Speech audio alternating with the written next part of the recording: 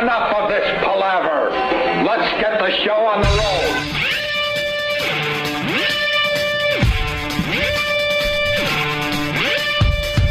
Good morning.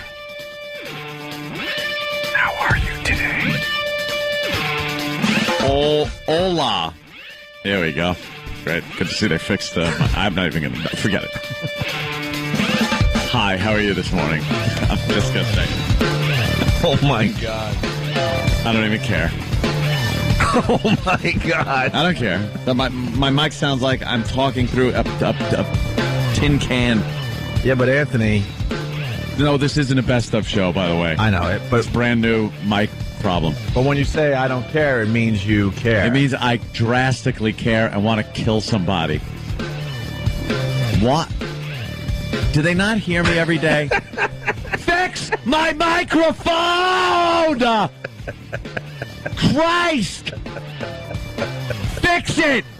Fix my mic! Tomorrow! Fixed! Fix it! Jesus, mother of Christ!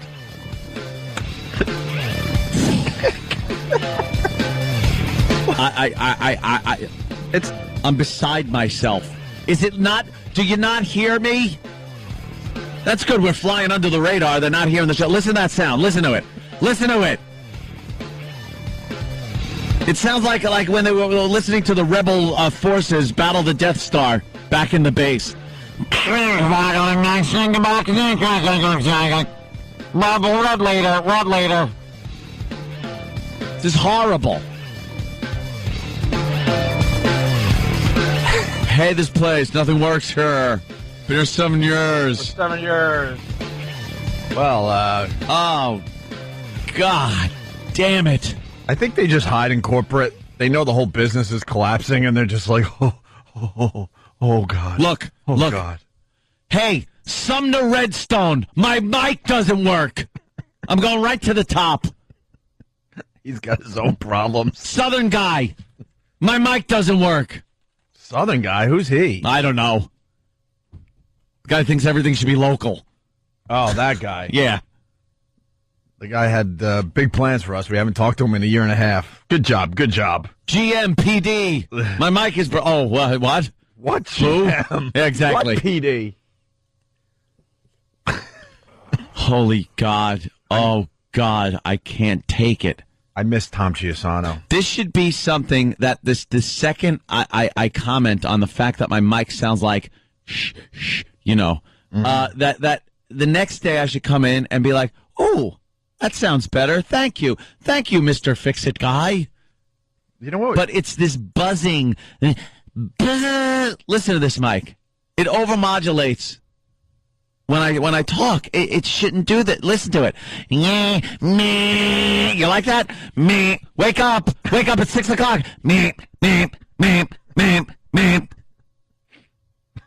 I'm an alarm clock. I'm an alarm clock buzzer. That's my voice today. Yeah. If I turn you down too low, then you're tinny. I don't know where to put I don't you either. today. I don't know how to talk. My voice has been shot because I have to yell half the time into the mic. And then, all right, little processing going on there. Is that what? Yeah, I just took like all the high end out of it or something. Hi, Tim. And it's hard for me to tell because now my ears are tainted. Tim, are you the GM? I don't know. Who's the GM here? I have no idea. Oh, I can't wait. Once Obama's elected, this will all be better. You know what? That seems to be what everybody says. Is our other studio working? Why don't we just go over there today? Oh, God. Can we just go over there today? And I think it's time to start courting new suitors. Please. You and I have to start courting new suitors, if you know what I mean. We got to start dressing nicer. We have to kind of like put on some colognes. Yeah. Maybe some short like skirts, and we got start networking ourselves. Yeah, we have to go to the. Get out there. We have to get out there and try to find new suitors because for some reason they don't give a crap around here anymore. Is there anyone that cares at all? Is there anyone that gives a crap at all about these stations? Is CBS just selling off all the stations and going into like the candy business or something? And they just don't care and letting everything just break down? It's like I Am Legend. Yeah. Like everyone died and no one knows what's going on.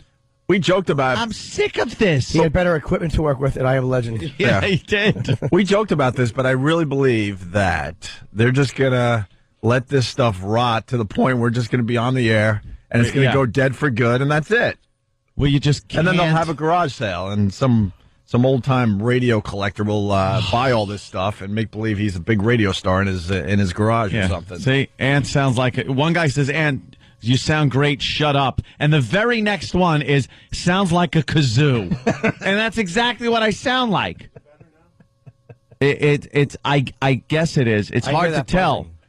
Huh? Oh, the buzzing's the buzzing we've just gotten used to. No, the buzzing we decided We could live with it. I yelled and screamed about that months ago. I said there's a buzzing that is like giving me headaches. Don't say a word for a second. Listen to this. See, that's not What supposed is to that? be there. What That's are not there supposed to be there. Are there tubes in there? I don't know. Are there tubes that have to warm up? I'm just going to pour coffee on the board, see what happens. It'll fix it. It probably would. Oh, Tom Chiasano wouldn't allow this to happen, Stunt Brain. No, they got rid of him, though. He'd be yelling, well, thank God they got rid of him. You know, he was the dead weight around here. Yeah. Thank God you got rid of the guy that's been a soldier for decades for your company. Thank God, because obviously things got better after you got rid of that dead weight. They just canned anyone making, like, any money that had been here forever and ever and ever. Not only was Tom a soldier, he came in, he took pride in what he did. We absolutely didn't agree with everything he said, Of course that's not, for sure. but I like the passion the guy had. I like the fact that he came in here in suits and ties every morning at 5 in the morning. That's crazy. We even barely shower. We overlooked his homosexuality. Sure. None of it bothered us anymore. Of course. Didn't bug me at all. I'll take the gay thing as long as we can have him back. Just bring Tom back. Stump Brain, what are you doing? Are you just over your head with these corporate dopes? I'm not the GM, but I did discuss this with the GM, and a week ago today I got a phone call from Mr. Okulski. Is that his name, Tim? Okulski. Very tall man who's in charge of all things engineering. Yeah. Oh, okay. And he said this was a number one priority, and they were on it. Wow, I'd hate to be the number 2 priority. I hate to tell you, but in the year 2008, they don't use wood to build tech stuff. Yeah. Why do we have wood in front of us? There's wooden things all over the Just imagine, studio. everyone loves their cell phones, the BlackBerries and the iPhones. Just imagine your phone was made out of wood. That's pretty much what we're dealing with around here. Could you imagine that? You get a new cell phone and it's wood. They gave up on wood when the 90s hit. Well, Ant sounds a little better, except for that hum. Yeah, the hum. At least I could talk without buzzing. Okay, this'll do. Is that hum Ant's mic? For now. Turn Ant's mic No, up for 1 second. It's not. It's not. Okay. No. I took Ant's hum out, I think. No. What's that hum that's there? I think that might be... Oh boy, Do you guys hear that? No. Yeah, there's Yeah, I a... hear that think- hum. I think It's it's yours. fantastic, I think isn't it? yours. you do know we're it Jimmy's? broadcasting Turn to Jimmy's the world off for right a now. Let me see. Nope. Nope. Still it's there. not Jimmy's. The Thank hum. God is that cool. they left mine. It wasn't mine because I know that the decision would have been, let's just leave Jimmy's off, and then what happens to Jimmy? He's left out in the cold, isn't he, everyone? We would have just said, "Beat it, stupid." But I don't want to be. I like being here. Leave. Take your book and beat us. I don't want to take my book, Amazon number 18. Jesus, what Google Bomb is great. I hate your guts, Jim Norton. Holy mackerel. It would be fine though because you could just leave and still get paid because corporate apparently wouldn't even notice. Why don't we just leave? Dude, they have no And idea. just silence. It'll be hours of silence instead of a show. Yeah. And I'm sure we'll get a great show. We got to make some kind of stand. Yeah, let's make a stand.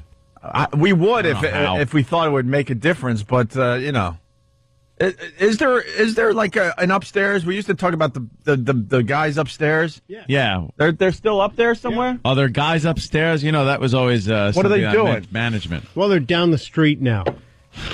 They went from upstairs They're for a down the second. street. They're down Now the they're street. down the street. And They're consolidating into one building, aren't they? They're going Like, downtown. Every station is going to be in one building. Yeah. Well, how it's going, I'm sure they're going to end up in a shanty town. Oh, yeah, of course. Low rent. Yeah, low rent.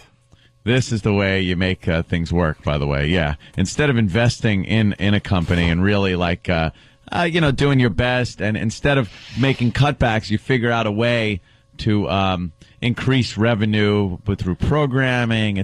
There's just plenty of things to do. But instead, just cut everything down and let it rot. I want corporate to not fix anything, and I want to just. I'd never imagine it would be like this. Let's see how bad it could get. I figured that, we would have some great ending to our careers, but instead I just want to fade away. I want the show where the sound quality just gets worse and worse, and we're still doing great bits, but it's through like... You don't even hear it anymore. And then and eventually it's just silence, and that's it for us. It's like a signal dying on a sinking ship. Exactly. Which is a submarine or something. Which is a great analogy. Oh, does corporates suck? I just don't understand. Man, I've seen a massive drop-off since the NEW days. Oh. In the corporate mentality. Wow. This stuff would have been fixed pronto. That's right. Pete Johnson would have fixed it. Yeah, well. The wood thing is so goddamn funny. Well, it's preposterous that there is wood. Look at this. That the board is made of wood. Right. And the number one market in the world. And the mic stands are made of wood. and a computer.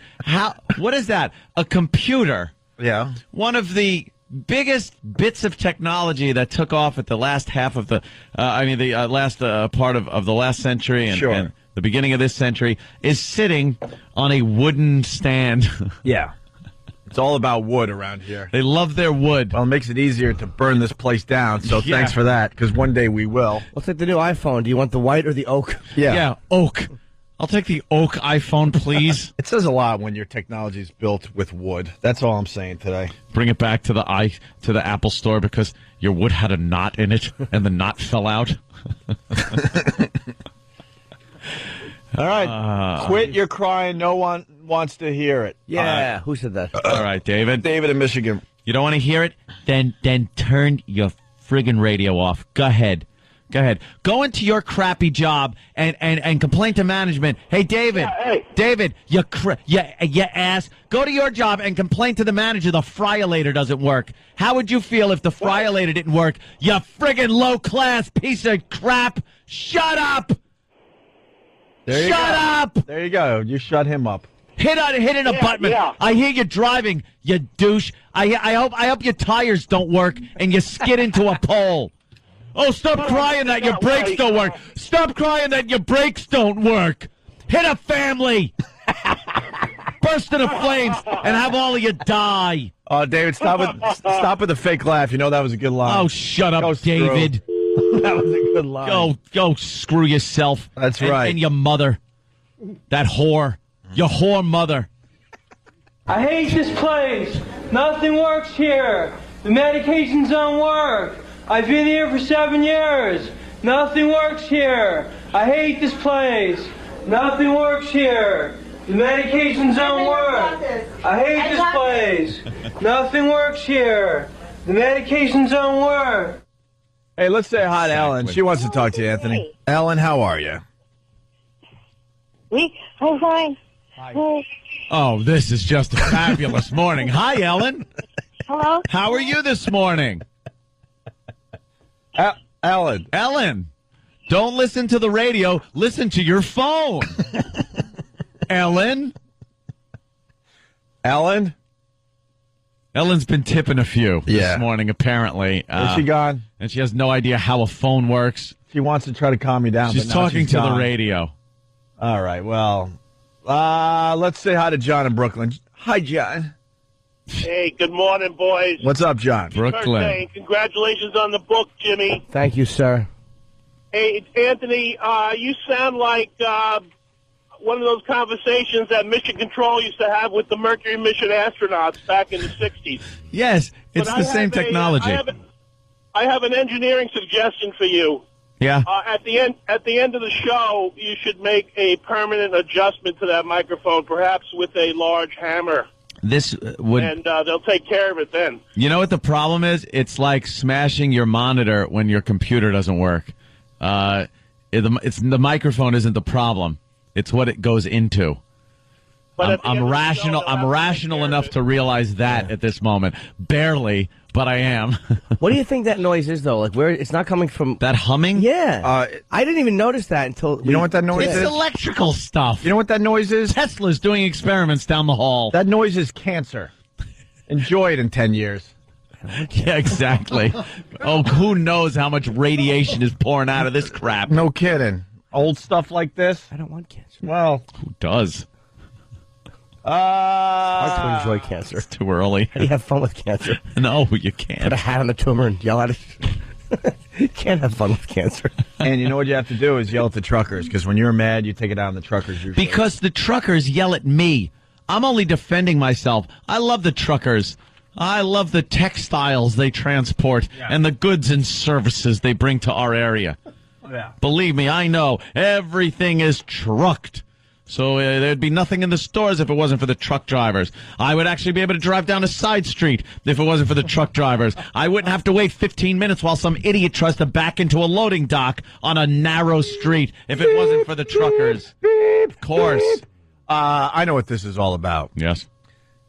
Secretly, you're a huge Rays fan, and you're a little upset that they lost Well, one of the World you know, Series. I got to be honest with you. I was rooting for the Rays. Yeah.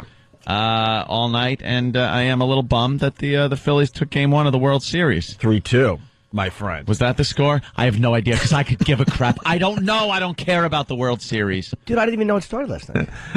I was pissed because at 11:30 I wanted to watch Seinfeld.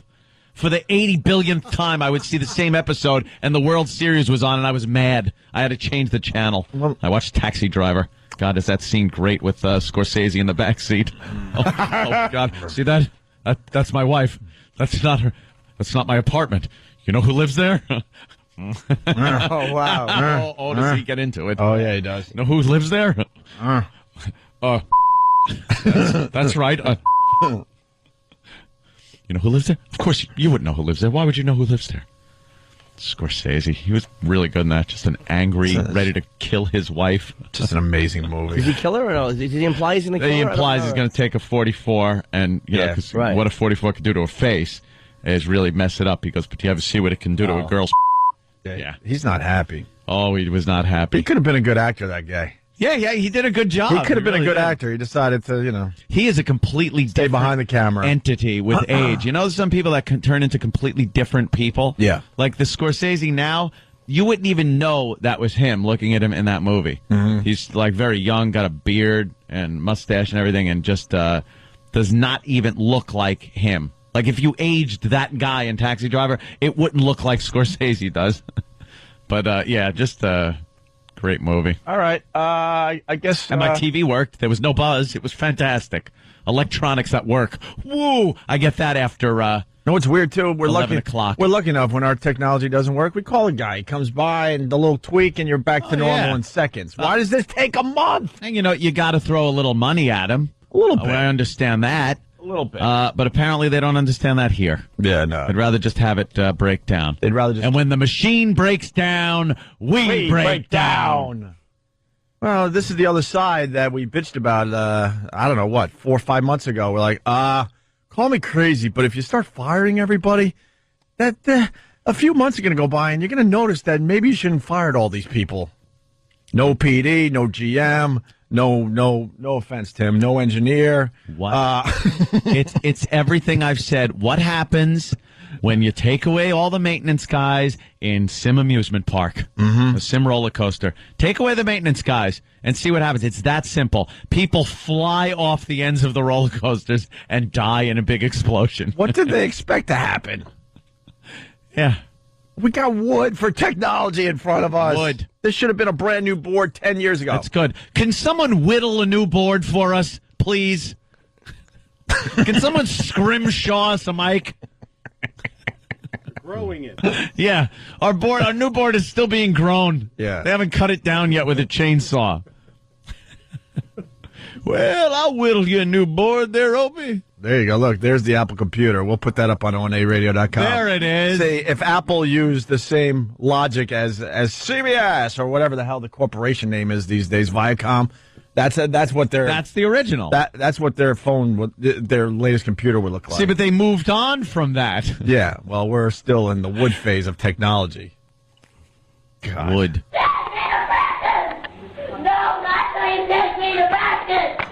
See, someone else is very mad at home too. Your equipment, your electronic equipment, should not be made out of the same stuff you throw in your fireplace for warmth. Right. No. Metal, plastic space-age polymers, Opie. That's what I'm looking for. Stunt Brain, tell me when this board was the hot new thing. What year? Oh, boy. I really need to know. I would guess 80. I mean, you got early 80s. You got Howard, And it was made to be retro. You got Howard Stern's name on the board still. So Yeah, 83, I mean, 84. he hasn't done a show here in about 3 years. So What's scratched in there? Howard Hart Allison? that's how old this thing is. Yes. Come on. Jokeland.com. Yeah. 922 wine is scratched into the. Wow, old school, nice. Well, there is a look Jackie and a look Fred Button still on the board. We mentioned all this about a week ago when we did this exact same break. Stupid us, we thought it'd be fixed by now. Stupid us. That buzz and humming is just fantastic. I love it. I hear that Can't buzz get in my enough of sleep it. now. Thanks. I didn't even notice that until I know you guys have mentioned it, but it's really loud. It's getting worse. I'm telling you, slowly but surely, this is just going to cease to work, and we're just going to be sitting here going, "Oh, I guess today's the day we just walk into this." Sunset. I hear lawyers chew through the wires. That could be the problem. Yeah, if there's a lawyer getting into your house, you have to put tinfoil in the hole. Yes. Boy. Thank you, Axel Rosenberg from MySpace. He writes, the problem with the modulation has been found. It's termites. What? We have another technical problem. The dump is officially dead. It's not working down the hall. Wait a minute. It just ran out. There's nothing. All right. What do you mean it ran out? We haven't been cursing? They're freaking out down there. I was just told to tell you there's no dump. Wait. So right now, is this a technical problem, or is it going to build back up? I'm thinking it's a technical problem the way everyone's screaming back there. Hold on to this. I'm not gonna curse, believe me. I'm gonna say the word rocket, and I'm gonna try to dump out of it, see if my dump. nice hard. There. I Rocket. just did that. Don't be silly now. I swear to you. Nothing is dumping. Don't we be should silly. just Do go to not. break. First of all, go to break. Don't take a phone call. No, let's go home. Do not take a phone call. Well, there's a lot of phone calls, though, Ed. There's someone that's cold in the D. I swear I'm going to hang up. I'll smash the phones. Let's just see what Todd in the D has to say. No, how about we don't? I will take a club and like Quint smash the radio on the Orca, I will smash the phone system. Wow. That's a good thing I did, because I was going to go off on a little, like one curse, but no cursing. I sensed something was amiss. How about a little one? Darn. What's a little curse? We are really taking a chance just talking not. like this. How are we taking a chance? Oh, Go to break. If we're going to break anyway, it's 25 minutes after the hour. poopy. Wait, someone is. We can't. Take phone No, calls. don't take a call. I swear, these smartasses will just All right, give me a phone so I blurt can. something out. Give me a phone so I can at least listen to what they have to say. It won't be on the air. How do I get that guy without? Go over there. We'll put the mic on in there. How is there no dump? Because this place is falling apart. We're working in one. You think we're kidding with what we're saying? Corporate fired a ton of people, hoping that no one would notice, but this is the other side of it. Things are breaking down, and there's no one around to really fix and take care of this stuff anymore. Cape Basic Capshaw maintenance. is saying, I hope Louis C.K. stops in. Oh, that would be beautiful. That would be beautiful. What's up, Steve? Without cursing? Oh, then forget it. Good one. We are. That's for you. Yes. We're almost good to go at the other studio if you wanted to. The dump thing is kind of an issue, though. Does the dump? Yeah, the dump not working. The dump It's works terrible. over there, but now all of a sudden you're dealing with the dump not working here. Yeah. Yeah, we'd have to run a best of at CBS. So How does the dump not work? Take a break. the I want dump took to a run dump. down and talk to. Yeah, they might be able to reset the dump Let system. me see. So if we take a break, we can give it a shot. Oh, and your Delette isn't working over there? Yeah. Wow, this is a sinking ship. I told When is the water going to just start pouring I in? got a funny joke. Yes. Seems like there's ghosts in the machines. Oh, Jimmy. I told you. I told you. I told you. I told you. This really is just coming apart at the seams. Titanic. It is the Titanic. We're sinking. I'm ready to send out a Go to break. beep, beep, beep, beep, Yeah, we have to go to break. 28 after that, anyway. beep, beep, beep, beep, beep. I need the restroom. Beep, beep, beep, beep, beep, beep, beep, beep, beep, beep, beep. Iceberg struck. So how do we solve? Are we going to ever solve these problems, or we just? Iceberg, right ahead. What do we do, Steve? What's going on? Yes, I'm still gay. That's not They true. do realize that we broadcast to the world now, right? Right. Well, we This- can. The world is hearing this.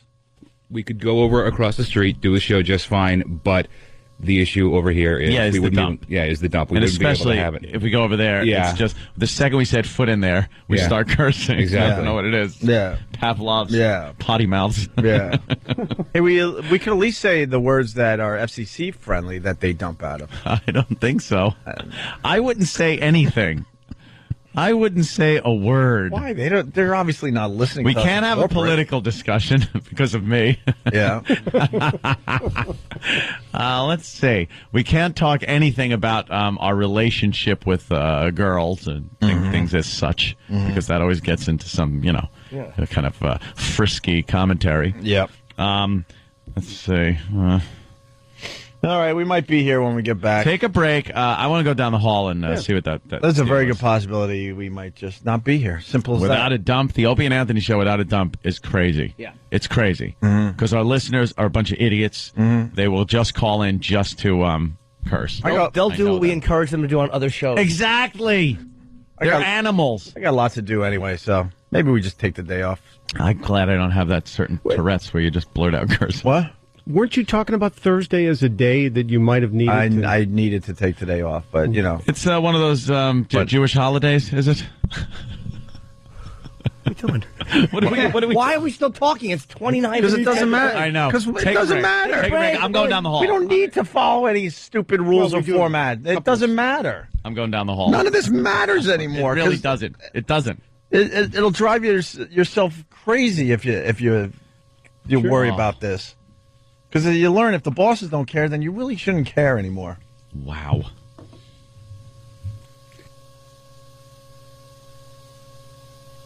We can't even go to break. Are you serious?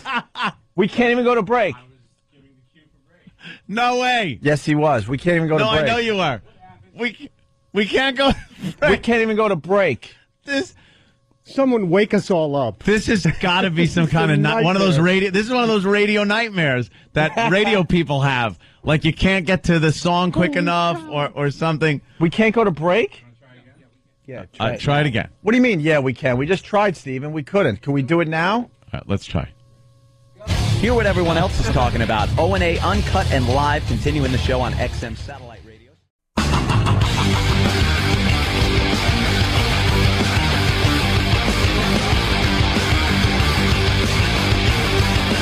All right. It's the Opie and Anthony Show. All right. Stick with us. This could be our last broadcast. I'm serious. Totally serious. Because little things are just breaking down in front of our eyes. Little things like microphones, Yeah, little radio things. station. There's so much dust on this board, I see spiders. Yeah. Actual spiders are kind of hanging out and living on this wooden board of ours. That's good. We have to. Where are we at?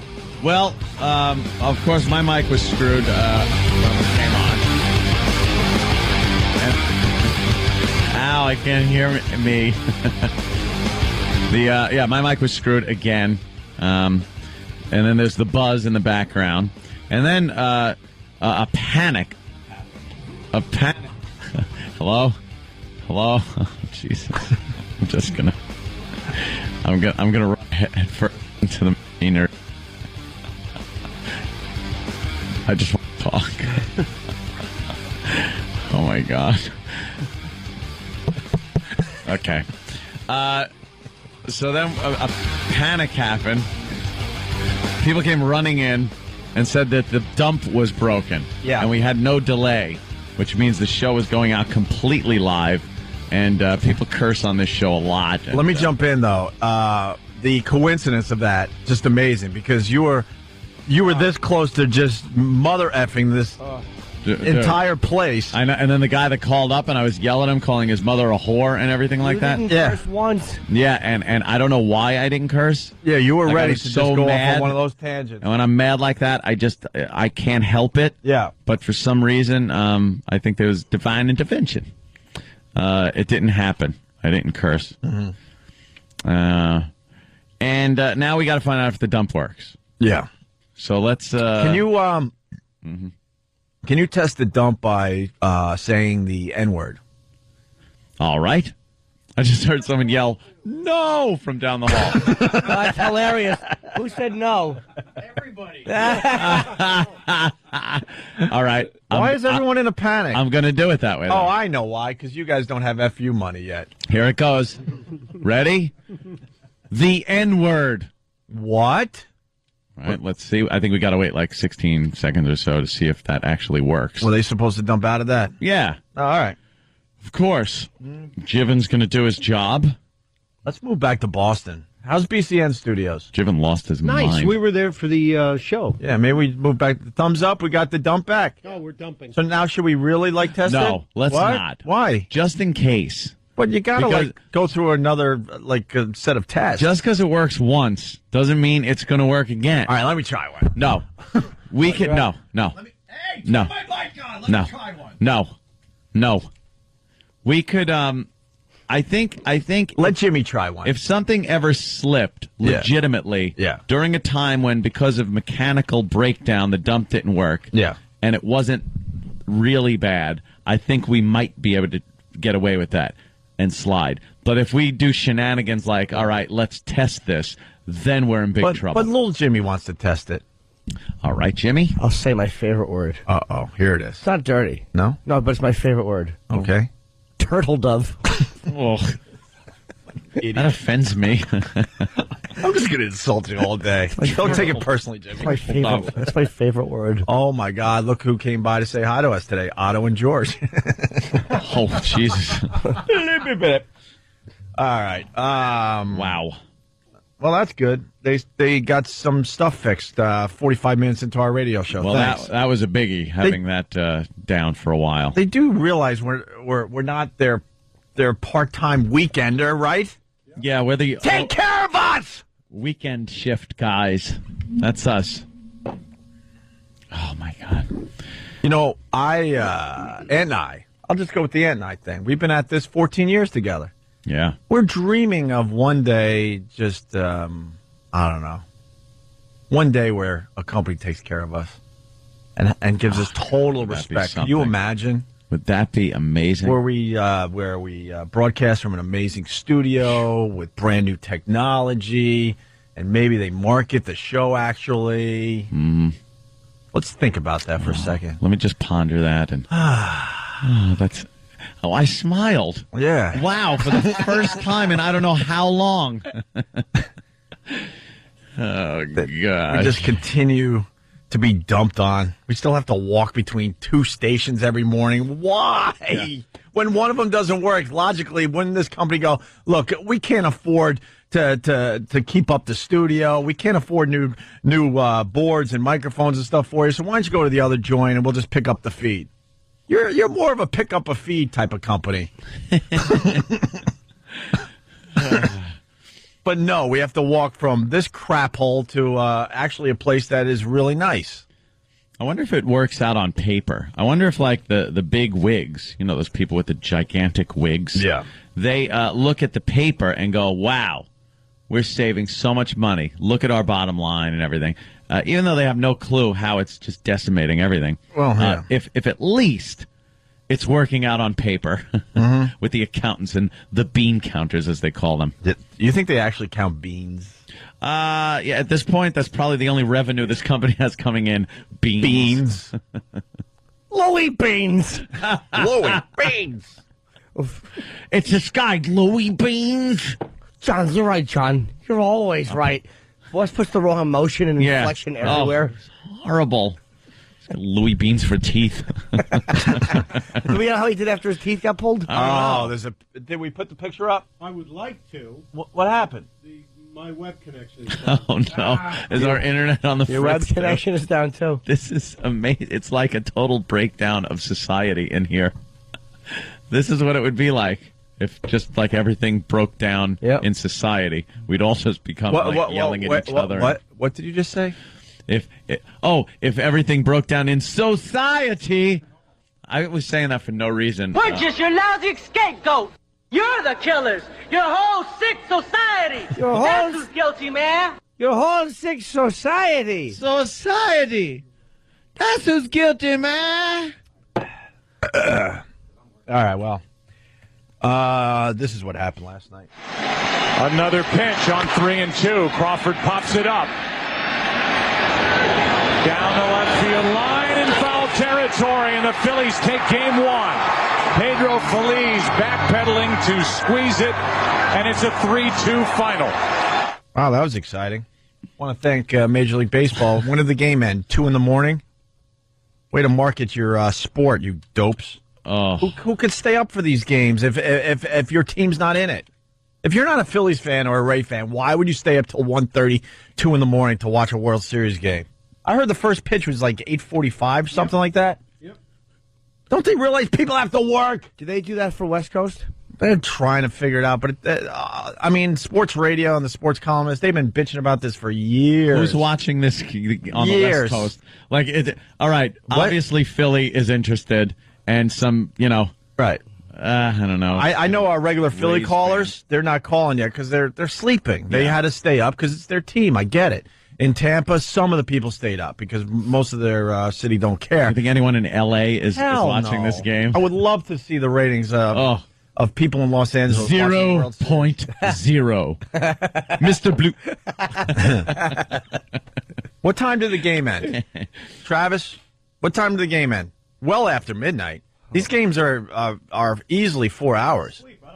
Yeah, you were asleep. Remember the days when we were growing up, a baseball game was an hour and a half to 2 hours? I'm serious. You figure 2.5 hours if it went into extra innings. You figure a game is roughly 3 hours long, so it had to at least a regular game is 3 hours long. World Series games, they take a few seconds between every pitch and really slow the action more commercial down. time and they'll show the 7th inning stretch, whatever. So probably around midnight. Yeah, I don't know. I was sound asleep. Thank you. Oh. Ooh, you got coffee. I have an iced coffee. Nice. Can I see your iced coffee? No. What are you going to do with it? Opie can't see anything. You're not going to hold it up. No and one look gives at it. Opie anything to see anymore. Can I have that marshmallow or that sponge or that soft? Yeah, yes, something. You can. Yeah, Here you go. Take it. Can I have that little rubber ball? Sure. Can I have that glass unicorn? No. Never. Yeah, it was after midnight. The last out. Gonna let it all hang out? Ooh, nice. Yes. Hey, you got the mayor's betting, because it's the World Series. So the mayors of each city have to bet like things that their cities are known for. Gee, I wonder, Philly.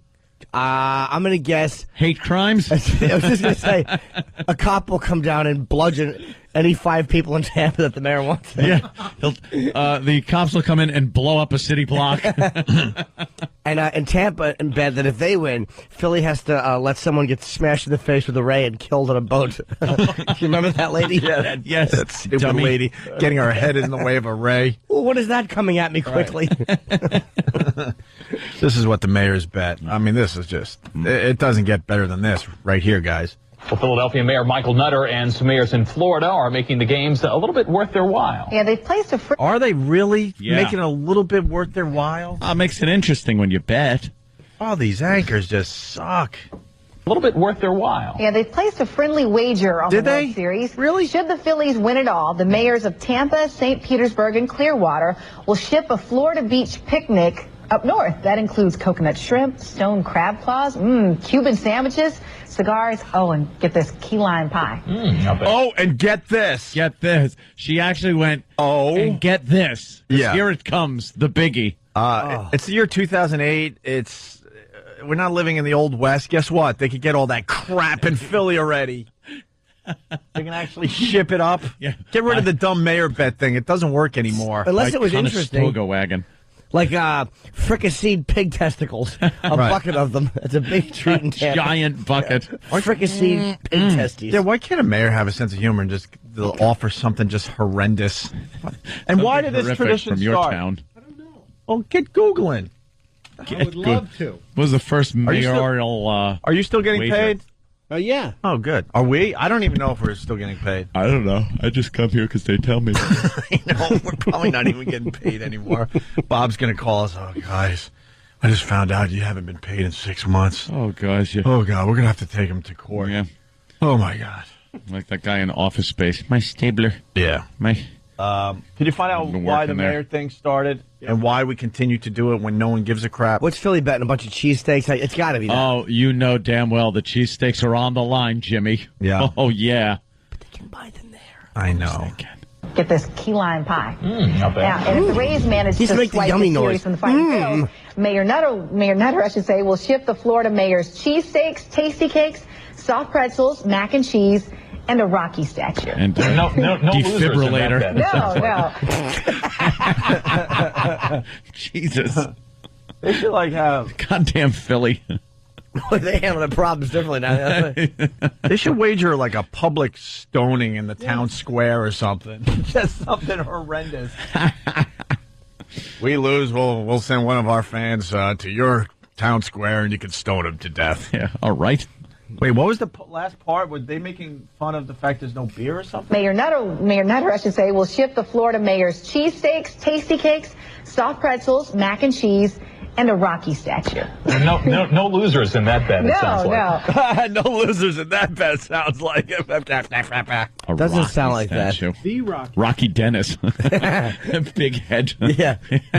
No losers, because it's all tasty food.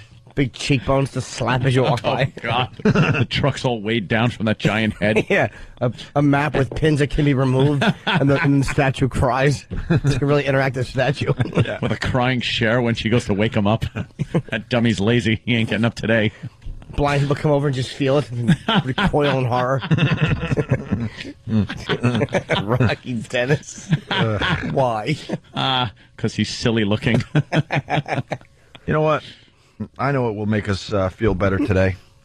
Let's beat up Scott and Todd after the break. Oh, It is Jocktober. Jocktober.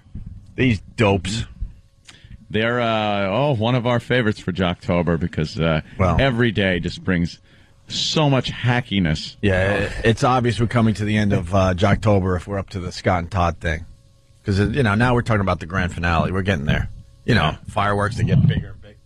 What? The mic, no, don't throw it. The mic just went limp in front of his face as he's talking. It needs some Cialis. Oh, good gravy. Stump Brain, remember when I bitched about this, too? Yeah, I'm glad this is... Yep. All right, watch. See, the thing is, Opie's microphone is on a boom that is akin to the shuttle's mechanical arm. Right. It's how long is that thing? It's 5 feet long.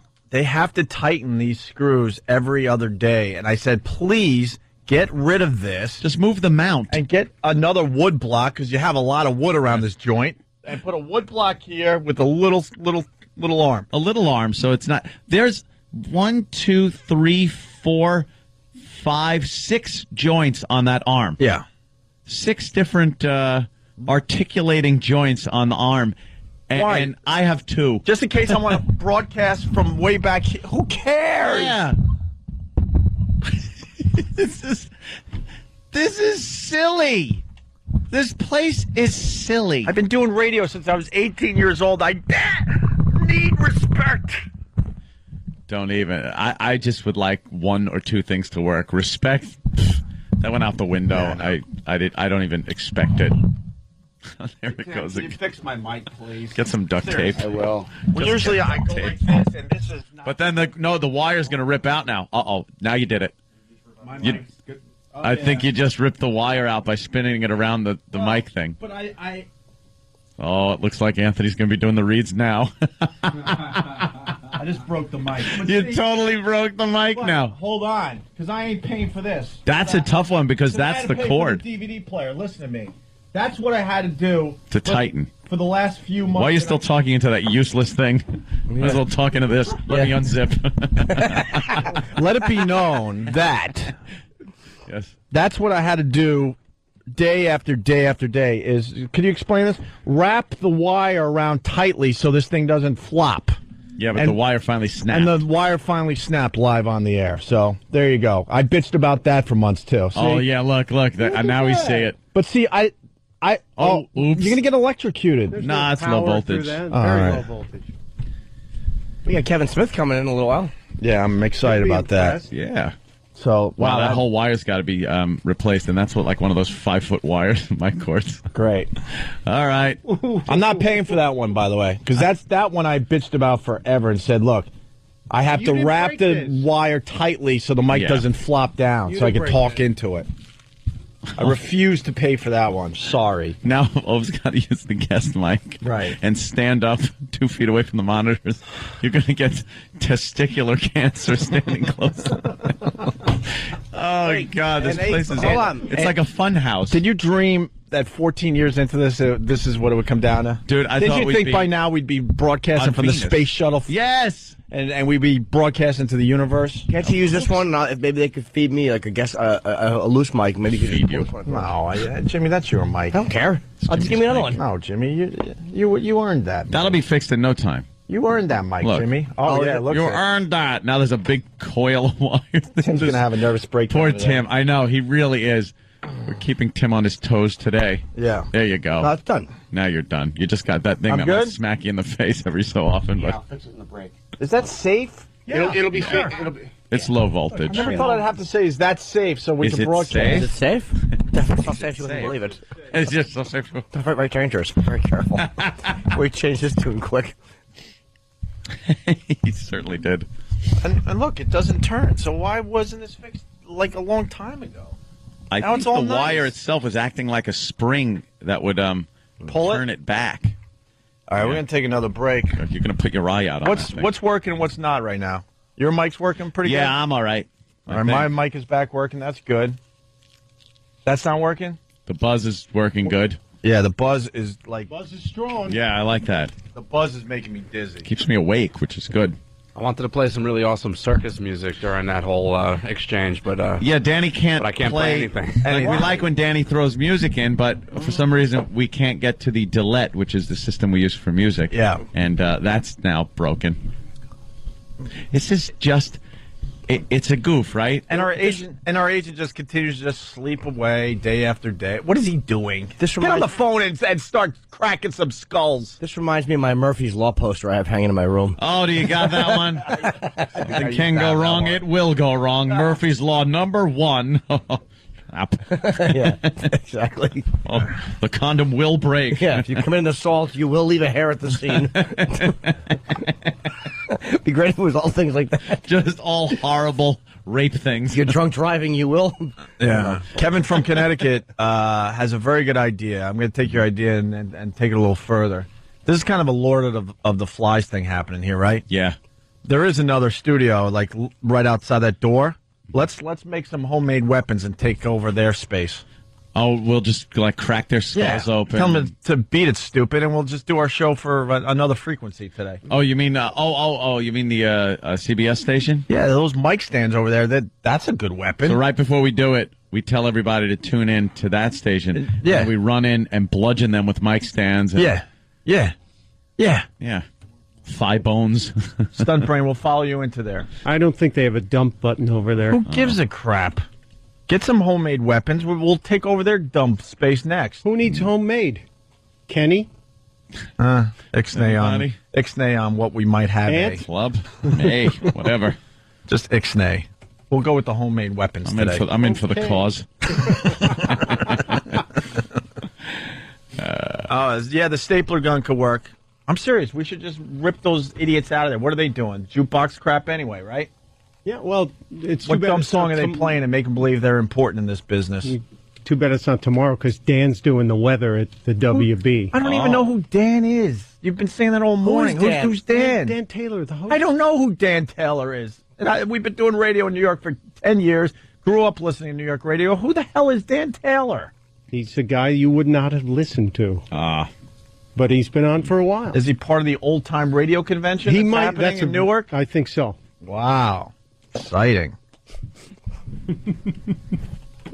They're worthless. Opie and Anthony. Rock and roll. Opie, Anthony, Jim Norton. I Hate Your Guts, the new book from Jim Norton. Moving up the charts. Climbing up the chart. Amazon.com. Pre-ordering is happening. Number 18 last night, dude. You know how good that is?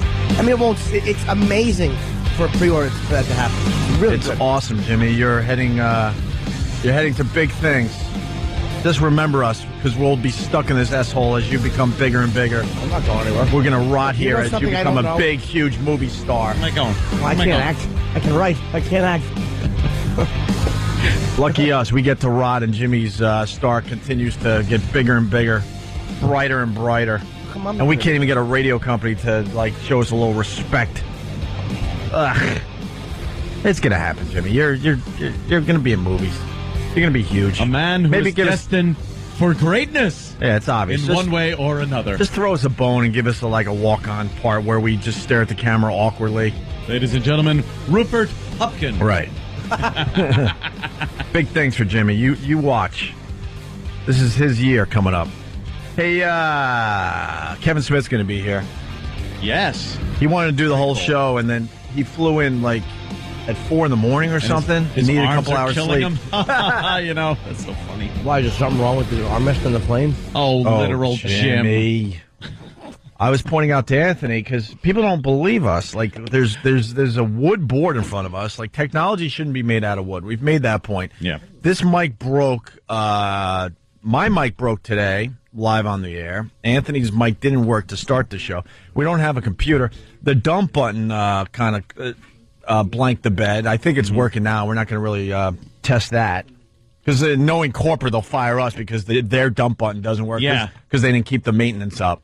That's how that would work, by the way. Yeah, if Ant went on a rant and started cursing, which we do from time to time, and the dump button didn't work, it'd be all over the papers tomorrow and all over TV. And then the company would fire us because they didn't do the right thing and make sure this equipment worked properly. That's how they work. Yeah. And then I'm looking around the studio. Look at it. You think we're working around old equipment? Look behind you, Ant. I see that thing has been sitting there for months. It's an old school TV. Dude, it has rabbit ears. It has rabbit ears.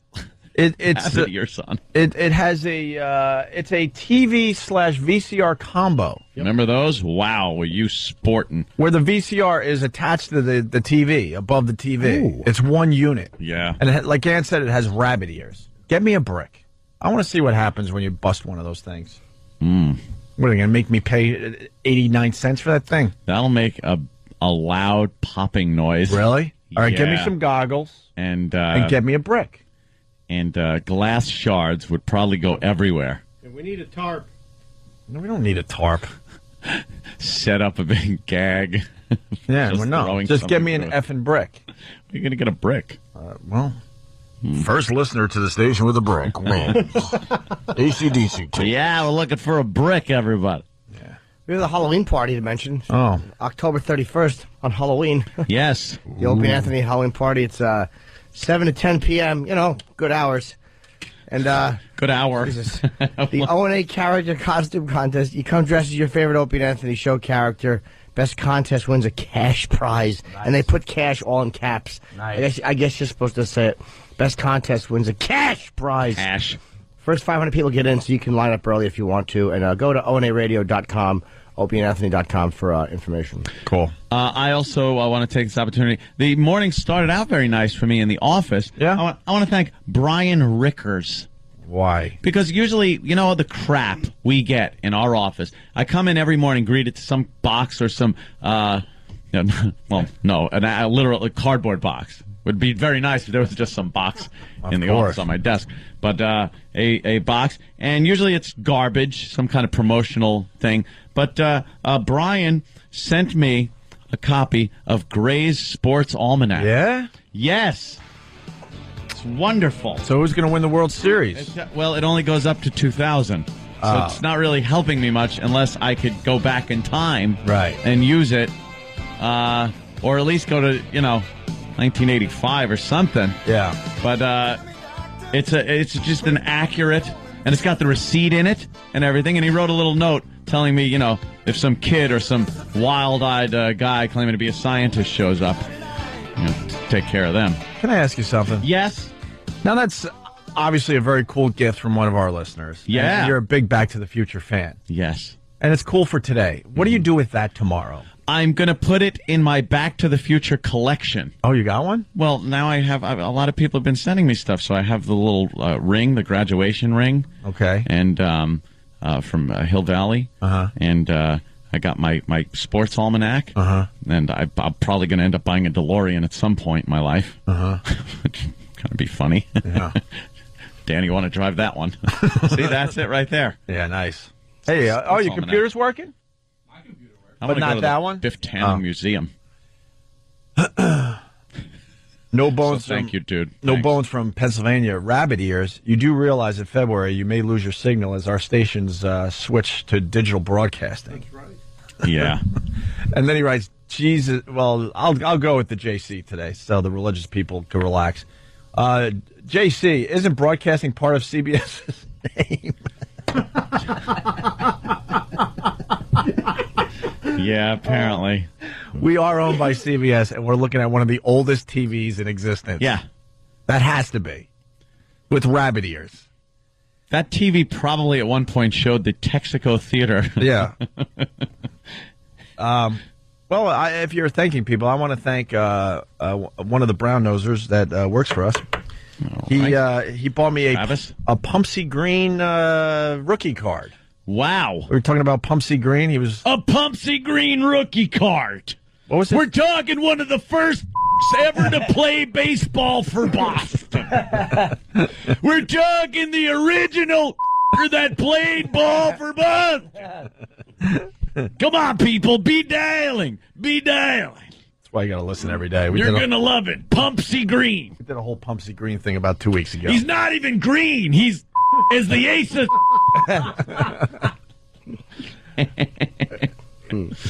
You know how they were so racist. Like for the black people, we've come a long way. Let's be honest with each other. So you can start relaxing a little bit. Yeah. I'm looking at Pumpsy. Let your hair down. I'm looking at Pumpsy Green's rookie card. And he's got the Boston Red Sox cap on. And what is his story again? I forgot. After Jackie Robinson, 15 years later or something, the Red Sox finally got their first black guy. 12 years later, they finally got their first black player, and it was Pumpsy Green. And they were the last team to integrate. Yeah, hardcore Boston sports fans know this. Mm-hmm. I was looking at Pumpsy Green's rookie card, and a lot of people grew up with their baseball cards, right? And do you remember the ones where they had little cartoons on them? A little, cartoon drawing of the player on the back.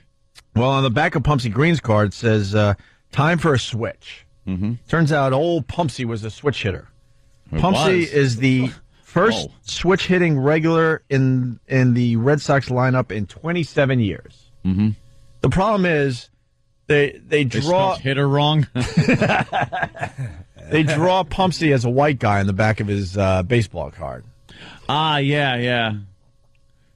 That is odd. There's a guy. I don't know how to draw black people. Yes, back then. What am I supposed to do? Yeah, Pumpsy. They didn't have that color on the Dimex. Yeah, we don't even have it. I really don't know why I don't have my brick yet, Stump Brain. That thing is going to blow up nice later. We want to try to start the Jocktober with Scott and Todd? Please. All right, where's Sam? Bring in Sam. Sam. We love Jocktober. It's about time we featured Scott and Todd. They are guilty of so much of this hack radio crap that we make fun of. Song parodies are good, though. I'm sure they have a nice studio, though. I'm sure they get more respect than us. Yeah, but they do. Happy Jocktober, everybody, from your friends at the Opie and Anthony Show. It's a celebration of hacky, pukey radio shows and DJs from across this great nation of ours. Be aware out there today, there seems to be something in the air besides the fall weather here. Oh, my God. Would you just kill yourself? That is, I would go home and just swallow a shotgun. Crank up the crapola. It's Jocktober. There's a person stranded. There's a show. It's stranded. I love that. That is fun. The hell was that? Happy Jocktober, everybody, from your friends at the Opie and Anthony Show. Let's all do it. There was no joy attached to that sound. I'm getting a Ron and Fez spy report. Oh, really? Because I love their spy report bit, so give them a little plug, the Ron and Fez spy report. What are you doing? Just trying to turn my headphones up. I believe they're cranked up all the way. And what happened? Never mind. Anything I touch, I'm just trying to fix. Wait, you know what, though? In all, hold on. I got Jimmy. Give your book a promotion or something, because I want to do this right. Oh, it's not all about me, or I hate your guts. Yeah, just give a nice plug. I got to write something to Anthony. Pick up on Amazon.com in the pre-sale. I could probably talk about other things, but I'm a self-centered ass. I'll yap about my book. I was reading it last night and laughing out loud. I'm like, who wrote this? Oh, it was me. It is LOL reading. I must say, you will laugh out loud. Hey, did you watch any more Wires yet, or are you still on the first three? No, yesterday I went to sleep very early. I have. Got up, and zeroed in my laser sight on my 45. Oh, nice. This is a nice healthy, productive night. It's good. And this is Wonderful. this is the spy report. I want to do it the right way. Really? Yeah. When did that happen? It's happening right now. We'll take a quick break. We'll explain in a second. Opie and Anthony. What a weird morning. Kevin Smith should be joining the program. He'll bring some sanity today, that's for sure. Opie and Anthony, Jim Norton. Jim Norton's got a book, man. It's moving up the charts. Pre-order right now for I Hate Your Guts on Amazon.com. Thank you. It moved up like 20 places overnight. It was unbelievable. It's up to 8 or 9 or something? We went to 18. 18, but, I mean. to be in the top 100 is fantastic on Amazon. It's Every book huge. is there. The book comes out in just under 2 weeks. You know what's more amazing? We're looking to Kevin Smith to bring sanity to the show. Oh, I know.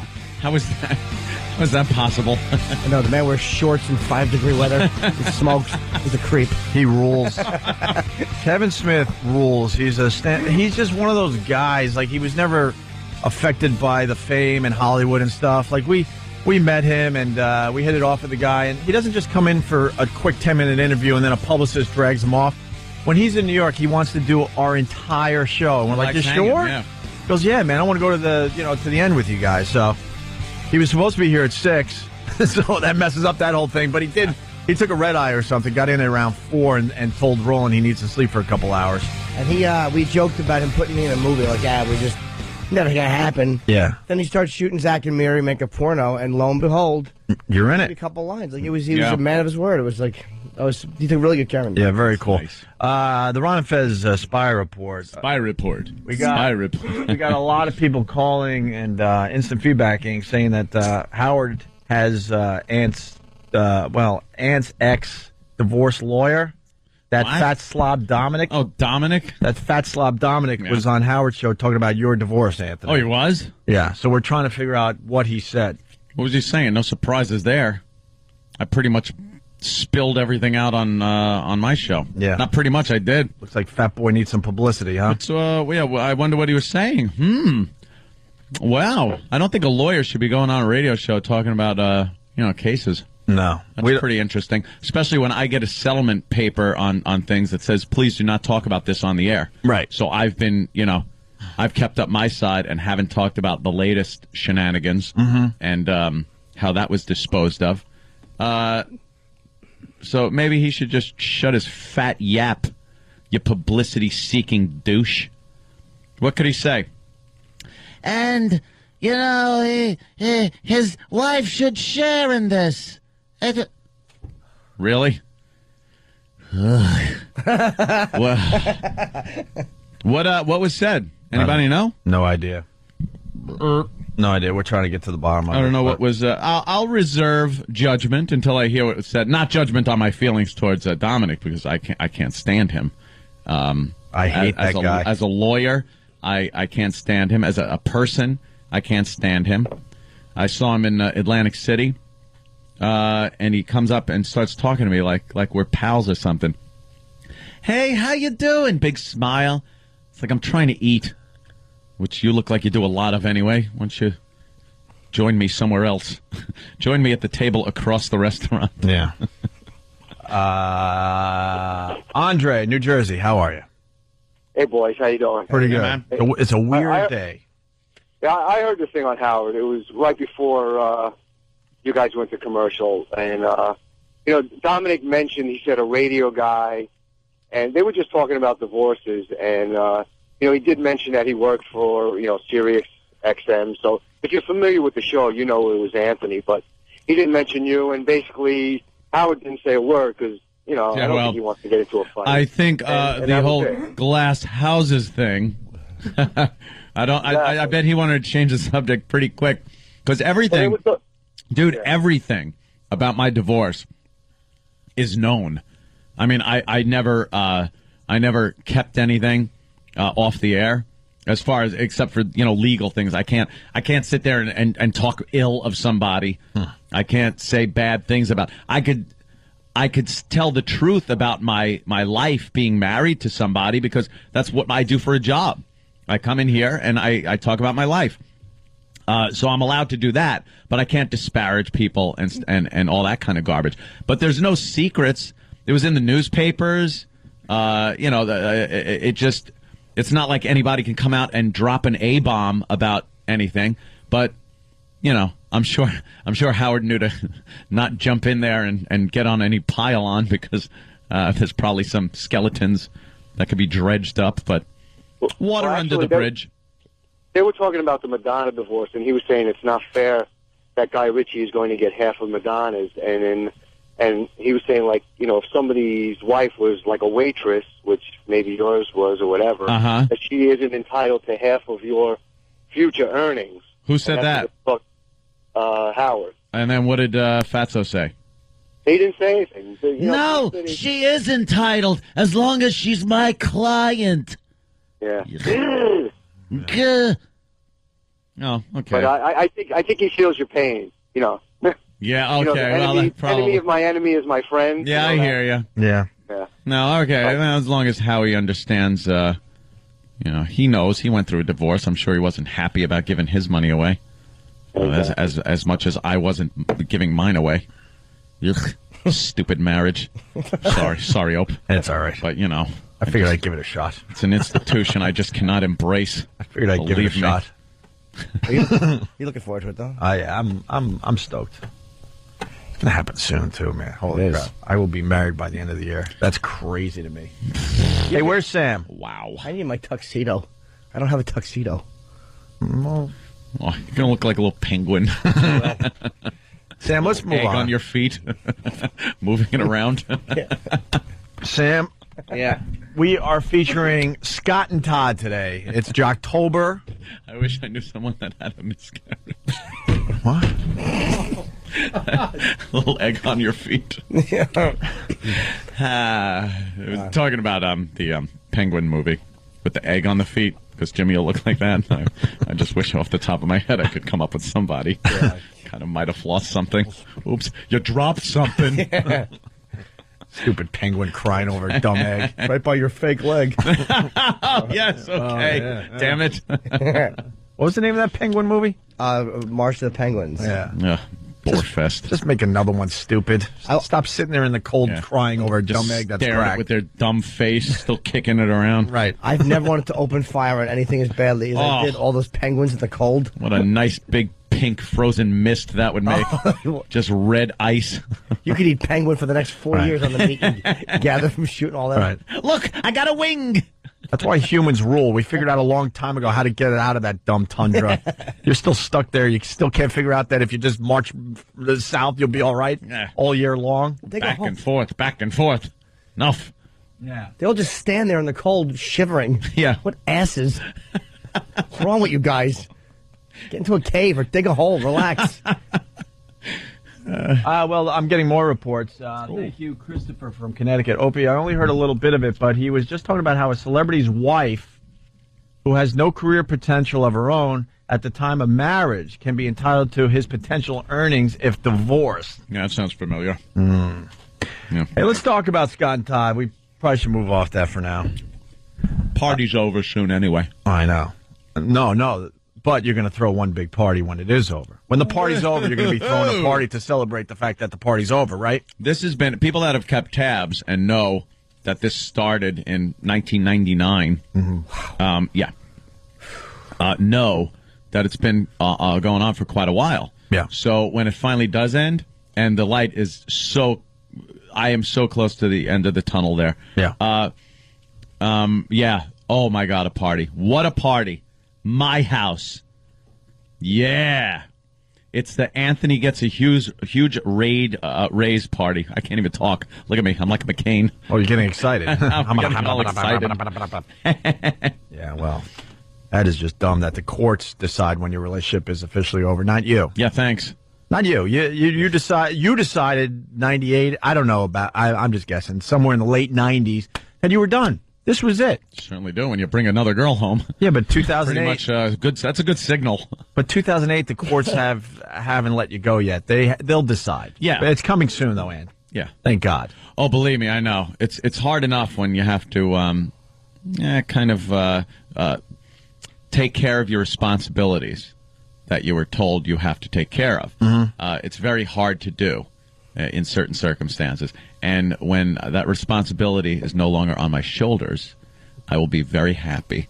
Right. Very happy. I know we're trying to move on, but my eye is now twitching because of this buzz in my head. Can we fix the buzz? Worse? Yes. Make it louder. I don't know how to make it louder. Let's just make it louder. It's really loud in my head, though. The TV keeps turning off, Mike. Our big flat screen TV. Stumpbrain has to walk by and just turn it on. Sometimes it just shuts off. Yeah, there's a poltergeist thing. Someone said, this is a direct result of me getting the sports almanac. I did something and changed the course of history, and now we're on some kind of parallel thing where nothing works. It's a chain reaction. Yes. Yes. Exactly. Sam? I had to figure out what I did now. Oh, did we mention the Iraq cruise thing yet on our show? No. Okay. Oh, man, did I have a good one. Oh, did you? Yeah. Yep. I can only imagine. It was very funny and could not be spoken. I know what it is. Yeah. I want to tease something. We learned last night that Iraq loves going on cruises. Cruises are fun. I think he's in his late 20s, maybe 30 at this point. And he admitted to us last night that he's been on 18 cruises. Yeah. And that he's a what? A Royal Caribbean Diamond Club member. How does he have money for 18 cruises? He goes for free. They use him for ballast. We want to just let a shipping joke. Yeah, we want to let that just sit there, but we will get to Iraq and the fact that he loves cruises in the very near future. I know why he goes, because they owed him, because he hurt his back swimming under the ship. It's going under the boat. Smart, Iraq. And he injured on one of the propellers. Yeah. And what did he tell us? Just give a little tease. I mean, this is going to be like something we talk about for weeks. You mean about his late night snack? Yeah, yeah. Well, sometimes he would like to have a couple drinks in a nice casino and then come back to the hotel room late at night and order a little room service, and his meal of choice was BLTs and chocolate milk. As he watches Snow Dogs. Yeah, as he watched Cuba Gooding Jr. and Snow Dogs every night. Wait, on cruises or on vacation? On cruises. No, when he goes on vacation, he goes on cruises. It's the same thing, Jimmy. 18 cruises. That means from the time he was 12 to now, he averages one a year. He goes out on Iraq watching expeditions where he jumps overboard and the people sit on the rail watching him. Well, he'll actually be standing on the rail. He'll go, "Where is everybody?" And they're all on the upper deck looking down at him. Or they're all on the other side of the boat evening it out. Photographing him. Looking at his big calves. Look at that. It's the big calves retard from North America. The socks, the little stretchy thing in the socks is always turning them into crew socks, and they collapse around his fat ankles. BLT and chocolate milk. Chocolate milk just laying there in his cabin. Watching Snow Dogs. Watching Snow Dogs. I knew we shouldn't have brought this up because we want to make fun of Scott and Todd, but we're off and running. Liddy Rules from Whackback. During the conga line, do they play, "He's getting fat, fat, fat"? Oh, my God. And then Kevin from Connecticut, "Oh, my God, Opie, I just saw the Iraq picture on onaradio.com. It looks like he was punched in the soul." Oh, the ships love Iraq because he doubles as an anchor. He's right now in the bathroom dropping a deuce, so he cannot comment. Yeah. Because he is doing the Right. same thing he symbolically does from 6 to 11. Also, there's something else going on. I'm being called a dope because the March of the Penguins, I said all they have to do is like march south and it would be nice and warm. But see, they're on the South Pole. But logically, if you could keep marching south, then officially you would be going back the other way. I think the only way you can march when you're at the South Pole is north. Yeah. What if you turn it upside down? What if it's a perspective thing? All right. Fine by me. I'm a dope. Sam is trying to signal to everybody. No, but everybody knew what you meant. You think All right, Florida thank you, birds Jimmy. go. Thank you, Jimmy. I mean, I'm an expert on penguins. Thank you. And I didn't. Aren't there catch penguins on the North Pole? Of course there are. But the March of the Penguins happen on the South Pole, I guess. Yes, I'm obsessed, by the way, with sorry. raping an emperor penguin. First of all, no, there aren't. Oh, there isn't? Our North Pole? No. Of course there are. Why isn't there penguins on the North Pole? That's cold up there, too. They frolic. I believe they are only indigenous to the southern hemisphere. Indigenous. That doesn't make sense. But they've been brought up there as fun things to punch when you can't get a drink. Because they're all alcoholics at the North Pole. So what's up, Iraq? Oh, Iraq. There he is. Hi. Are you the only one that didn't have to wear a flotation device because they looked at your neck and said, "Oh, he's already taken care of"? Danny, we realized you'd be playing like the Royal Caribbean Yeah, that's cruise why we music, can't do this justice. or feeling hot, hot, hot, or some type of cruise music. Yeah. Uh-oh, Iraq. Iraq, don't run over there. We don't have a computer He's that going to works. try to save the day. Oh, he Iraq's is? going to save the day. Oh, that's right. Is The he? North Pole has reindeer and Santa. I forgot. Thank you, Kevin. Penguins, South Pole. North Pole has Santa and the reindeers and the elves. Yeah. The elves. What's up, B-Rock? You've been on... No, I was just told to come in. Yeah, you slipped last night and told us that you've been on 18 cruises and you can't Yeah. get enough of the cruise ship. You They're love awesome. cruises. And you're a what? I have diamond status with Royal Caribbean Cruise Lines. What does that give you? Diamond status. That gives him the extras. He gets like concierge, Upgrades in the room. upgrades. Yeah. Oh yeah, I'm not even a diamond member. I've Free been on wine. quite a few cruises, but free wine. Listen to him. Captain's table? There it is. No. Are they the highest, they're the best ones, Royal Caribbean? Yeah, Yeah, pretty good. they're the highest rate in the world. How much is a cruise to go on? I want to go on. I'm jumping on one. How much are they?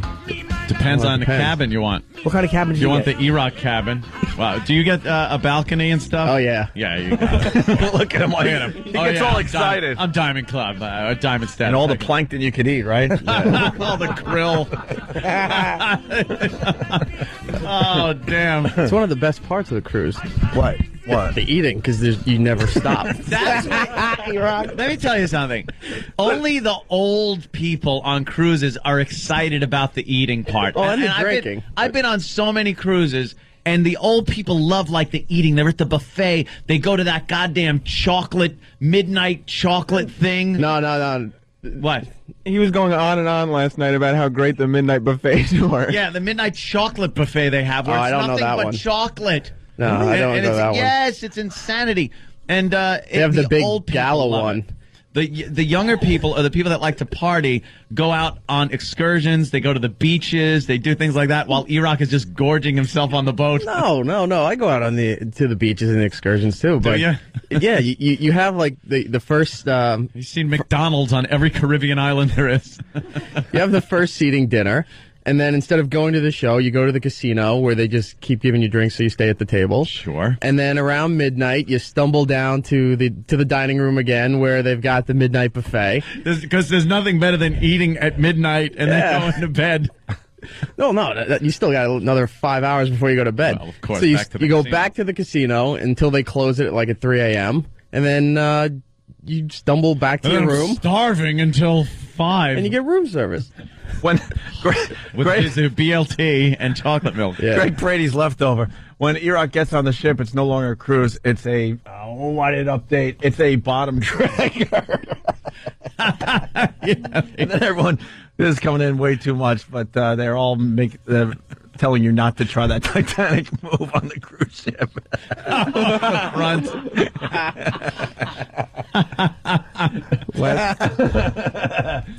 Last night he also said that the best part is that you can have like 12 meals a day because there's like 3 places to have every meal. Yeah. So you can just keep E-Rock going. last night was a picture of gluttony. How he was just talking about the cruise experience. It was just nothing but All gluttony. about food No, and eating. Tell him about the special chairs they give you so you could just sit in the ocean and with the floating beers and stuff. Oh yeah, certain islands where you can just kind of sit like halfway in the surf there, and they give you this floating bucket with an anchor, and you can just drop it. So if you have your lunch or like Coronas and stuff, they just sit there and float right next to you while you're in the water. It's being in a toilet. You're like a giant turd. I love for a shark to bite him in half. But he says he does this and just go, I'm full. but he says he does this all day, and he just eats and drinks and watches people. It's just gluttony. It's Cut him open, a license plate from Tennessee comes out. Why would you tell anyone this? I don't know. Why not? Yeah. Oh. There you go. You've been on enough Hands of up. them. I wish I could put my hands up. Hands up. Why? So you go on a cruise every year, I guess. You've been on 18, and you swear by this. Yeah, I haven't been on in a couple of years, but yeah, I used to go at least once a year. Yeah, they've been on more than I have. So yeah, well, it's fun. Yeah, I won't disagree with you. I love going on cruises; they are a lot of fun. But the eating part is like I go to the dinner where they seat. You know, you're seated with everybody that you're with and stuff like that, and that's cool. Great food. But then once that's done, I'm done with the eating. Yeah, then you go up to the pool and you drink, and well, the or you go to drinking the casino part, and all right. drink. You go out to the back and drink. I'm not averse to drinking. I like the drinking part. But the eating thing, oof. Jared in Boston. Jared. Hey, guys. Hey. What would the increased price of oil? I'm guessing Royal Caribbean's bringing him along for fuel. What do you mean? Like they turn off their engines and just throw them overboard with like some kind of life preserver, and he just kind of pulls the boat along? No, I going think for the more blubber. obvious whale oil. Oh, the whale oil. Blubber. All right. His blubber. There's a few ways you go with that one. Good job. That's just hurtful. That is. It is. Someone in some feedback. I apologize, but it's long gone. But they're surprised you haven't died of Legionnaire's disease yet. The cruises you've been on. How many times have you been sick? Food poisoning. Have you, or some of those weird diseases? or where you touch the doorknob, some savage touched, and you wind up getting the runs. I think it was just once, but when I was a kid, before you knew not to drink the water in Mexico. Yeah. When did they not know to drink the water? I don't know. When you were a kid? When were you a kid? I was like 13. Pancho Villa was around? No, you get off the... I missed the whole lecture where they tell you not to buy the chiclets from the kids that are by the boat and not to drink the water. To buy the yeah, why no chiclets? I love a good chiclet. Families pull their kids out of school and make them sell little trinkets and stuff by the docks. That's why? Yeah. Are the chiclets okay? I don't know. I didn't buy it. What's a Buy 'em. chiclet? Educational The gum, little system. bubble gum. Oh, the gum. I thought it was like a chicken. Chiclet. That's what they do. That and try to braid your hair the whole time. Braids. How many cruises have you been on where there were mysterious deaths? None, but there was one where they had to turn around because they think they forgot people. But there's been another cruise where they told us where there was a family that missed the boat, so it was their responsibility to find a plane or a helicopter to the next port. Lucy, take the pilot boat. It's an old I Love Lucy reference. Thank you. But you used to see them throw the garbage off, or like in the late 80s. You'd see them throw it off the back. Now they just talk about how eco-conscious they are and how green they are and everything. Really? And yeah, Sure they are. Hey, E-Rock, tell them about the BLTs and the snow dog. Oh yeah, 'cause in your cabin they have a handful of movies that show around the clock, and every time I came home, that Snow Dogs with Cuba Gooding Jr. was on. With who? I didn't see that. Cuba Gooding Jr. It could be one of the worst movies ever. Oh, Snow. What, is it? It's bad. oh, it's horrible. Yeah. What's his name? Isn't he Academy? Who was that? He said it. No, who? Gooding. Cuba Gooding Jr. Yeah. Okay. Oh, Are you sure he was in that? That's why I'm laughing. 'Cause I think you're wrong by him being in that. I know. late to the party. Is it? Yeah, he's not in I it. think he's in it. Who? Cuba Gooding Jr. What am I saying wrong? You're not saying anything wrong. You're putting the wrong That's person a great in the wrong sound movie. clip. He wasn't in the movie? What am I saying wrong? Now, all right, Snow Dogs. Yeah. Which was made when? Do you know roughly? No, I don't. All right. I don't remember. About what? You're making some mistake. What was it about? It's about a black guy who had snow dogs and had to race them in Alaska. Okay, now who are you saying starred in it? Cuba Gooding Jr. All right, I'm with you. What am I saying wrong? Nothing. It's good. Nothing. That's really good. You're saying everything actually right. Which is why I love you. Don't you worry about it. Great. Do they force you to belly flop the entire time you're on the cruise ship? So there's like a wave pool for everybody else. I heard it, Sam. Thanks. No. BLT's chocolate milk and snow dogs with Cuba Gooding. Yeah, around 3:30 in the morning. Wow, that's a hell of a vacation. That's awful. Amazing. Did you guys ever take cruises? Like, did you ever go? What do they do like below Florida? Are you allowed to go to Cuba, or do you not? No, you're not allowed to go there. They go past it, but you're not allowed. Are you allowed to? All right, so it's Cuba Gooding Jr. Okay. Oh wow. Cuba Gooding Jr. I thought he pronounced it Cuba. What? Why would you call him that? It's CUBA. I don't know. I thought that's how he pronounced his name. You're a bub. Jesse wants in. Jesse. Hey, good morning, boys. Hello. Congratulations on Down and Dirty, little Jimmy. Thank you, buddy. Hey, E-Rock, how many people with their hands joined together does it take to get behind you on the conga line? See, that's a fat joke. Yeah, that's hurtful. But he was so excited talking about his cruise experience. Yeah. All about the gluttony, just eating, it's awesome. Sleeping. You ordered chocolate milk? No. Oh, well, yeah. With your BLT. Room service chocolate milk and a BLT. What farts he must have had, mayo and a BLT at the bacon? Oh, please. Must have thought they ran aground, just smelling like seaweed and low tide. Must be low tide. What am I smelling? Oh, BLT and chocolate milk. And you're a diamond? I have diamond status. That's hilarious. You're too young to have diamond status. You're not diamond status. Apparently, I'm only a few short from diamond plus status. So, what's diamond plus status? What's the difference?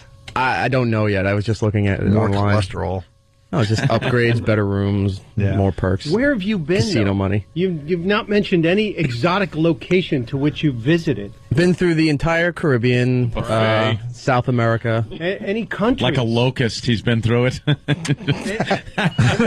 Leaves it barren.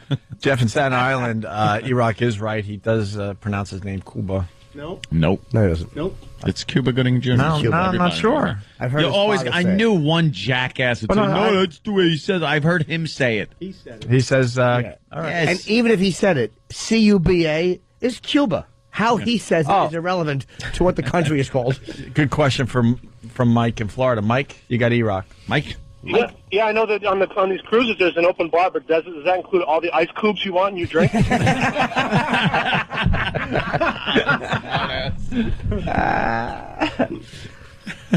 E-Rock. All right. You'll like it. Try it. You'll. I love want it. to try it. I don't know what to go with. Have you been on the ships with the rock wall? Not yet. I haven't been on that new Really? line. Yeah. No, you only been on the older ones? The older ones and the new ones with the rock wall and the onboard surfing and the water shows and stuff. No, I haven't been. We're booked for 2010 for the brand new one that's being built. It's the biggest cruise ship ever to be built. Where? Yeah, it's we're going down to the Caribbean. Yeah, me and my whole family in 2010. Really? Yeah. How long vacation? About a week. Are there any other seats on that one? Any other seats on that boat? I mean seats. Like, rooms. Jimmy wants to go. There's plenty of rooms. I want to go on a cruise. Now, you know what they're doing? They're putting inside balconies that overlook. Oh, yeah. They call it Central Park in this new ship that's coming out. It's giant. It's like what the casinos do in Vegas. So you have a balcony and can overlook the entire inside of the ship. Inside of the ship, and then there's the balconies outside, and I like the outside balconies better. But I want to get that. I want to get the mother F suite. The like. That big one. Yeah, I can't afford the ones that you get. Of course you can't. The ones with pianos and butlers. So much time paying for the BLTs and chocolate milk, I'm sure that rings up quite a bill. How much is a BLT on a cruise ship? I bet. Jesus Christ, it's like $80. I thought the food was free. The food's free. They charge your drinks to your room.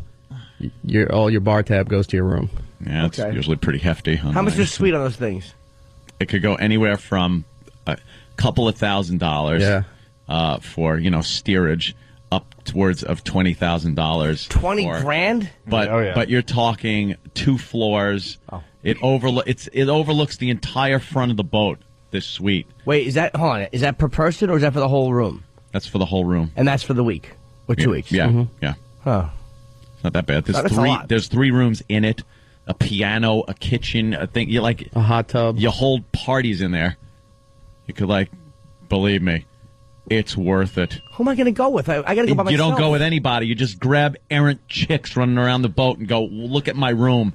And really? Oh, please! Yeah, with go that, by with that yourself. suite, and then you throw them overboard because no one ever thinks anyone's killed. They think it's an accident. Got another question coming in. Throw that whore right overboard. Got another question for E-Rock. Alan in Virginia. Alan, good question coming in. E-Rock, when you're on your cruise, did you do any scuba diving?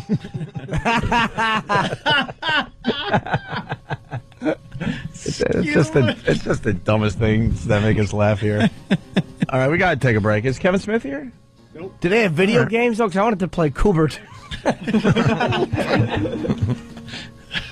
Yeah.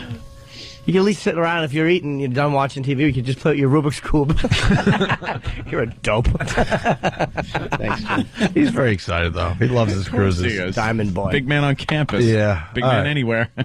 Can we finally beat up Scott and Todd after the break? Yeah. All right. Opie and Anthony. Jacktober's next, hopefully. Got to get right into this. Kevin Smith in studio. Yes. Good morning. How cool is this? Opie and Anthony. Our friend Kevin Smith. I think we could say that now. You can absolutely. I'm a friend. I'm not just a friend of the show. I'm a friend. A friend, right. Somebody trying to shoot you in the street, I'm like, look out! That's what a friend does. Someone paid would take a bullet, but we're just friends. That's Kenny's job. Hi. I'll How's jump everybody? in front of a bullet. Yeah. Probably the one firing the gun, that clod. That clod. He's an adult. They're going to pick some apple out of his teeth and the gun just goes off. Right. Oops. Kevin Smith, who is a man of his word. Yes, he is. A man of his word. Although in the movie, you two fools should have asked. This dude brought it up. That's all we had to do? That's it. That's all it took. Oh, my God. I was like, I guess they don't want to be in it. They're too good for my picture. That's all it took, right? That's all. You just got to ask. That would Just be to a be career clear. highlight to be in a Kevin Smith movie, even if I just walked in the background. Well, I would yeah, walk we in the could've- background for you. We totally could have done that. I Or you probably could be would- up in the foreground saying something. I would probably mess that up, too. Just trying to act natural, but looking just Mr. stupid. Faversham, yeah. Pulling the old. Yes. Walking like someone who's Gleason. power walking. You see this power walking? Right. You're just going in for gum. You don't need to power walk. Look into the camera like Pee Wee did. And paging Mr. Paging Mr. Herman. When he looks at the camera and kind of looks at, I guess, the director, and he almost gives like a, what should I do now look? It's classic. Genius. God. How much patience do you think he would have before he goes, all right, Ope, look, we've tried you walking into the 7-Eleven 20 times. I would gotta give move you. on. I'd give you 15 takes before I 15? had a private discussion with you. Pull you away from the cast and crew and just be like, "Look, stay on the radio." Maybe if you just stand by the hostess things. I would even do that stupid. No like walking. I'd have be like, bug you know what? eyes. I got a special job for you. Stand next to me at the monitor. Through the magic of Hollywood, we'll get you in there somehow. Don't worry, we got the footage. But that would be like taking your kid to work type stuff. Exactly. I would be that guy. I've You done guys- that. Yeah.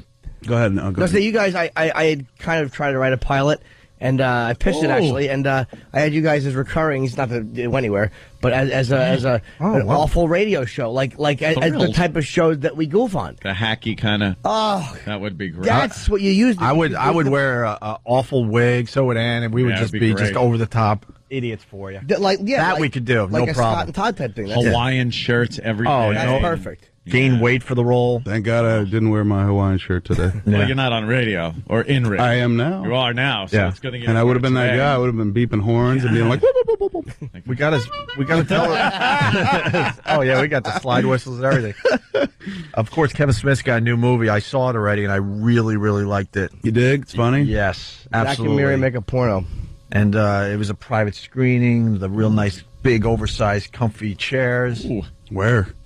I don't know. I would like to go In to an that movie office theater. building. Yeah, right. I didn't know that they had this going on in these office buildings. What It's did you really see, a nice. bootleg copy Yeah. somewhere? Oh, well, huh? Wasn't Saw even it a on the screening. street, took it home, sat in a comfy chair. Kevin, why is that guy coughing in a shadow in the beginning of the film? I was buying pocketbooks down in Chinatown, and there was a back door. I don't know. I went in the back door, and they had like special showings of your movie, Kevin, and you get to take one home with you after you're That's done. phenomenal. What a great set. That Seth Rogen, wow. I was telling Kevin off mic, this guy could act as you know what off. Mhm. He's an amazing.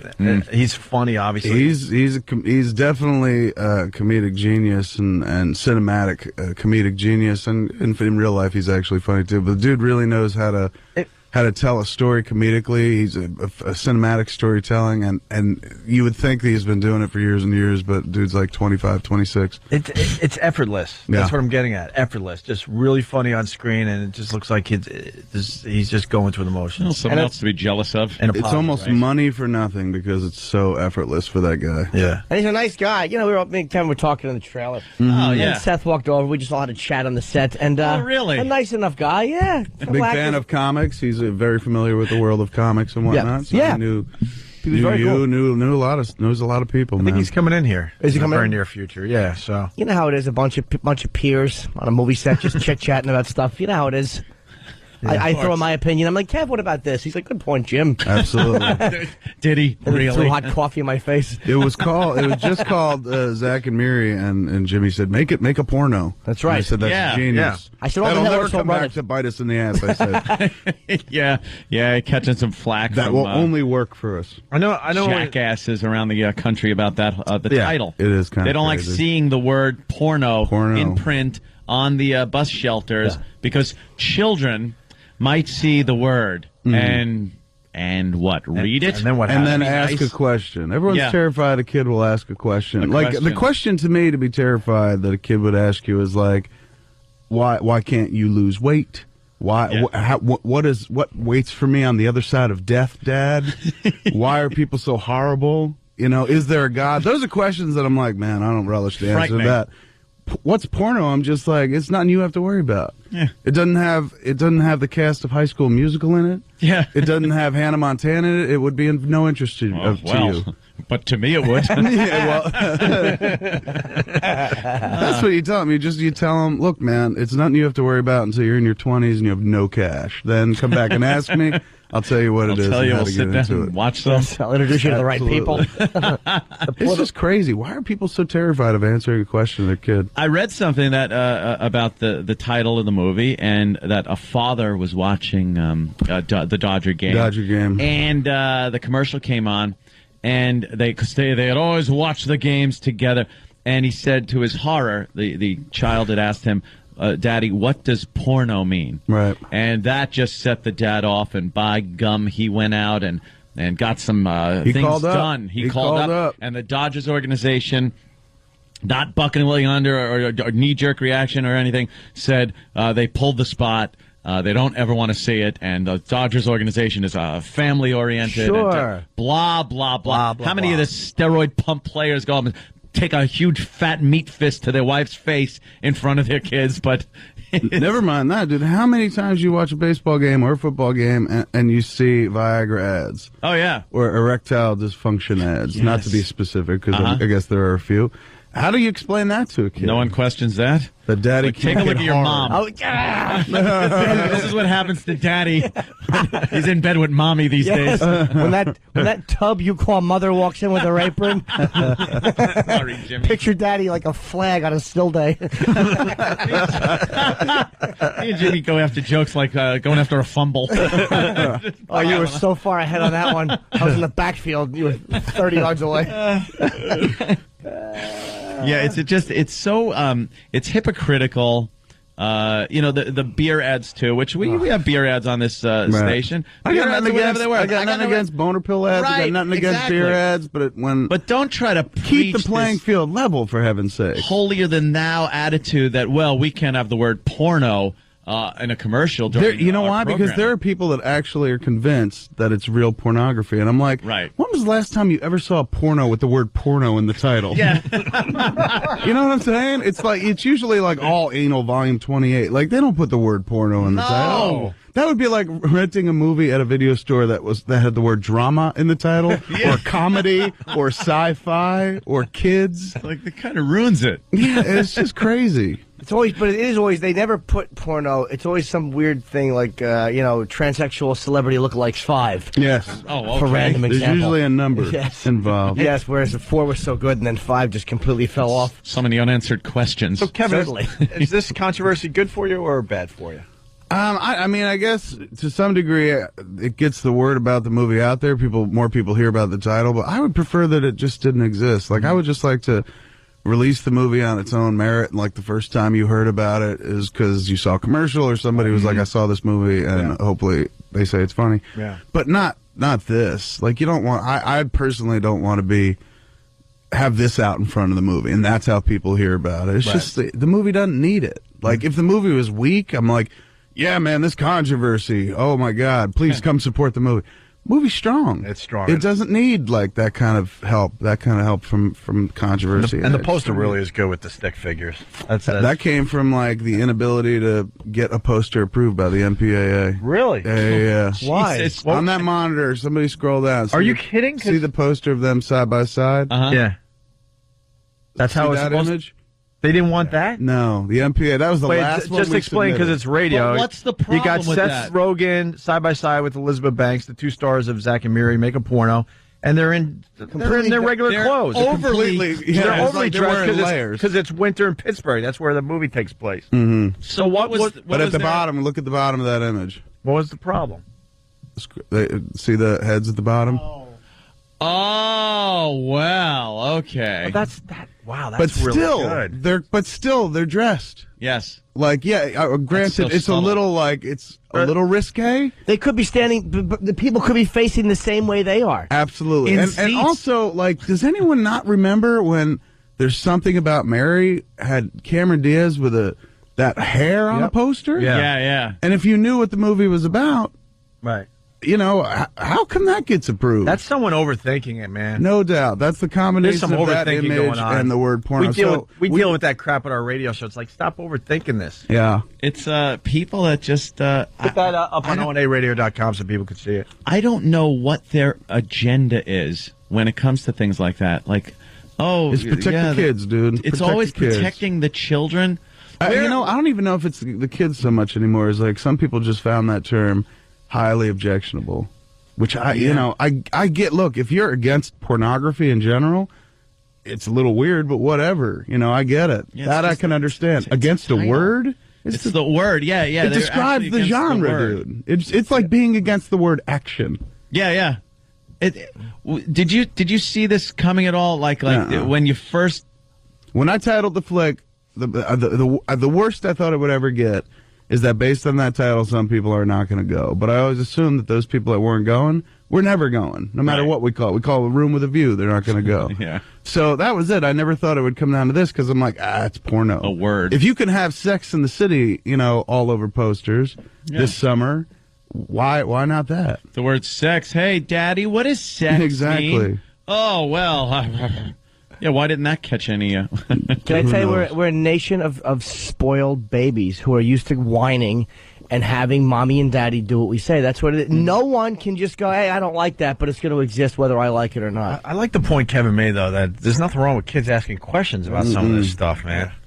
I can answer a question for my kid. Right. Yeah. I should be, as a responsible parent. If I'm responsible enough to make that kid appear, I should be responsible enough to answer a question. Whatever question a dopey kid can come up with, absolutely, an adult should be able to answer that question. It is no more complex than answering the question to her mother, like, why was I so short? Why is it so little? Why? I can answer those questions. I can certainly tell my kid what porno is. And Kevin, as a parent, I mean, it does more damage to make a lot of this stuff taboo, obviously. To Absolutely. We can't talk about that, son. In my house, we believe in candor. It's not like we scream the most vulgar obscenities in the kid's face, but I don't personally, I can't speak for the wife, I don't govern my language around the kid. Mm-hmm. So, if I'm using the F word as a modifier or as an adjective, and the kid's in the room, I don't suddenly stop, stare at her, and then turn around and edit myself, because it would just be hypocritical. That's how I make my living. Like, I'm not going to tell the kid, don't curse. It's like, cursing puts clothes on your back, food on your table, roof over your head. So, in my house, we're just rather free with the discussion. There's some things you don't say in front of a kid, like, I'm going to take your mother tonight, I'm going to flip her over, whatever. I don't get into the details with her. But, she knows sometimes we're like, Harley, you got to go downstairs and play in your room. And the door gets locked, and she knows something's up. She's not sure what it is, but why lie to the kid? Sure. Yeah, scram. And Hey, so beat it. that's the way it is in my house. I understand it's not the way it is in everybody's house, but I don't know. I just find that it's had a great effect on the kid in as much as the kid won't curse. Yeah. Even if I take her on stage with me, like introducing something, and I'm like, say F into the mic, she won't do it. And I'd never gotten a call from the school where they're like, your kid has been using some terminology. Mm-hmm. I was wearing a shirt the other day, like 2 weeks ago, I was supposed to go up do a Q&A gig in Edmonton. And I got to the airport, and they booted me from the flight. And so, Really? It was crazy, dude. And I was there on time too. This had nothing to do with. They overbooked the. They just overbooked the okay. flight. I thought it was about the. Yeah, shirt you were that wearing. poster really offends me. No, it was they overbooked the flight, so I go home, and to stop people from going to the venue, I put up a blog, and in the blog I'm like, this is what happened, and at one point I say F Air Canada. So I wind up going to the Edmonton gig a week later. Somebody made me a shirt that said F Air Canada on it, but it doesn't say F, and I would just say it, but we're on terrestrial right now. Right. So I'm wearing that shirt around the house because somebody bought it nice and big. It wasn't like sometimes you get an XL shirt. I'm like, I haven't worn this since I was 10. You got to come correct with the size. So I'm wearing that shirt around the house. And my kid sees it. My kid just goes to my wife, well, Dad's wearing an outrageous shirt today. So. An outrageous shirt. Yeah, totally. I was like, Dad's cuckoo. Yeah, so Dad's being very risque. So I don't know. For me, maybe it's just my house, but I just don't feel like it's a big issue with kids. I like how you do it. I just don't she's not interested. I tell her immediately, porno is a grown-up movie, and she's like, ugh, I don't care. People, the fact that you're in your house, or you're raising your child, you have your family the way you want to have it, and other people are like, no, I think I know better. I know better for your kids and what they should or shouldn't see, and I don't believe you can make the decision what your child should see, so I'm going to just complain and bitch until there's some legislation made to eliminate this completely. That was for the children. That was the first hurdle on the movie. Like the first and what I assumed would be the only hurdle is initially they gave us an NC-17 for the movie. So I went and tried to work with the MPA, make some trims, and they kept kicking it back. There's a shot, we'll call it an egregious bodily fluid shot. Very funny. It's that one, they were like, that'll never play in an R-rated movie, and they also cited like too much thrusting in the first porno sequence in the movie, the fake porno sequence. So we tried to work with them, and then I got to a point where I was like, I'm not comfortable making any more trims, so I'd rather take it to the appeals process. So we appealed it. That's where you take it, you accept the rating, and then you take it out of the MPA ratings board hands, and then you show it to a bunch of new people, an audience made up of other members of the MPA, half that audience, and then the other half of the audience are members of NATO, the National Association of Theater Owners. And you get it like NATO. I know, it sounds the very other important, NATO. doesn't What it? the hell do they have to do with The Joint Chiefs of Staff were there. We were you're in a lot of the Minister trouble. of Defense The from Atlantic England. Treaty Organization. Yeah, no kidding. National Association of Theater Owners. The old apparently what it Warsaw means. Pact comes in. And So you show it to them, and then you argue your side of the case. You get 15 minutes to get up and talk about why you feel it should be an R-rated movie. The other side, Joan Graves, who heads up the ratings board, she gets 15 minutes to talk about why they rated it NC-17, why they want to pull the rating. You get 10 minutes to rebut. She gets 10 minutes to rebut, which sounds a little dirty in this case of this movie, but we all know rebut's the word. Then you leave the room, and they make a vote, a silent vote, and then decide whether to flip it or not. So they flipped it. We flipped the rating without having to make any cuts because I put all the stuff in the movie I wanted there. So after that, I was just like, okay, we're off and running. The MPA has now finally signed off on this title of this movie. Yeah. It wasn't so much the title, the issue was more of the content. So I was like, that was as hard as it'll ever get. And then this stuff started. What's her name, the woman? Joan Graves. Is she like an old lady? She's like my mom. She's actually very nice. Like, there's no like adversarial relationship with the woman. She's cool. Like, she stood up and she was like, look, nobody's saying the movie's not funny. Nobody's saying it's not sweet. We're just saying that, like, no 17-year-old should get into this movie. Kev, I saw the movie. You got away with some good stuff. We did, actually. You should be, you should be pretty proud. Yeah, I'm because very happy. I want to yell and that scream rating. for you, but I was sitting there going, "Oh, right on, man." Yeah. They must just be like, right on. They must just be like, oh, hi, Kevin. Hey, how you doing again? I asked her at one point, I was just like, how many of these you got today, appeal screening? She's like, we do maybe 10 of these a year.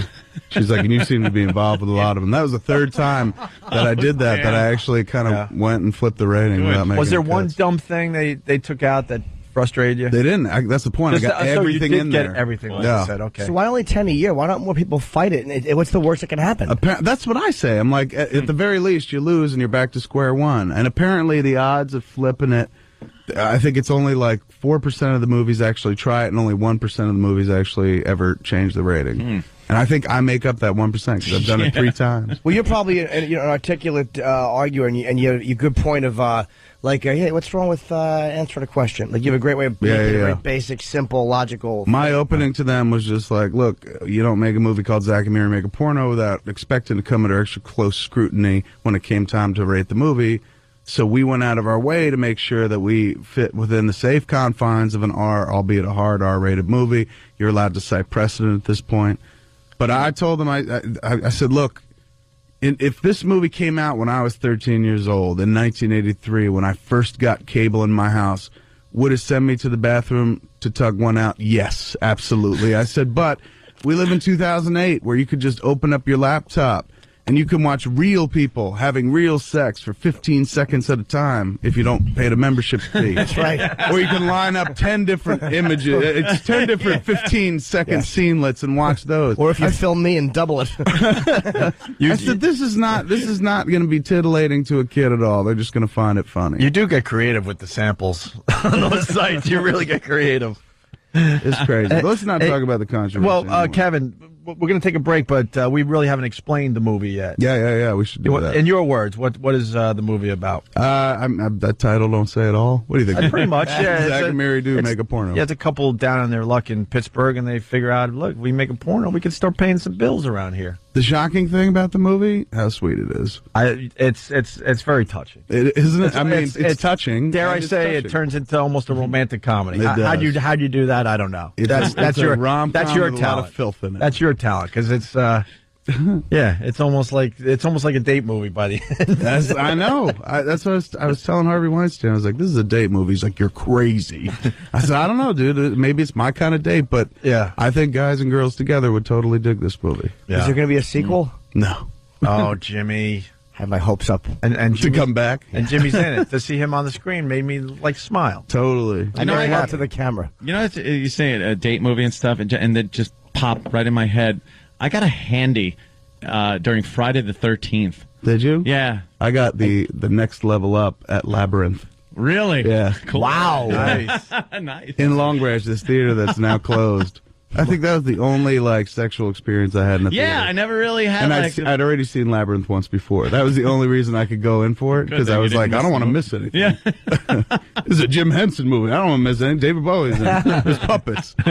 I was teabagged to The Shining. Hey, with that, we got Kevin Smith in the studio. We're going to take a quick break. He's with us for the rest of the morning, so we'll continue. Opie and Anthony. We're hanging with Kevin Smith today on the Opie and Anthony Show. The new movie, Zack and Miri Make a Porno, in theaters a week from Friday, right? Halloween night? Comes out a week from Friday, Halloween. Is Halloween a big... What do you guys do on Halloween? We're doing a little party, unless you got something for us to do, and then we'll blow off our listeners at the party in a second. What do you got for us? Anything on Halloween except with the kid. Take the kid out trick-or-treating. Yeah, trick-or-treating. But they're going like, hey, Halloween probably be a weekday for the movie because people party. I was like, is that true? People really party on Halloween? I think more so now, yeah. Yeah. People are like going out. A lot of adult partying. parties. Yeah, because I don't know. You don't see kids running around for Halloween anymore. They're usually out with their parents until the sun goes down. Then they'll run home. That's us, dude. Because of all the we go until maniacs. It gets dark, and then we leave. And you don't go anywhere you want. There's very distinct houses with like the neighborhood watch group. Yeah. Flags houses. They put like bags with candles in them, and those are the only houses. Those are the only ones you go to. It's so I hate to sound like this too. It's like in my day. I know. You know, it just sounds like an old bastard complaining that it sucks now. But I remember trick-or-treating until 10 o'clock at night. Yeah, and like just run around with your filling friends. a pillowcase, going home, dropping off, going back out, and then going to a different area of town. Oh, yeah. Yeah, you walk around. You didn't know where you were. Or go to the same houses, just, different mask. Yeah, mess with your costume just a little bit. That was like committing a crime when you were a kid and getting away with it. You're like, I hope they don't notice. But they'll pick out the fat kid. They'll be like, you were here before. Yes. And I was like, well, no, me? No, someone looked like me. You were Jupiter before, now you're Saturn. We know it's you. As soon as you found the house that had the big Snickers bars, it was all over. You hit that house 5 or 6 times. Repeatedly. Oh, yeah. And you make a good point, because I live in a building, and we have to sign up Yeah. Are you going to be one of the apartments for trick or treating? And then these bastards, they take over the elevators for the day, so you can't get anywhere. You have to sit in your apartment all day. Wow. You're right. No, the parents hold the elevator door floor after. You can't leave your apartment. You got to decide, all right, if I got stuff to do, I got to do it in the morning because I ain't leaving. Oh, how long can the stairs be? Well, I'm kind of I'm about 500 feet up. In Cloud City. I'm in Cloud City. Yeah, You can tell the different financial status. He needs a pod car to pick him up. A little Ugnaught holding an elevator. Broken up C-3PO in his hallway. Joins Lando Calrissian for dinner. Well, what have we here? Jumps out his window and hangs on the antenna of the Millennium Falcon. Nice. Oh, Christ. So, it is a kind of. I don't sign up, though. It's kind of nice to not have them knocking on my door. My girl I like signed that. up, so now Ew, I gotta really? deal with little. Well, You don't even put out, lucky like, you. I believe in, if I'm not going to answer the door, I just put out the bucket of candy. I'm like, first one here gets everything. Yeah, just everything. You put them on their honor. But the honor system doesn't work No. with kids and candy. Not at all. I was in Glen Cove, living there, and predominantly, I like living in predominantly Jewish neighborhoods. I'm the only Catholic there, but I just like, the Jewish people are a very quiet people. And I kind of like that. Right. No shenanigans going on in my neighborhoods. Do they celebrate Halloween? Yeah. There's a lot of little scary, ghostly things and stuff. But little decorations. Christmas is completely different. Like Right. my house is lit up like crazy, and they just got one menorah in their windows, and they're like, "Oh, the goddamn Catholics at it again." And then you hear booze, but it's coming out of the other houses. Yes, at my house. Yeah. I swear I'm putting a manger on my lawn. Screw them all. So one Halloween when I was living in Glen Cove, or a Great Neck, I had got this candy, and I didn't know. I bought a bunch of candy, had it in a big tray and everything. I'm like, this is the first time I'm actually in a house. I'm not in an apartment. Like, there's probably going to be kids coming up. I'll get them candy. It's like my first experience with actually giving it out. So I didn't know that they actually take inner city children and bring them to these neighborhoods, these kind of upper crusty neighborhoods, and just let them out to get candy. So the first ding-dong I hear, I'm expecting to see all my little Jewish neighbors and stuff come to the door, a few Indian neighbors that I have, and it was a bunch of like real homies that were a little too old to be trick-or-treating and stuff, and they're like, yo, trick-or-treat. And I was like, okay, so I kind of put the tray out. One kid took his forearm and like, bam, in half, and swiped it into his bag and like walked away. Like he's at a jewelry store. It only gets better if he's like, do something, and pretends to hit you, holds the fist up, and you're just like, it's cool. Yeah, no, it's cool. Take it. Take the candy. That's what it was. He just swiped half of it right into my bag. I could get behind it, though, man. I remember leaving my neighborhood and going to the uptown neighborhood, but the candy was better, yeah. And I am not an inner city homie, but still, I was just like, let's go where the candy's better. And I can tell you're not from that neighborhood as well. I would do that as a kid too. When you got the big size Hershey bars instead of those little econo pack crappy things. The ones that you would actually pay like 50 cents for at the counter. Yeah. The ones you bought like year round. Yeah. You got that kind of stuff for Halloween, not the Halloween little ones. No. It was great, yeah, but I sure as hell wasn't going to swipe half of it from someone's tray. He was getting his, man. He certainly had was. more balls than you as a kid. I know this is hacky, but we could do it really quick just because we brought it up. There's a list that came out today, actually, the 10 most disappointing trick-or-treats for the treaters. Toothbrushes. Remember when they used to like? That was actually a. Oh, you never got a toothbrush when you were trick or treating? I didn't. That came after I stopped trick or treating. I didn't have a dentist in the neighborhood, so that never happened. I would tell him to keep the toothbrush to scrape the eggs out of your shingles tomorrow. You ass. Give me candy. The most disappointing treats, really fast. Raisins. Yeah, everyone's wild. The little thing of raisins. Raisins suck. Sun-made raisins. The candy corn. They just give you a handful and. Throw it in your bag. That was garbage at the bottom of your bag. And they were touching it, too. Yeah. It was in their hands. It looked like Voss's teeth. Smarties and Necco wafers. I so agree with that. I didn't mind Necco wafers. I used to play communion with them. They were kind of fun to do. They were way too thick to be a communion wafer, dude. Way too thick and flavorful. The Dum Dum lollipops. The tiny little ones. Tiny little ones. Apples. Tootsie Rolls. Tootsie Rolls suck. Candy apples were the worst. How are you toting that around all day? And again, I don't like homemade stuff. I don't like, look, she made cookies. Like, first of all, it's not going to hold up in the bag. Secondly, you made them. Yeah, you touched it. Like that. The miscellaneous wrapped hard candies, like it has a picture of a sour strawberry balls and whatnot. Then you got Laffy Taffy or Laffy. See, that never worked. Laffy Taffy doesn't work, or Laffy Taffy sounds silly. Laffy Taffy. It's a word that doesn't rhyme. Maybe if you're in Pittsburgh, though, huh? Bring it back to the movie. Someone give me a Laffy Toffee. Someone gives me a Laffy Taffy. I'm like, don't condescend to me. How dare you? There's nothing laffy about this. And then finally, because they got to make the list cute, anything fun-sized. Ugh.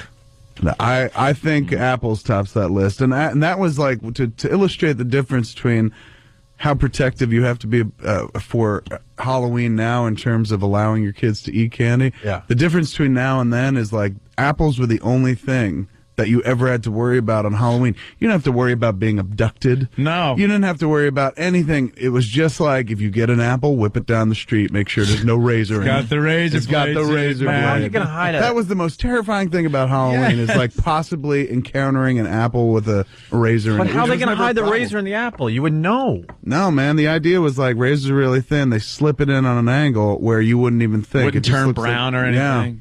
They do it fresh, right? But the before you skin get would there. be broken. No? And you got that. Yeah, but as a kid, you don't care. You're not looking. You got that thought of just the razor going between your front teeth. Yeah, remember they did it, and there was a little scene in Halloween too, where the mother's taking a kid to the emergency room, and she got the razor in her. Oh, it's horrible. I remember seeing that, and I was like, oh, never me, please, never me. I actually just leave a bunch of razors in a bowl outside my kitchen. I'm like, shave or eat them. It's up to you. Yeah, it was. That was just, you didn't worry about being abducted as a kid. You went to the creepiest damn houses. The creep guy, you never friggin' saw it any other time of the year. And he's like, oh, okay, I'll knock on his door. And I was talking about the other day about people that would go all out and make that stupid haunted house that would go from their front door to their back door. Yeah. And it's actually... Where you're like, I don't want to go in your house. Can we just move this along, candy. please? But now you would never get away with that. It's like, I want the kids coming into my house. Nope. Sorry. I'm a man who lives alone. Yeah. Come into my house. And I had plenty of time to do this. I put a lot of thought into this.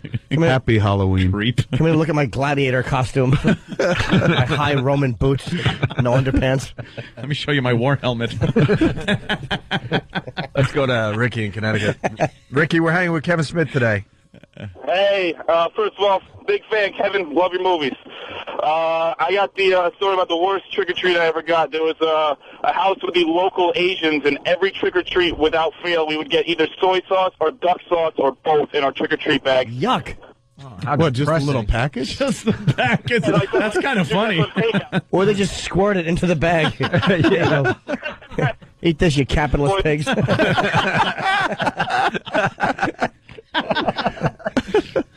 All right, thanks, Ricky. He started his phone call by saying he's a big fan, by the way, Kevin. Oh, right. You were putting your headphones on. I was putting the headphones on. Want to get Thank you, sir. Thank you very much. Let's see. Yeah, we kind of did this one, but Tom in Jersey. Tom? Hey, what's up, guys? Mouse. Oh, Tom in Jersey. Tom. Boo. Wow, apparently a ghost just flew into the room because I hear boo. All right, time's up, Tom. Sorry. Hey, Zach and Mira make a porno, so you got to work with Tracy Lords. I did. For the older listeners, man. That's I saw her in your film. I'm like, that's Tracy Lords. And the other people at this particular screening, I don't think they recognized her. No, I think that's an age differentiation thing for some cats. We were... At one point, we decided to make the character Bubbles. She plays a character named Bubbles, a cougar. And because we figure, like, all right, she's been just hanging around the Pittsburgh bachelor party scene for years and years and years. So we were trying to think, like, who did we find insanely sexy when we were 10, 11, 12, 13 years old? That's it. And we thought, like, Kelly LeBrock from Weird Science. Then we saw some pictures. That didn't pan out. No. Tracy Lords, though, looks phenomenal. Yeah. And we thought about her, but then we're like, she has not had anything to do with anything related to porno with the word porno near it in 20 years and whatnot. So it was a long shot. We asked her agent, and he's like, he's got porno in the script. She ain't going to read it. Then she heard that Rogan was in it, so she came over to the house to read the script. And then I sat around talking to her for 3 hours, and her issues were very real. She's like, look, it's funny, and I would love to be in it, but, like, I have had nothing to do. I kept that life at arm's length at this point for the last 20 years. She's like, I haven't made porno in 20 years, and still, when my name comes up, people immediately associate it with porn. She's like, so, I don't know, maybe I can embrace it and just make fun of it. Maybe it's time to just kind of stop running from it, embrace it, make fun of it. I was like, please do it in this movie. And the weirdest thing was, like, she literally sat in my living room at the bar with me for 3 hours, chit-chatting. And the whole time, I'm just. I was going to say the same thing. We're all guys. Totally. That's what I like. I was wishing that I could get in a time machine, go back in time, tell the 16-year-old version of me, like, one day Tracy Lloyd's going to be in your house and your parents are not going to be home. Yeah. And then, like, I'm sure the 16-year-old version of me would be like, where did you get a time machine? Well, if and you why'd do, you waste it on take this with you. The sports almanac. It's the Great Sports Almanac. And please, make me some money. Where did you I get would love this, to dude? go to the Biff Tannen Museum. One of the and listeners. see, instead, it has turned into the Kevin Smith Museum. One of the listeners knows I'm a big Back to the Future fan. Is this so, authentic? I don't know. The guts are not, but the cover is definitely. The cover's great, and it's got the receipt in it. I don't know where he got it, but it's just a cool thing to have. Blast from the past. This is pretty It's phenomenal. just a great thing to have. I get like every Back to the Future thing. Somebody gave me a graduation ring from the high school from Back to the Future. Uh-huh. What was it actually? Hill Valley? Yeah, Hill Valley High School.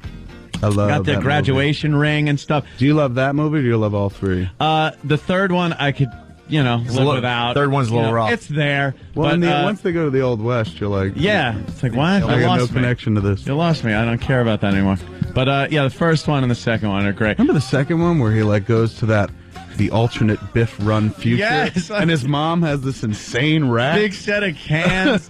He made her put these things inside. And Biff is just over the top Biff. Biff is becomes fantastic. like Lex Luthor at that point. He stops resembling a human being, and he's just Lex Luthor of Hill Valley. What are you talking about, McFly? Like he's over the top Biff. And he's got like a friend with bionics in him and stuff. Yeah, wearing that weird metal hat. Yeah. And then in part one, when he's waxing the car, right, and they're all hanging out in the living room, and everything's cool because they kind of fix things.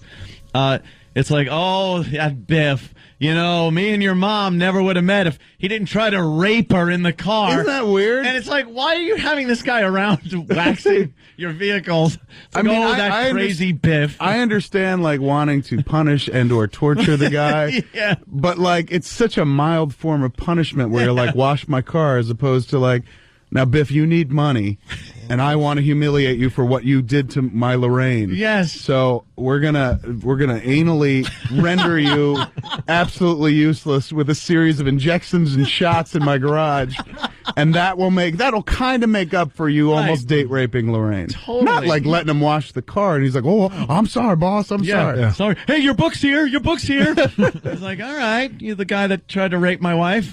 It's like it is an uncomfortably creepy relationship to keep that dude around, man. They really like it, and that's an odd thing about comedies back then. Like it was Spielberg.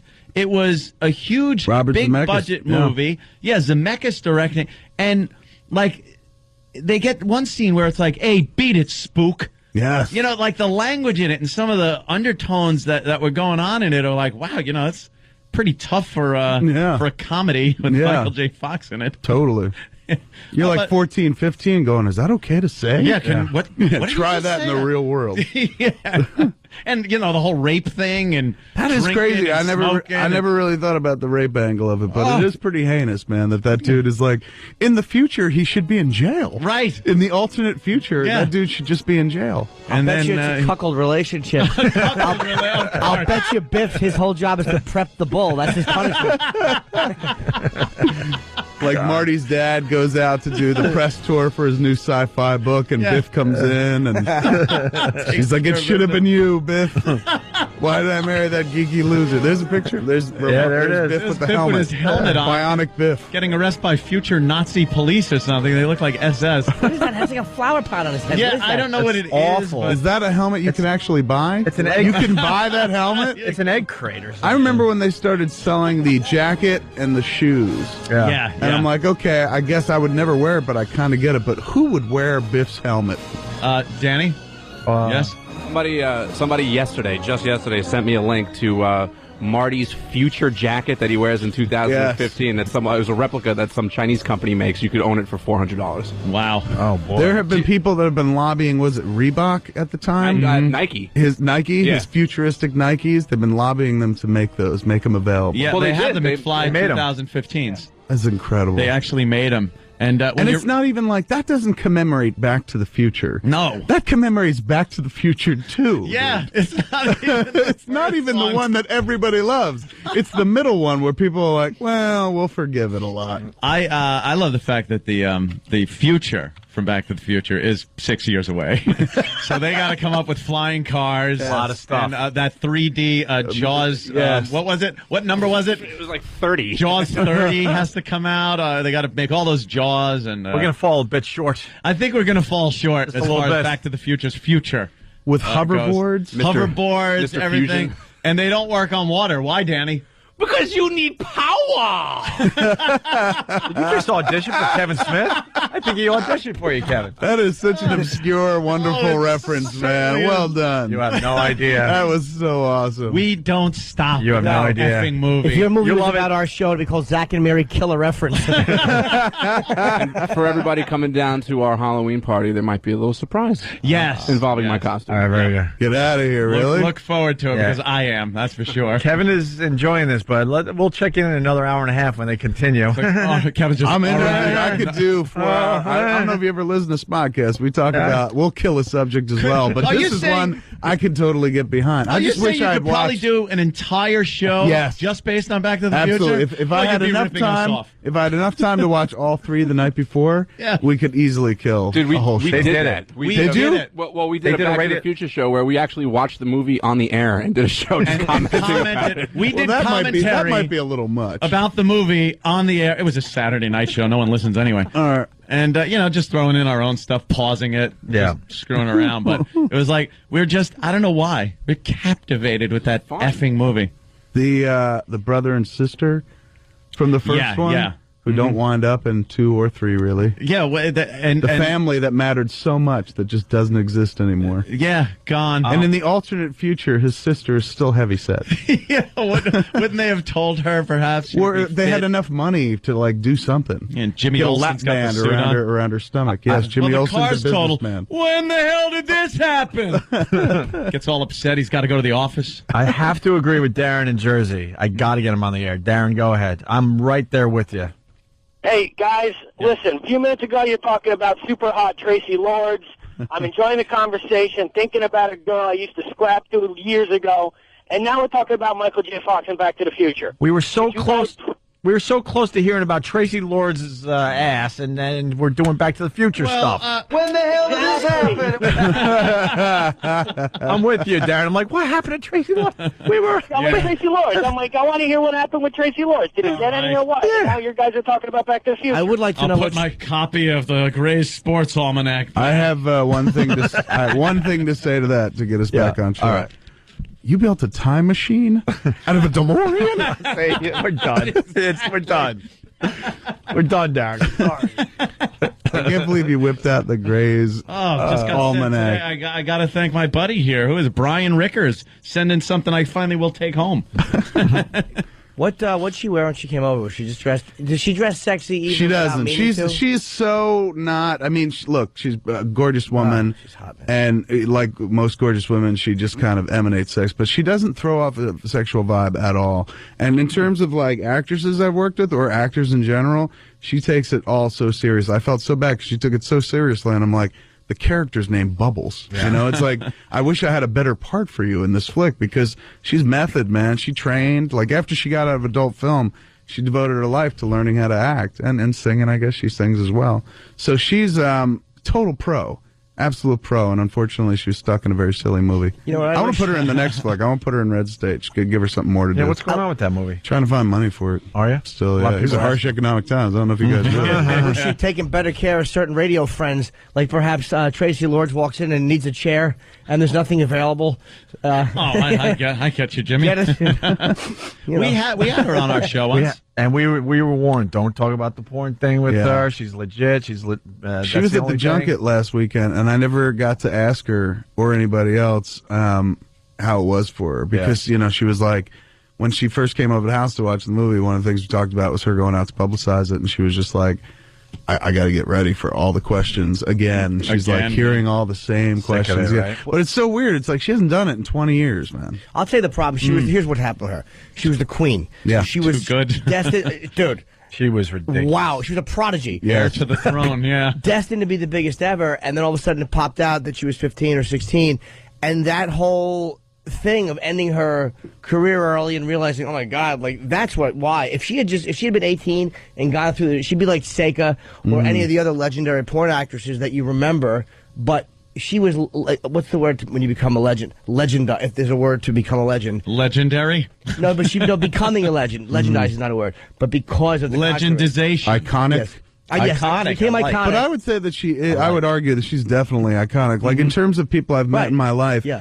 Her, Stanley, Johnny Rotten are the only like 3 pop culture icons that I've ever been in the same room with where you're like, your name will live for a long time after my name is long forgotten. Like you are a very legendary, iconic figure. I think that's why too, because it just got cut short. And I just explained what was so obvious. Like I had an inside point. Yeah, but guys, she got in trouble early. Oh, really? Don't remember that, Jim? Do tell. Hey, one other thing about the movie, Jason Mewes. Will he do anything for you? It took a lot of convincing to get him to show it. He's like full frontal. Wow. Is he packing? Goddamn. Let me tell you something, dude. I've seen that guy's. We're still on terrestrial. Yeah. I've seen that dude's junk. I hate saying junk. I've seen. It's so like I can't wait to get to the next studio. I've seen that dude's junk more times than I've seen my own in life because he's one of those dudes that just likes to take it out like to make Jimmy you here. laugh. Like. You'll be sitting next to him. He's like, "Is it cold in here?" And you're like, "What are you talking about?" And he's pantsless, and you're like, "Oh, put it away, dude." So I've seen it. I've seen it a bunch, and it was never that impressive. He comes out of the room during that scene, like I'm sitting behind the monitor watching. The door opens. He comes out, and I'm like, he's wearing Mark Wahlberg's prosthetic from Boogie Nights. That is not Muse. That is so not Muse. Guarantee. Here's what he did. He fluffed like crazy. Not only fluffed. Yeah, you take a Cialis the day before. No way. That takes too much forethought. That dude doesn't have. Oh, okay, really? Yeah, that dude is seriously just like basically. Affleck called it. Affleck watched the movie Over the House like 2 months ago, and he wasn't there. He wasn't involved. He didn't read the script, so he came in fresh. Third thing he said about the movie is like, Muse is one pump away from total liftoff. And I was like, you saw that too? He's gone, his stuff is not that big. I was like, right? It's usually very small. And I told Muse that, and he's like, you tell Affleck for me that's not me on the way up, that's me on the way down. And I was like, wow, man, wow. It's such a fine line when you're trying to be impressive. Yes. Between being impressive and going, all right, you see what's going on. Well, basically, here. you want to be engorged. Yes. But you can't, in a movie, like, you can't show an erection in an R-rated film. Yeah. You're instantly NC-17. Yeah, of course. So that was the one area of the flick, like, they really should have focused on that when they were going after the NC-17, because they're like, clinically, like, get a doctor in there and be like, clinically, that would constitute an erection. Uh-huh. But they didn't. I got remember that story we tell in Boston all the time when those girls came out of a bachelor party and me and Oprah were leaving a gig that was like it was a whole line of bars that were just connected to each other. Gig. So we're leaving a gig at another bar and all these chicks are coming out from this bachelorette party and they're all sexed up. God knows what goes on in those friggin' things. So they were asking us to show them our genitals. Mm-hmm. So I had a few in me, a few drinks. I was like, yeah, okay. I go, but I want to see yours. This is, quid pro quo. Mm. So I was kind of psyched at the thought of just seeing some nudity and everything. So it started working, and I knew it was going to be pretty impressive. Mm-hmm. So we went back behind this turgid, if you will. Yes, exactly. we went behind this van. Could you tag me? I needed to be tagged in. Oh, what happened? No, because he goes behind the van, and I'm in the front of the van, and all I hear is, "Oh, wow!" Yeah, it was pretty good. Really? Yeah. They wanted to. Yeah. You know how it is. I'm like, no, I don't. And then one of the girls didn't even just want to look anymore. Get out. She wanted to interact with it? So I Play video games or make it disappear? No, just play video games. Okay, fair enough. Yeah, an old Atari game controller. She wanted to play Combat. Yes, Combat. Missile Command. So and then I got to see her. She was really fat. She was a slob. But her friend in the van was hot, and that's the one I was gunning for. That I just wanted to see. You her. were just staring at the other chick in the van while it was going on. Yeah. And then having I walked that up look to the away, van door. that look away look. Yeah. That you see. Did you watch Mad Men? No. It's a really good show. But there's an episode this week where one of the female characters has a fiance, and he comes on to her in the office and essentially date rapes her. It's pretty horrible. But they do that moment where she just kind of looks away, and they focus on something in the room, like distant and whatnot.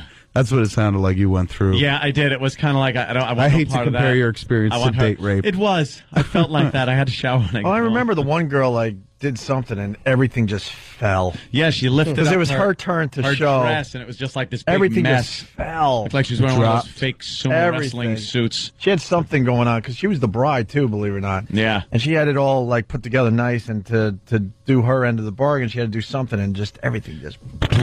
But a friend in the van, I walked up to the door and opened the door, and she saw and wanted to interact, and she was hot, so she showed me everything in the back of the van and stuff. And what's everything? Downstairs, upstairs, whatever the hell. Just I the wanted front. to see. You didn't look at the back. Yeah. To do a twirl. How close you look at the back? Not as close as I would have liked to. Believe me. Yeah, you want to look so close that you can actually peek through the front. Look at the keyhole. She was all right, but she was probably like a 5 because the rest of them were like 2s. And I was, pretty married, buzzing at that point. Yeah, I was also married at that moment, which I would like to hear her version of that story. Yeah, the flip really, side, right? Hear the flip side of that one. Kevin, our best story. We got to go, but you got to tell them the skinny dipping story where we were decided to be good guys. What a waste! We were both getting a divorce, and you think of all the girls you could have had sex with during the marriage because the marriage means nothing after the divorce. Right? It's like I wasted that. That one would have been great. I could have done this. We were doing a bar gig, and we were like the shock jocks in Boston, and we had these young things. They were Kahlua girls. Kahlua girls in their tight outfits, and they asked us to go skinny dipping, and we're like, no, we can't do that. We have to go home. I started making out with the one with braces behind the. There was this Kahlua girl. She was 18. She got braces. Yeah. And on her legs. Polio. Sad story. Goddamn, Jenny. She's laying there asking for help. Trying to run away. I just laughed at her. Twisted white shoes. And then she turned her head and looked at something far away. Well, you kissed her neck. Oh, it's so horrible. It'll be over soon. Then they're like, what are you guys doing? And what are you doing after there's the a little gig? pond. You want to go skinny dipping? We'll go skinny Who dipping. says no to skinny dipping? I would. We did. I would in an absolute heartbeat. I would just assume that they were going to take pictures and make fun of my fatness. Oh, God. They just wanted to get my clothes off so they could videotape it, put it up on YouTube, and be like, look at this So idiot. one could take him out of the bushes and leave you naked walking home. You should never say no to skinny dipping. I'm the other way. I always say no to skinny dipping. We were good guys. Even my wife said, let's go skinny dipping. I'm like, I'm going to wear a shirt in the pool. I don't trust you fully yet. Is it amazing when you're with a girl, like even a girl you're dating, in your case married, you still become a shape? Body I have shame issues such don't body go away. shame. It's insane. When we get over there, I'll tell you guys some horrible stories. But, oh, my God, I have such body shame issues. It's crazy. Wow. I just don't believe anybody, too. Like, the wife's like, I don't care. I'm like, look. You have to. You right? have to care because if you were this fat, I would divorce you in a heartbeat. Like, there's no way you can be honest about that. How awful is it when you feel their hand on your body and they happen to mush? Yes. A little, like for me, the side fat, when they mush that, and internally I'm going, and it's like, how can you not be getting turned off? Really? Feeling this. She touched my gut last night accidentally, and I nearly started crying. I was just like, oh, the shame. I feel such shame. Meanwhile, my friend Malcolm Ingram, I don't know if you ever met him. He was probably on the set when you were shooting, but he's a big dude like me, but he's gay and he's a bear, so he gets like insane action from really thin, good-looking dudes. Little cubs? Oh, my God, all the cubs. And, like, these dudes who could, like, make out like crazy, like, get total... Yes, Kevin, hello. I need some phone numbers from you before you leave. They don't even sound like that, dude. They're No, like I'm talking total... about our own Steve. That's a little insight. These dudes are like, they could totally be scoring really, really insanely hot chicks. These are the guys that you were terrified of in high school. Like, oh, they get all the chicks. These are the ones that Malcolm tags. And Malcolm looks like me. And he was talking the other night about, like, you don't understand, dude. It's the one place in the world where being, like, morbidly obese works for you. Because you get to, like, flaunt it. He's like, they want to be with you because of the fat. He's like, so body shame issues go out the window. He's going, I have dudes, how do you say it on radio? Making it disappear. Yeah, okay. Yes. And I'm rubbing my gut on them. So they're below the gut. He's like, I flop my gut on them. I'm like, you feel that fat? You feel that chub? You want it? And they're like, yeah. Damn. And I was just like, what a heavenly world that must be, man, where the gut actually works for you. Where you're not like, I'm going to be on the bottom because I can't let my gut flop across your very tight-toned stomach. If I'm a man astride, I have to be ridden like a horse.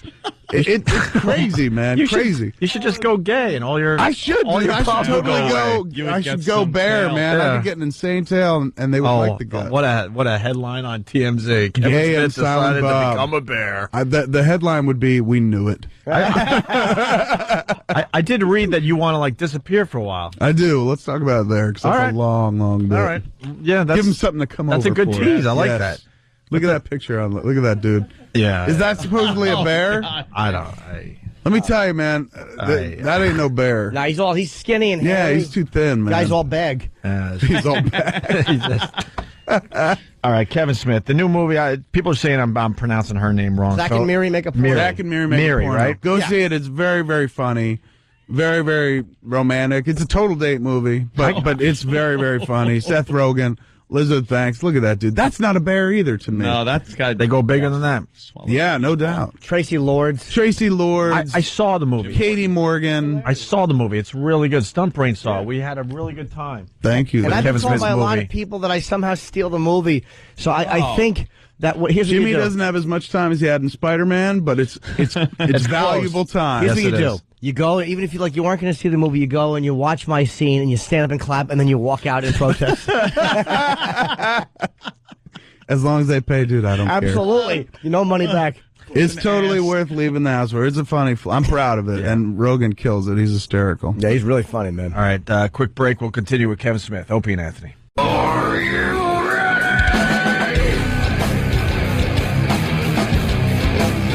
Yeah. What happened? The headphone volume is whatever. Something every day, whatever. You hear that, right? It was low? It's. I have to crank the headphones up. Yeah, I noticed that. If this kicks in, we're all going to go deaf. So I just want to warn everybody ahead of time. I'm I got turning the mine way headphone down. volume pinned, and if they adjust something somewhere else, we will lose our eardrums. Okay. We I'm continue the just show barely with turning it Kevin up. Smith here. Yes. Okay, that's Good better. morning, everybody. Good morning, Kevin Smith. Kevin had a story that I definitely want to hear. You said you had a Kimmel thing. Yeah, it was strange. It's not a great story, but it is kind of like inside baseball a little bit. I guess I like that dumb show. we had a bunch of bookings on Kimmel for the show for Zach and Miri Make a Porno. And I think they had 4 people that week, and they were turning into a Zach and Miri week. One of the people was Justin Long, who's in the movie. He's very funny in the movie. And I guess Justin is a Conan kind of guy first. So he was like, look, I'm happy to do it, but I can't not do Conan first. So I guess the Kimmel people, like the shows are very competitive in terms of bookings. Nobody ever wants to follow anybody else. Oh, yeah. So they get, there's a Zach and Miri commercial. One of the few I've ever seen on TV. I don't watch Look at TV this. anymore. There she is. How See if they sexy do is she? something. What Yeah. channel is this? I'm so Yeah. curious what they're advertising And it in the says morning. make a porno. It does say old is make a this? porno. That's good. What channel is that?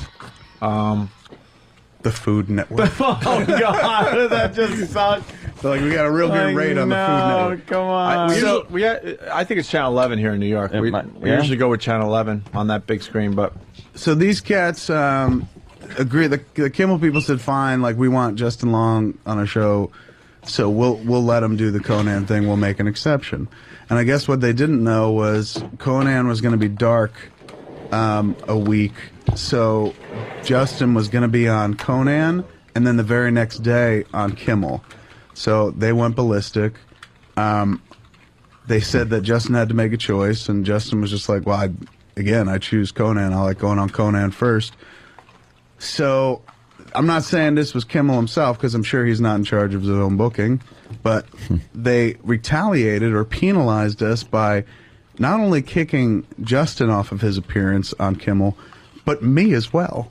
Wow. Why you? I don't know. I got caught in a crossfire, and to me, it's not a huge deal. I've never been on Kimmel.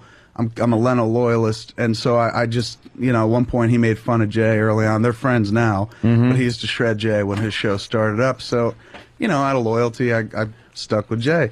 So I've never been on Kimmel, and I was doing it for this because they're like, we got 3 other people booked, and they want you. I was like, okay.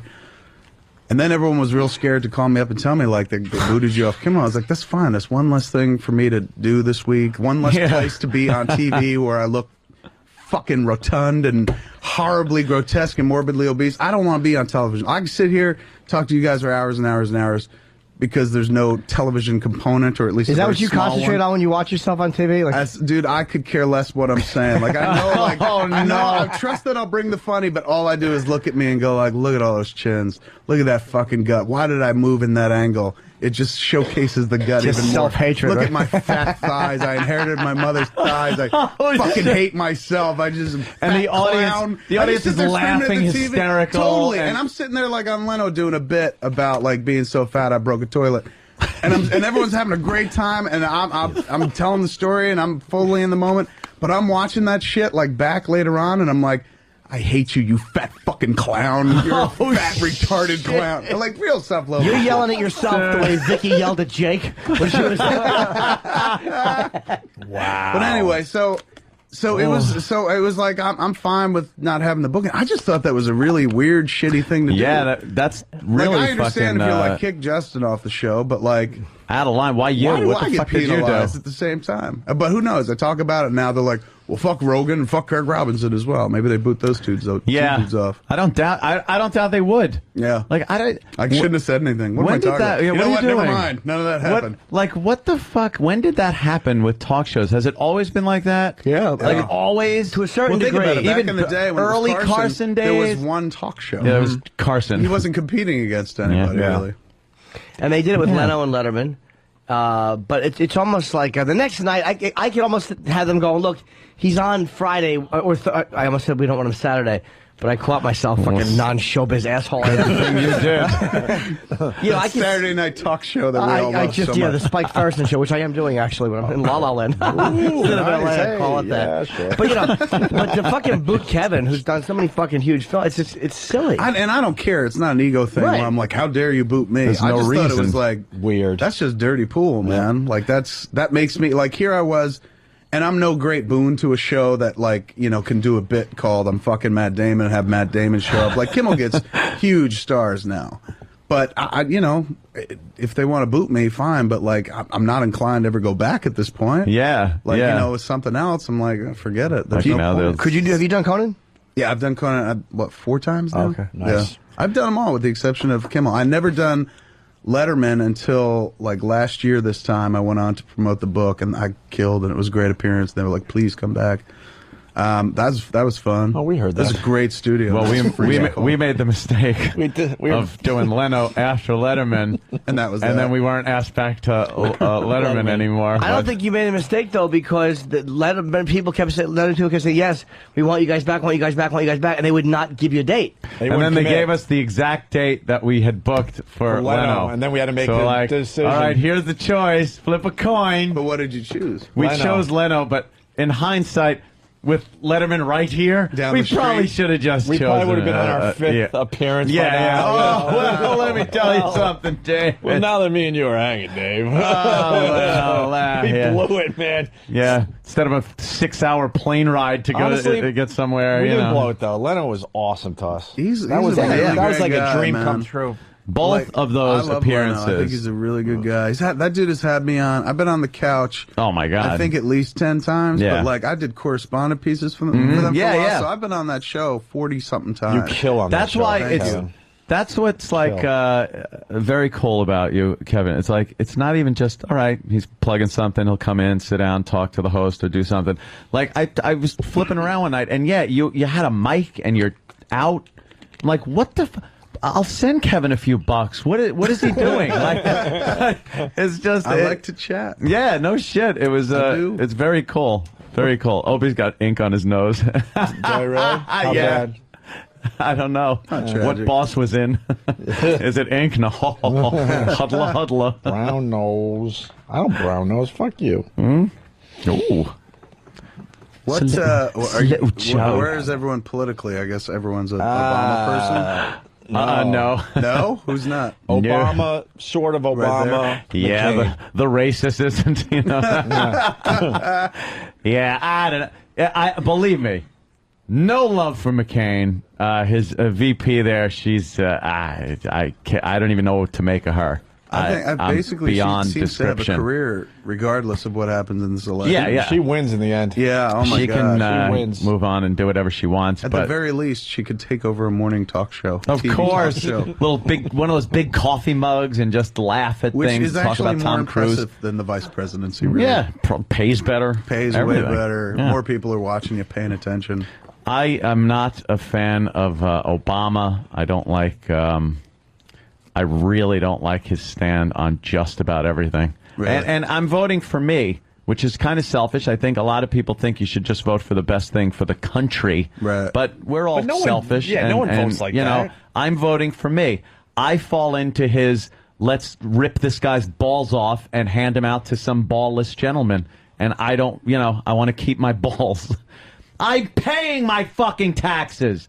Oh, is that what it comes down to? I pay so much in taxes that I've said this so many times. I'm a 50-50 partner with the United States government. I feel you. That's what I do. I feel and then you. my tax money, I use it to pay for something, and it's taxed. And, and then you pay tax every year on some other stuff that you own. Interest you make is taxed. It's taxed. It's taxed the shit out of me already. Yeah. And then to hear these motherfuckers get up there and say, it's time that the rich pay their share. Fuck you, you motherfucker. I'm paying more than my goddamn share. More than my fucking share. So, no, I don't want to pay more. And I don't want to pay more so some guy coming up behind me can share my fucking wealth. Blow me, motherfucker. This country isn't based, and I said it 1,000 times, and I'll say it again, not based on a guarantee of fucking success. Whether you're great at something or lucky or anything, no guarantees that you're going to make it in America. This country isn't you come here and make it. There's going to be homeless people, and there's going to be rich, greedy motherfuckers, and everything in between. And the poor homeless guy, hey, maybe it was bad luck. Maybe he's a dope. Maybe he's fucking the smartest motherfucker in the world that turned to alcohol. I don't fucking know. And my wallet doesn't fucking care. And I don't want Obama reaching into my pocket even more and shelling it out to who the fuck knows who. I give money to charities. I give money personally to things that I deem charitable that I read in the paper. And I do my own fucking giving. Well, I don't need this to be legislated what I should give to, who, what. So that is the number one piss off. The number two is my Second Amendment right, which I am completely fucking for. I'm not a hunter. I don't kill things. I just find shooting guns very fun. I go to the range. If I set up a target at 250, 300 yards, and I can bag the same fucking hole in the target, the whole magazine, it's fun. It gives you a feeling of satisfaction. I like talking guns with people. I like owning guns. It gives me a feeling of protection in my house, whether it's legitimate or not. I feel better about it. And it's in the fucking Constitution. And his stand on the Second Amendment is abominable. It's just horrific what he wants to do. Whether he'll pull it off or not depends on, what Congress is like, what the Supreme Court is like, things like that. But I'm sorry, I just cannot vote for this fucking guy. So that's why. At least I have a reason. So wait, you don't like Obama? Is what you're yeah, that's Jesus pretty Christ, much. I had no idea that. At least he backs it up. I'm He an really impassioned does, man. That dude motherfucker. he didn't bring out one soapbox. He brought out four and kept stepping up and up. And he didn't even get to the melanin yet. The one thing I want to bring up, because Obama wants us, the people that are fortunate enough to make a lot of money, is help the people behind us and stuff. Yeah, we do that. So much. We do that. I don't want to get into details, but there's people in my family and friends that I do that already. Yeah. I don't want to do that to strangers. Yeah. I would like, all right, you want me to give more money? All right, I'll look around to the people around me that I know well. Yeah, and I go, put my okay. family on the payroll and shit like that. You know, you if you get lucky enough in this country and then you add a little fucking talent or this, you know somebody, you help the blow people somebody, around you. whatever Absolutely. the fuck it is, You help the that's people how you around you. made it. Mhm. That's how you achieved what is called the American dream. And when you achieve that, the first thing people want to do is penalize you for it.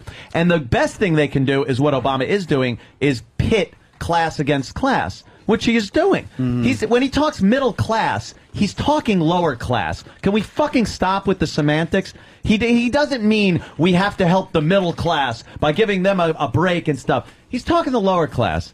The middle class will constantly be shit on and just make ends meet, enough to get by and stay middle class. Right. He's talking about bringing up the lower class, and I'm sorry.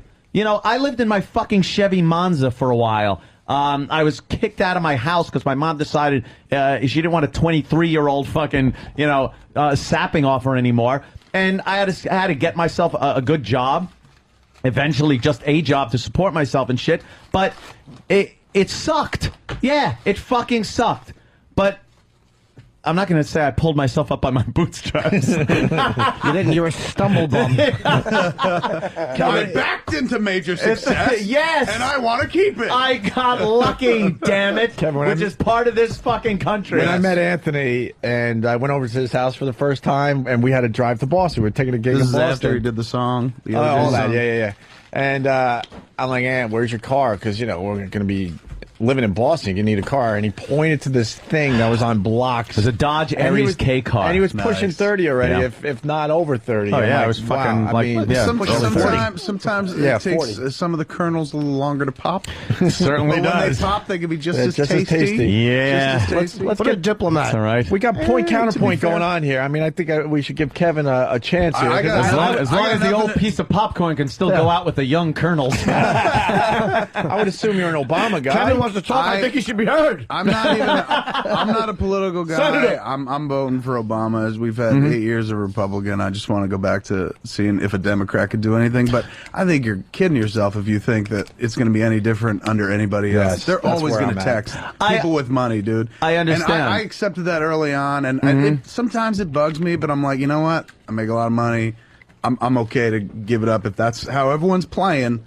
Fine. It is irritating though when you give up over 50% of your salary. Of your And some salary, people it's go like- like, "Well, fuck you. Your salary's really huge." I'm like, "Yeah, but I earned that, man. Yeah, like, I yeah. do something to earn it. Maybe you don't like the movies, maybe you do, but they earn money for people." And it's all relative. It's Yeah. like, okay, right, you make And I 40, agree you with make the 40 point that you grand. brought up too, where it's like, I help out a lot. You know how many people I got on the fucking payroll? Yeah. Like, it ain't 5, it ain't 12, it's a bunch, man. And that's the thing with I'm not talking about huge corporations because those are the ones in the news, the swindling motherfuckers that should be strung up by their heels and decapitated, that ran these companies into the fucking ground and are fucking a lot of people over. Right. I'm talking about businesses that make over $250,000 a year. There's plenty of them with just mom and pop operations make that much. Right. And Joe Plumber. And they employ, whether it's 2 people, 20 people, regardless.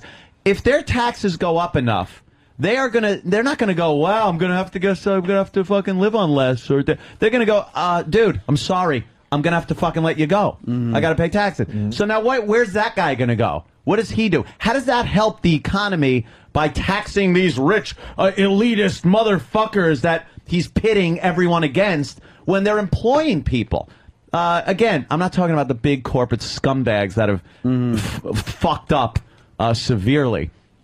I don't like his... Also, I understand I'm going to be taxed regardless of who's in there. I don't like where my money will be going. I want my money to be going... and believe me, I don't like where it's going now. I don't like that it's going over to Iraq for a war that's lasted longer than World War II, our involvement in there, and really, I'm not seeing much coming out of this. I would like that over with. But his use of our tax dollars, I think, is going to be one of these socialist fucking a lot of these programs that are just feel-good, do-nothing But program. I'd rather see the money go there than where it's going currently. I would rather just maybe see. you reach one person. I mean, I know it's a lot of money to reach one person, but like, you teach a person to fish. yeah, but they need money. Somebody's got to teach them. That person has to get paid because nobody does shit for fucking free in this country. But if you teach them to Nobody. suck cocks, they can buy all the fish they want with the money they earn. Absolutely. It's time to start legalizing some of those things that nobody wants to talk about. Yeah. Prostitution, drugs, put a tax seal on it, treat it like booze and fucking cigarettes. I have no problem with that.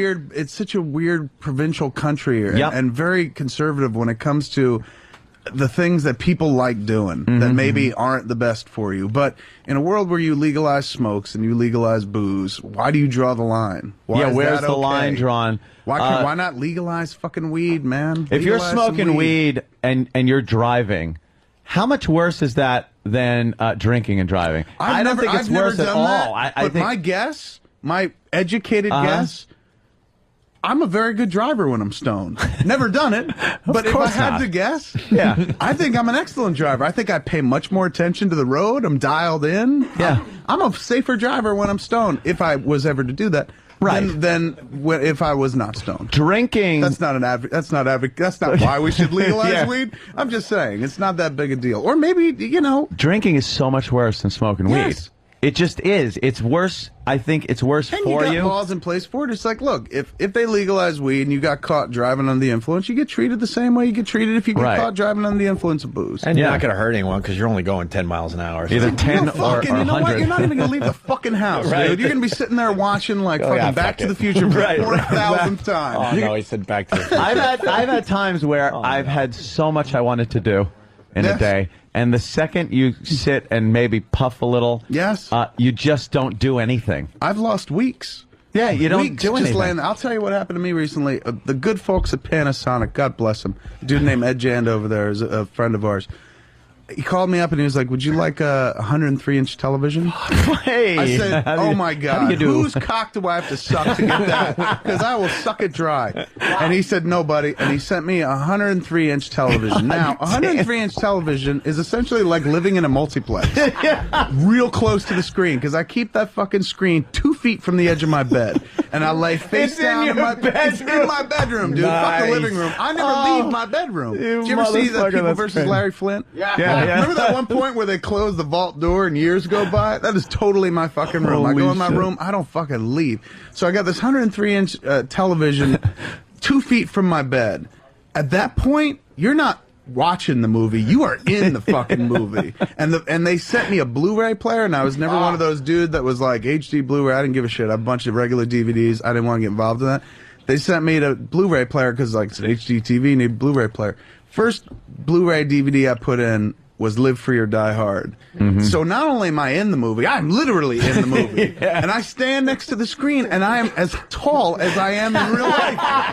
And the only sad thing is I'm looking at myself in the movie, looking at myself now going, I've gained weight. I'm fatter than I am in that fucking movie. And I can gauge it because it's literally life-size. You sure you hadn't squeezed it into a regular, those proportions of the screen? It was totally me. I was looking at my nose. I was like, this is my same nose. Fuck, I'm just fatter. But that has changed my life so much. I never liked leaving the house before. I really don't like leaving the house now. And there are days where I'd like wake up, 9 o'clock, get the kid off to school, look at my schedule. What do I have to do? Nothing. I fucking bake hard, and I watch Blu-ray DVDs all day. Sweet. And for that, if they want to take 50% of my salary, just as long as I'm free to do that, that's fucking fine. As long as you can do that. But I'm not allowed to do that. No. Legitimately. And I'm not going to get all Woody Harrelson and be like, legalize pot. But Jesus Christ, give me something. You're taking all my money. Give me something. Yeah. Can I get something in return? Something. Legalize something that I would like to do. Yeah. Not even help me out. I'm doing fine. I got my Blu-ray. Totally. I got this. I'm not asking for a handout or fucking assistance. Take my money, put it in a social program. Jot a signature on a bill that would help me out. Just let me get some fucking weed, dude. I won't bother anybody. I just want to watch my Blu-ray and get high, man. Every once in a while, I get fucked by my wife. Kevin Smith's first movie in 10 years coming out this week. It's dangerous, what happened. dude. It's called My Bedroom. He does. Documentary of his closet. Mongo's saying a tractor trailer is 102 inches wide. That's how fucking big that TV is. Wow, width-wise? Damn. Yes. Yeah. This TV goes from, let me see. Fuck. You could go from the end of this XM thing to the end of almost to the end of that wall. It's that wide. That's It's insane. pretty genius. Your TV. The sad thing though, that's not even the biggest. They just came out with a bigger one. I heard, yeah. Your TV is my dick plus 100. I'd be just as having a little entertained to watch a screening room Blu-ray put in. DVD projected on your 3-inch dick, sir. That's how good Blu-ray is. They could project it right on Jimmy's cock. I'd still be watching it all high, staring at it. Can you move that hair, Jimmy? Keith the cop, who takes care of a lot of my my business, decided he wanted a movie theater in my basement. Mm-hmm. So apparently that's what's going in as we speak. Get that TV, dude. I want to, at this point, I'm going with projection on, I think it's an 11-foot screen. What or is it? Is that some the Panasonic? shit. Oh, look at that fucking thing. 102. Yeah. That doesn't look like mine. Well, Call up the Panasonic one. 103. But now they have a 150 or something like that. am I going to have to get that? I don't have enough room in the bedroom for the 103. but 102. That's just in your fucking bedroom. It's phenomenal. You're just dude. going to It was be that was the irradiated. moment You're where going to I turn was into a like, superhero. Everything that happened to me prior to this moment in time was just prelude to this TV arriving.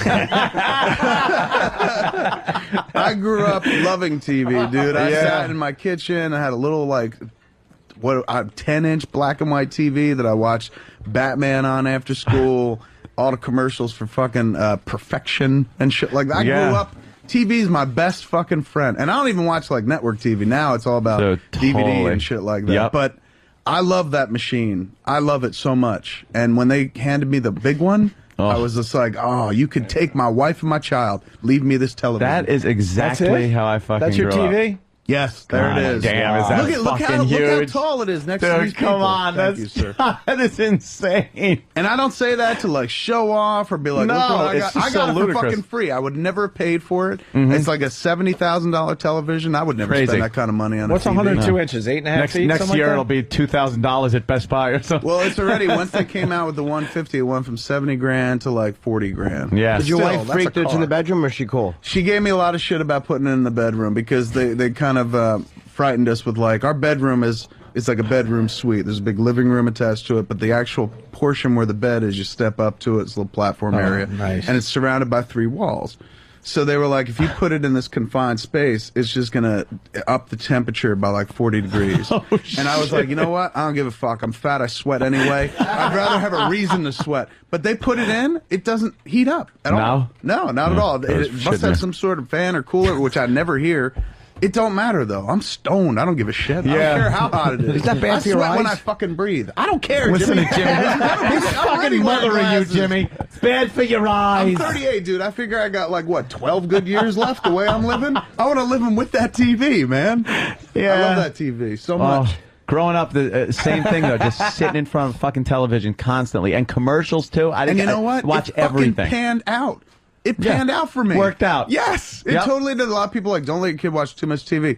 It panned out. Like, no, I that's make where a I get- healthy fucking living doing what I do. So every inspiration I got, I owe it all to television. Television. That was it. I would sit in front of that fucking thing constantly. Mm-hmm. Oh, I love my TV. That's really But the way you talk about Obama, it's like he's trying to take your TV away. He's trying to take my TV. He's trying to take. Well, he's trying to take my second favorite thing, which are guns. I point my guns Have at you my shot, TV. You shot a TV, haven't you? Years ago, I shot a TV out at Calverton. You used to be able to bring anything out at that range out east. Now they've kind of buckled down a little more out there. You can't bring shit. People would drop off washing machines and just blast it with shotguns all day. A lot of fucking fun though. And no, but when I finally got my my pistol license, I just decided. They all think I'm crazy because every week I'm like, yeah, I got a new one, and then I have, because I don't have kids around the house, which is great. Right. So I could just fucking load them up, leave them wherever I want. All right. Kind of like that. I just bought a. You have a loaded, cocked gun sitting next to never, the bed. No, never. You don't have any kids, but you bought a crib. You put a bunch of guns in it. Guns in the crib. Never. I never keep one in the chamber either. I'm just like, if you can't fucking rack that thing in a split second, you don't deserve to have it. Just fucking.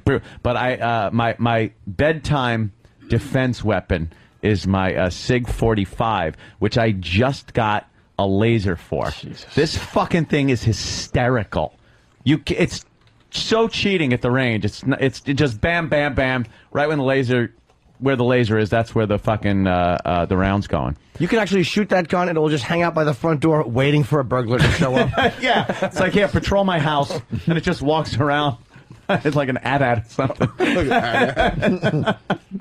Yeah, it's I always liked him, and then I picked up that other one. This one would, and I don't like the idea that he wants to bring back this assault weapons ban, which to me is semantics, because an assault weapon is what, a semi-automatic rifle. You could get one of those anyway without all the cool plastic grips on it and the flash suppressor and the folding stock. Even a folding stock, I could say, all right, they might think because it's easily concealed. Fuck it. Don't even want a folding stock. I just want to be able to own an AR-15.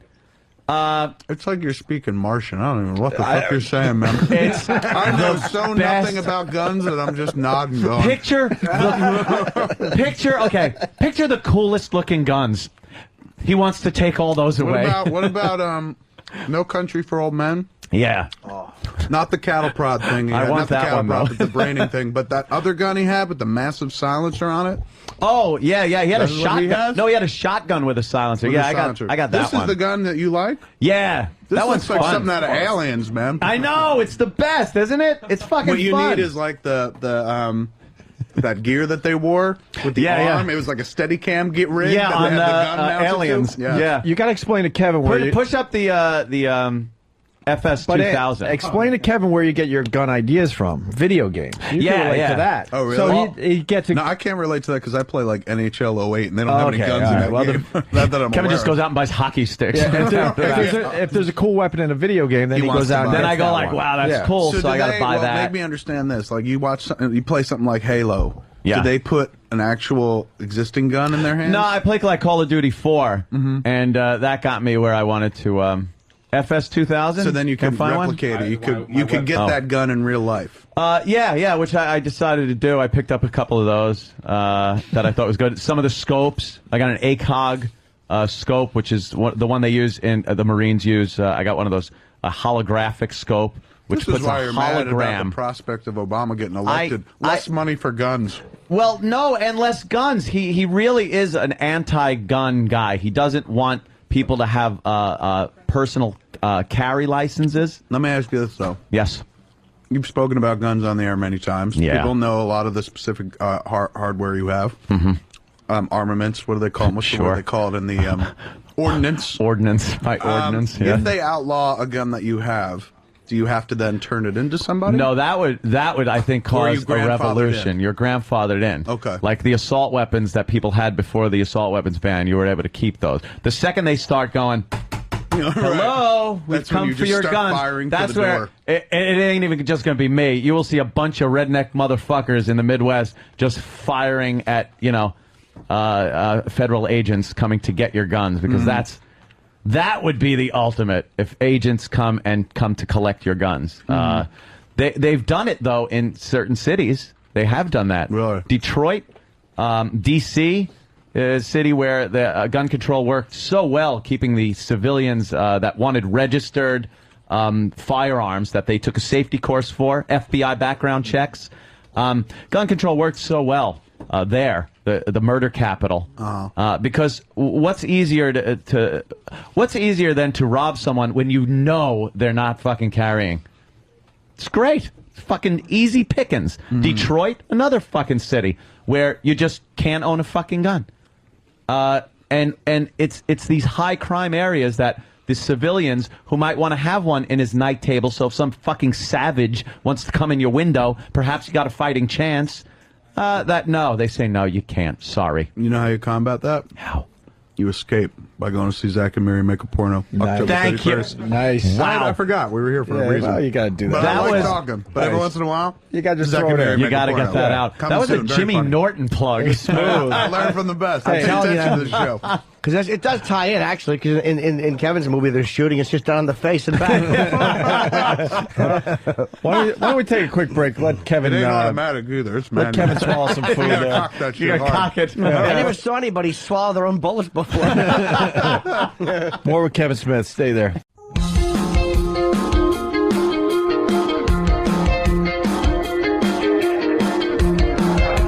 Do it. My favorite moment. Oh, God. And when the dude gets electrocuted, like tries to take off Batman's mask, and he gets shocked, and then like Ledger jumps over there. It's like, The show continues through the break. I don't know why we broke. We probably should just continue. Kevin Smith in studio, and we were just talking about. we were blowing Dark Knight. Still. Yeah, Dark Knight. Months later, we're still blowing Heath Dark Ledger. Knight. Still sucking it. Just talking about our favorite Heath Ledger moments from Dark Knight.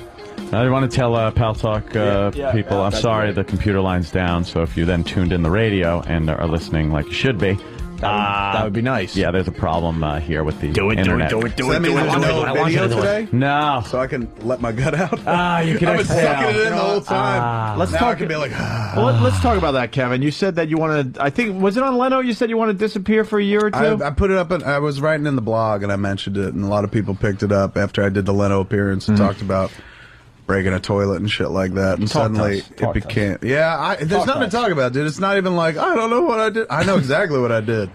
We made a movie that I wasn't in, and I was like, fuck it, I'm gonna eat. And I just started eating and ate all the way through, and like making a movie can be stressful, so I was stress eating. Then I got home and I worked, cut the movie, got it all together, and then we had downtime, so I just started getting high and eating more. Can't really diet when you're getting stoned. Do you work out at all? Do you do like Never. 5-1 I'm things? so sedentary. I don't even walk, dude. Like there are days where I literally just like the only walking I do is from the bed to the toilet. I know I'm not sitting here crying, going, "How did this happen? How can I make it better?" I know exactly what to do. You eat less, you fucking exercise. But I'm waiting until November 1st until all this shit's done. Then I just want to go the fuck away and drop like 100 pounds easy. Where do you want to go? Do you want to go to a place? I'm gonna go to my house. Just not, maybe not smoke weed for about a couple months. I hate the I gotta find a way to be able to smoke weed and not eat. Not eat, yeah. Because there's nothing better in the world. I don't have apples. I mean, apples are fun. Apples suck, dude. Celery with a little peanut butter. What's your Apples fucking suck. what is your poison if you're high to just like chow down it much too almost much of? doesn't matter as long as it's processed and has a lot of sugar. Horrible. In it. Like I could kill 2 Ben and Jerry's within the span of 20 minutes. Just sitting there watching TV. Yeah, totally. I'm like, oh, the fucking the chubby hubby's gone. I might as well start on the mint chocolate cookie as well. What am I trying to do? Win a contest? Something like that. You sit there and cognitively reframe it, but like it got to a point. Like I've been fat my whole life, and there have been some times I'm less fat. This is the fattest I've ever been. Like now I look in the mirror and I see my father, and my father, I'm not getting teared up, I got bacon in my teeth. It sounded like I was getting all choked up, but I have bacon in my teeth. You were getting us all uncomfortable. I'm in the midst of telling a story about how fat I am. I'm like, let me pull this pork fat betwixt my teeth. But I look in the mirror, I totally see, from the waist up, I see my father, because my father had a very big gut, but he had a very thin lower body. And then from the waist down, I'm double fucked. I see my mother. My mother has huge fucking thighs and big hips and shit. So I got like the absolute worst genetics in terms of like, the end result has been I've got the worst of both of those worlds. 2 wonderful people, but the worst physical attributes. And then on top of it, I just fueled it with a lot of eating and shit like that. So I get it. I'm not like, I don't understand why this happens to me. I let myself fucking go to an insane degree. So once the movie's done, because they keep you running with the flick. That's the thing. The only thing that really kills me about it is like, as I go out there to promote the flick, you got to wind up on TV a lot, and I'm just like, I don't want to see myself, man. Shit. And like I did like a killer Leno appearance last week. There's more bacon. But at the same time, like I didn't even want to watch it when I was done. Like, you record it to see how you did later on. I step out the fucking backstage, and I'm like, oh, you fat fucking retard. Look at you. Oh, Jesus Christ. I know. You know what it is? Like, you are so... Obviously, you want to lose weight, for maybe health reasons. So you're around. Not your even that. Kid. I don't even give a shit about that. You don't even care about that part. It's not. I mean, I don't. It's been such a good life so far. I don't have a death wish, but at the same time, like, what's it going to be? More of the same in terms of professionally speaking? Like, I've made 8 movies now, and I've done a lot of speaking gigs, and I've done more. I've accomplished more in my life than I ever imagined I would. You're a god. So not even that, but just like it's great, And then I got a wonderful wife who I absolutely adore. I got a beautiful kid who's really centered and focused, and got a good, pure heart and head on her shoulders. I've taken care of the people I love in the world. I'm just saying, if I died, I would not be like, oh, man, I missed out on so much. I'd be like, well, shit, it's just more of the same at this point. So it's a vanity issue. It's more vanity, dude. It's more like I just can't. it's this vicious cycle where it's like, well, I don't want to leave the house. I want to stay home and watch TV, get high, and eat. But then I'm like, I don't want to leave the house because I look grotesque because all I've done is stay home, eat, watch TV, and get stoned and get fatter. So it's more vanity than anything. But you have this, I got a pretty strong fucking ticker, man. And I'm for a dude who's as big as I am, I move around pretty well. But when I move, I just don't You're move. talking about weed a lot. I don't remember you ever talking about weed this much. Is this? I fell in love with weed recently, dude. Okay, so it is recent. I mean, I smoked weed when I was in high school, at the end, post-high school. And, I smoke maybe once a year between now and then. But this year, I don't know what it is. Like, I became 18 or something like that, where I'm just like, this is the answer to everything. Like, every day, like, if I sit there and I'm feeling bad about myself or something, I'm like, if I get high, I won't feel bad anymore. And then I gain more weight, and then when I come down, I feel high again. So I realize it's ridiculous. Is there a reason you found weed, or you just stumbled upon it? You didn't a movie with Seth Rogen, dude. You didn't meet anyone from Canada, did you? I did. I made a movie with Seth Rogen. And suddenly Is he from Canada? He's Vancouver. Holy fuck, those Canadians will fuck you up with pot. In a good way. Are you willing to admit you smoking weed? Dude, I have smoked. I've partaken, and it's the first time in 5 years. You've hinted enough on this show that, all right. I'm not smoking. Believe me, I haven't had weed in probably fucking You've made a lot of hints that we kind of let go by. Like and weeks. also, you probably can't do it chronically because No. it's tough to do that and this job, I imagine. And let me tell you something. 2 little fucking pokes, and I'm like, all right, put it away. I don't want to be Mr. fucking ridiculous I know. I got stone it down guy. to a science now, too. We're talking about 5 months of this shit, so I'm like, half a joint will get me nice and fucked up. A full joint, I cannot be counted on to, like, not urinate myself.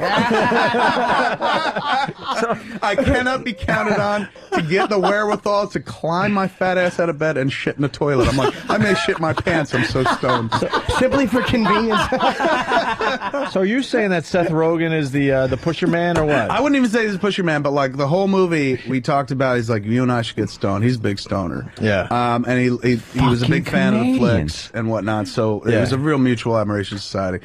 But I said, as soon as we're done, dude, as soon as we're done, I will totally get stoned with you and we'll watch cut footage and blah, blah, blah. Nice. Last day of the shoot, when everything was done, and like the next day he was going back to Los Angeles, I was going back to Los Angeles and shit like that. We got stoned and I was just like, this is amazing. Like, you just become honest and real. Shit's funnier. Food tastes better. You're so creative, we didn't even get to fucking, dude. Like, fucking is... I've never gotten laid while I've been stoned in my life. I got stoned and had sex with my wife. I thought my head was going to come out my asshole. It was so amazing. It was such a profound orgasm. It was so fantastic. I was like, why the fuck haven't I been doing this for the last 15 years? You rule, man. It was tremendous, but I do realize everything comes with a price, and so I put on weight because of it.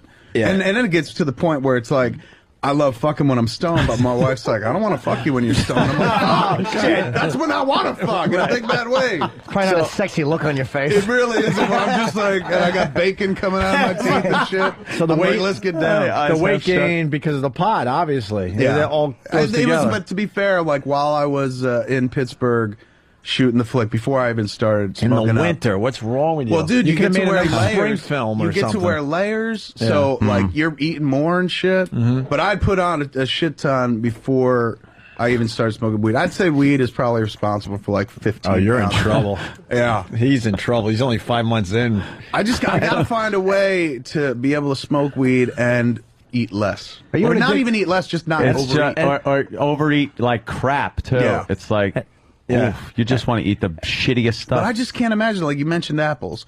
And I remember I passed a Burger King the other day and they have this thing called apple fries where they just cut up a fucking apple and put it in a fry container. And I'm like, I'm sitting there going, okay, if I was stoned, would I, I don't, when you're stoned, everything tastes better and shit. Would I enjoy it? But I think that would harsh my buzz. You don't want I think that. I would be like, apples? Sure, you'd want to walk out with a big fucking regular fries and Who Who else looks I want to forward- eat a box of cereal. Who else- That's what I want. I Entire want a whole box of Cocoa Puffs.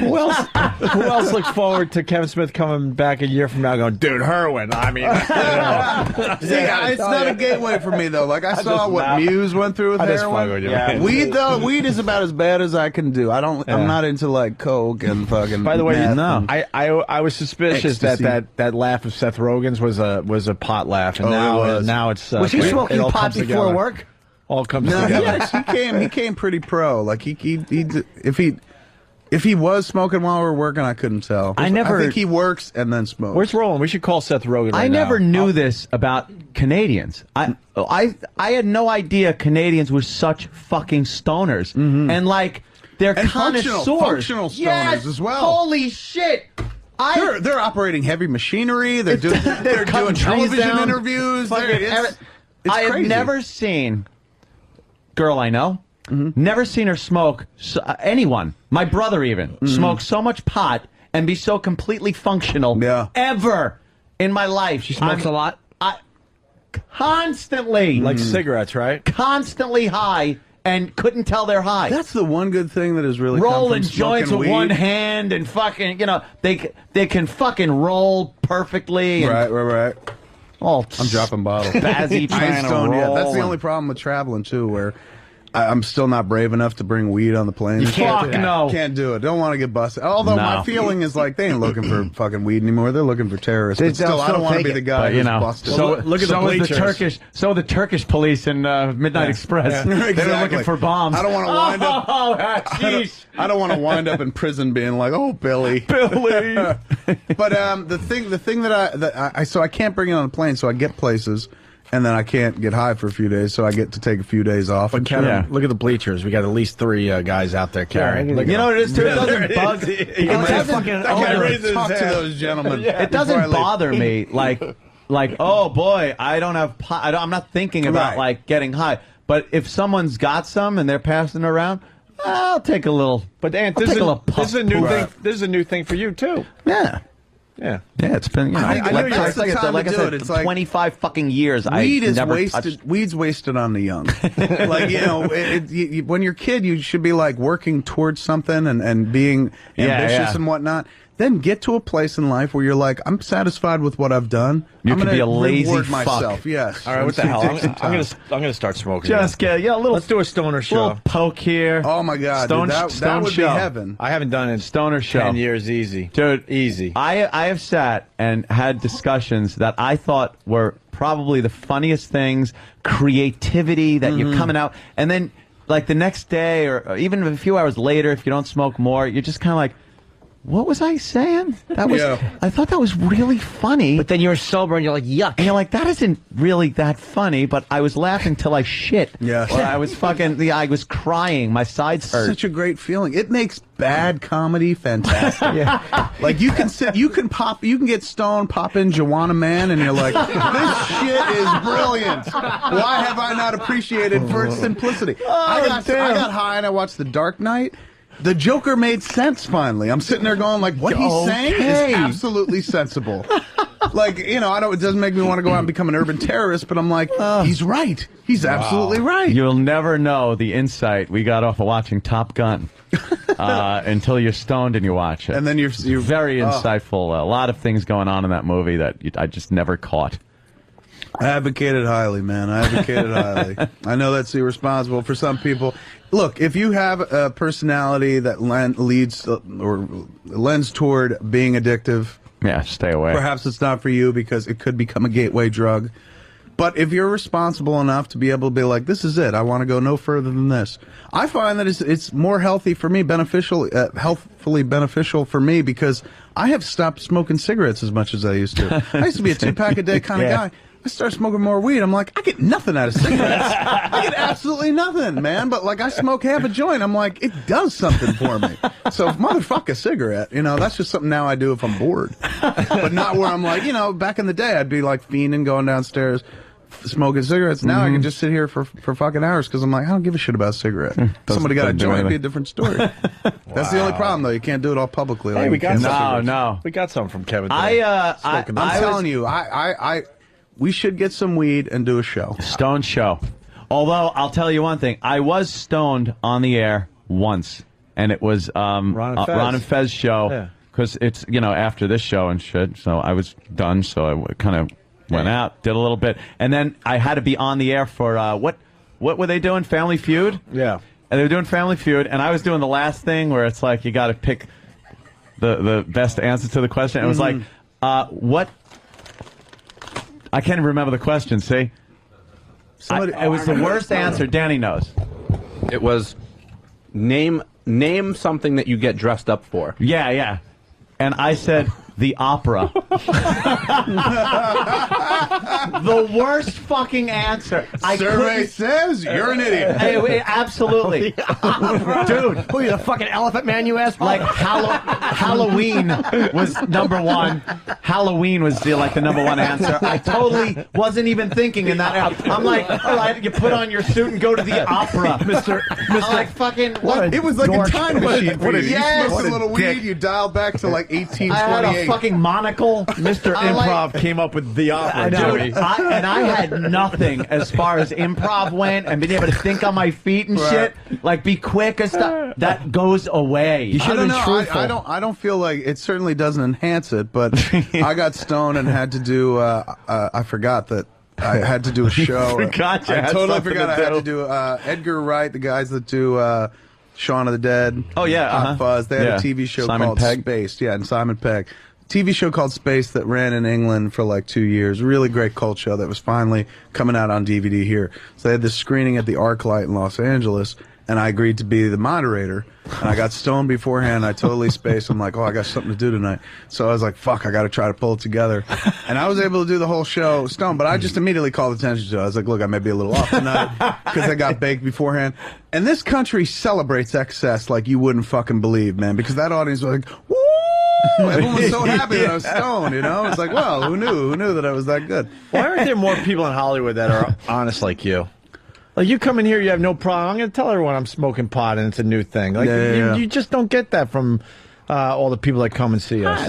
There's some that do. Most people just like the private life, I guess. No, it seems more about an image or something. They're just so worried about It'll cost you money. It's all money. It'll cost you money if the right endorsements are dropped, or if you're associated with. It's all about money, man. Or so and so won't use you, or you can't do this, or maybe a studio won't hire you, or something like that. Yeah, it's all money. Well, you know what? I got no interest in anybody who wouldn't want to be involved with me because I said that I smoke weed. That rules. Yeah. We got something out of you today. Unless it was my wife. The pot habit. If my wife was just like, look, I don't want to be involved with you, I'd be like, well, shit, I better drop this quick. Because who the fuck else is going to fuck me? I will for another part in the movie. Done and done. You have to be able to... Let's talk about that Malcolm thing that we talked about back on CBS. Right. It was fucking the most eye-popping, spellbinding stories. He was telling me, like, dudes will literally suck his cock, and he's rolling his gut on the top of their head. He said he took his gut and put it over their head like earmuffs. And he was going, do you fucking love that fat gut? And they were like, fucking, I love it. I was like, oh my God, I could never imagine doing that with a woman. Yeah, or even a guy. I can't imagine doing that, period. That dude really embraced his fucking chub, man. Wow. And I was like, what a free way to live, man. What a wonderful... free person to be and shit like that. But how about the psyche of the guy kneeling? How about him? That is I want to blow a guy, and I'd also like fat on my head. Yeah, that is kind of weird. Put both of those in the Yeah. checkbox. That's an awful. But I guarantee you, there'd be like gay dudes out in the world who'd be like, "Why do you want to like titty fuck a woman or something like that?" Yeah, like, that's how awful. Disgusting. Yeah, it all comes down to a matter of taste. I Yeah, guess. whatever you're into. Sure. Either making your dad disappointed or happy or sad. Imagine, you're the kid with the big fat on your head and Yeah, like whose sucking that dad? Like cock, Malcolm's dad is now passed, but whose dad is more disappointed? Malcolm's dad or the dude who's sucking Malcolm's with the dick wearing fat- Malcolm's gut as an earmuff? Here's a picture of my son. Never the thought Norm that. McDonald thing. Yeah, He's got, my son Johnny. someone's gut on his head as He's, he's sucking another man's cock. Yeah, take a look at the boy. Loves cock. That story killed me. He was telling me that shit. I was just like, yeah, that's good. And he was there. It was like the night of the premiere. We had the premiere in Los Angeles on Monday or something like that. So my brother was out. My brother's gay. My brother's married to a guy, and he's been married for like 13 years. There's like fucking 90 years in the straight community. So he was there too. Yeah, right. My brother, and watching my brother and Malcolm talk about it, talk about being gay and shit. I was stoned and it was wonderful. Is it just like wild no judgment sex whatsoever. stories Oh or my just God. fucking... It is like, apparently being gay is like you take the male instinct, sexual instinct, and you know how everyone's just like, oh, men are dogs. Fucking triple it. Because it's like there's nobody to keep you in check anymore. Nobody keeps you in check. Like there's no woman going, you've gone too far, you have to be presentable. It's just unabashed, like naked, raw, Let's try ugly this now. sexuality. I'm gonna Totally. fucking pound your nostril. And it doesn't do it for me. Like never once as I'm sitting there going like, man, I want to eat a cock. But I'm just like, what an amazing way to live. Like, you know, like, but everything comes with a price tag. Like there's a bit of self-loathing involved for some people. There's salvation for others. Yeah. They got to deal with judgment in public. But at the same time, like for that 20 minutes or an hour, however long it lasts, they're so Just utterly free. Ravaging each other in Yes. horrific Every conservative's fashion. nightmare. That conversation, those things that those guys were saying was just every conservative's nightmare. All the things that's what they're fighting against so hard. I think that the worst part about like getting blown by a guy would have to be this sound. This is what I'm guessing. As they get their nose all the way to your fucking torso because they're so good at it, the breathing.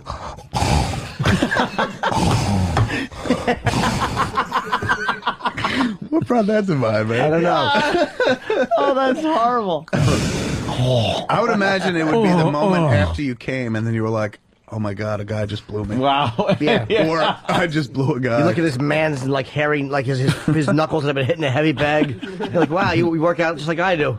Yeah. But the trade-off is if you can live through that, you'll have wild, unchecked fucking sexual experience, apparently. Nothing too Crazy shit. crazy. Yeah. I guess, yeah. Speaking wow. of gay, I could go for a seg here. William Shatner. What, is he's gay? Well, no, the George Takei stuff. Oh, this is George it today. Takei. Oh, is this him? Is it Shatner talking about not being invited to the he's wedding? pissed off. Yeah. It might be worth the play. Is it Shatner's Shatner talking always pissed about off. Zach and Miri make a porno in theaters on October 31st? Yes. I liked it. I liked the movie. Starring Jimmy Norton. When's your book coming out, sir? November 4th. I hate your guts. That's a great cover. Thank you. Fantastic. I'm cover. very photogenic. That's awesome. The man who took my picture treated me like that guy treated Irene Cara in Fame. Oh, shit. Avu Coco. That's it. Oh, he was all unshaven. That guy ruled. Avu Coco. Put your thumb in your mouth She's like a little crying. girl. Oh, that was Avu. such a heartbreaking Showing scene, those though. horrid tits that she had. But is there a problem, Coco? Yeah, there's rotten brown candy corn tits. Oh, fucking horrible tits. Let's see what this is about. Well, the whole thing makes me feel badly. The poor man. There's such a sickness there. It's so patently obvious that there is a psychosis there. Con? I don't he's know talking about? what his original thing about me. He tasks I me. have no idea. Tasks me. I didn't read his book that was printed many years ago, but apparently I didn't let somebody have a close-up. I literally don't know him. I didn't know him very well on the series. He'd come in for a day or two. He was your fucking helmsman. Shit. He's saying that he didn't know Sulu? No. The part he played, and then on the movies, there occasionally. I didn't know the man. It's every job you had up until T.J. Hooker. I didn't know the And man. even after that, yeah. I didn't know the man. So these two don't like each other? No. I guess not. What's the history? George Takei didn't invite him to the wedding. George Takei said that he thinks that Shatner is a glory whore and you know, that actor that everyone kind of portrays him as. So he didn't invite him to his wedding that he just had recently, and I guess somebody asked Shatner. Talking some smack. See, there's an instance where answering honestly, not a good idea. Not as good? Saying that he was a little upset with not getting a close-up, maybe. Or just like when you've come to the point where you're going, I barely know the man. It's like you have spent the last 40 years of your life in TV shows and movies with this guy at conventions. Like, come on, dude. Yeah. Like, I mean, I guess you can make the argument of like, I don't know him like personally. I don't know the inner workings of his mind and heart. But the way he comes off, it's just like he'd come in for a day. It's like, it's like if he walked up to him in the street, he'd be like, "Your name, I forgot. Did we work together?" Yeah. Well, Shatner's probably so arrogant on the set then he knows he's the fucking star. So everybody else is probably second fiddle. He gets the close-ups. Do you think it's accurate to say patently instead of patently? Patently. That's the Canadian way. Yeah. Maybe he Yeah, was I would say stoned. patently. I mean, but that's the type of. I mean, I'm a patently guy. It's common knowledge. Patently, I wouldn't. Patently just sounds I a little, don't know but not the airs. man. Yep. I don't know him. Here's what Takai had to say about Shatner on Star Trek. About the experience of working with William Shatner that was unpleasant for you. Well, Bill is the star of the show. There you go. The show. And he likes to be the star of the show. And, he likes the attention that is focused on him. It's, a big, shining, demanding ego. Ego. I love the way he talks. The big, shining, demanding ego. That's what he likes. I happen to like a pair of balls that have been sweating for a little while. Yeah. Especially off a bicycle seat. It's so strange, man, that you can work with somebody that long and Yeah. be like, I tell you, I don't know the man. Never heard of him. He's like Peter denying Christ. If Sulu was a Christ-like figure, Shatner's just like, I tell you, I don't know him. The cock crows 3 times. Wow, that's fucked up. But, Shatner comes off like that. I think he's... We've had him on a couple We times. had him coming in, actually. He is. He's coming in, so I I don't don't want to... understand why He it's a gives big us deal. really Like, good radio, Where man. did it like? Who did somebody come forward first to say I'm Probably a offended I didn't book. go to the wedding, or They probably started a book that did somebody someone just wrote. ask him, and was it a kind of leading question they got caught in, or I just can't imagine that dude making a stink about like I didn't get invited to the wedding. Yeah. And was everyone else there? Like, was Nichelle Nichols there? Was the rest Leonard of the... Nimoy? was Leonard Nimoy there? That's right. I don't know, Jimmy. I don't know. I don't know the man. There's a lot of I don't details know. missing from that story. Leonard who? I Hey, don't know the man. E-Rock brought me a couple clips from your Smodcast. You still doing the Smodcast? Yeah, we do. I think we're up to episode 66. How do they hear these things? Nice. Online. Just on your site? On the World Online. What do you They do used to from? play on XM, and then we stopped doing it. Yeah, well, the merger kind of took care of a lot of things. Probably because they didn't pay you.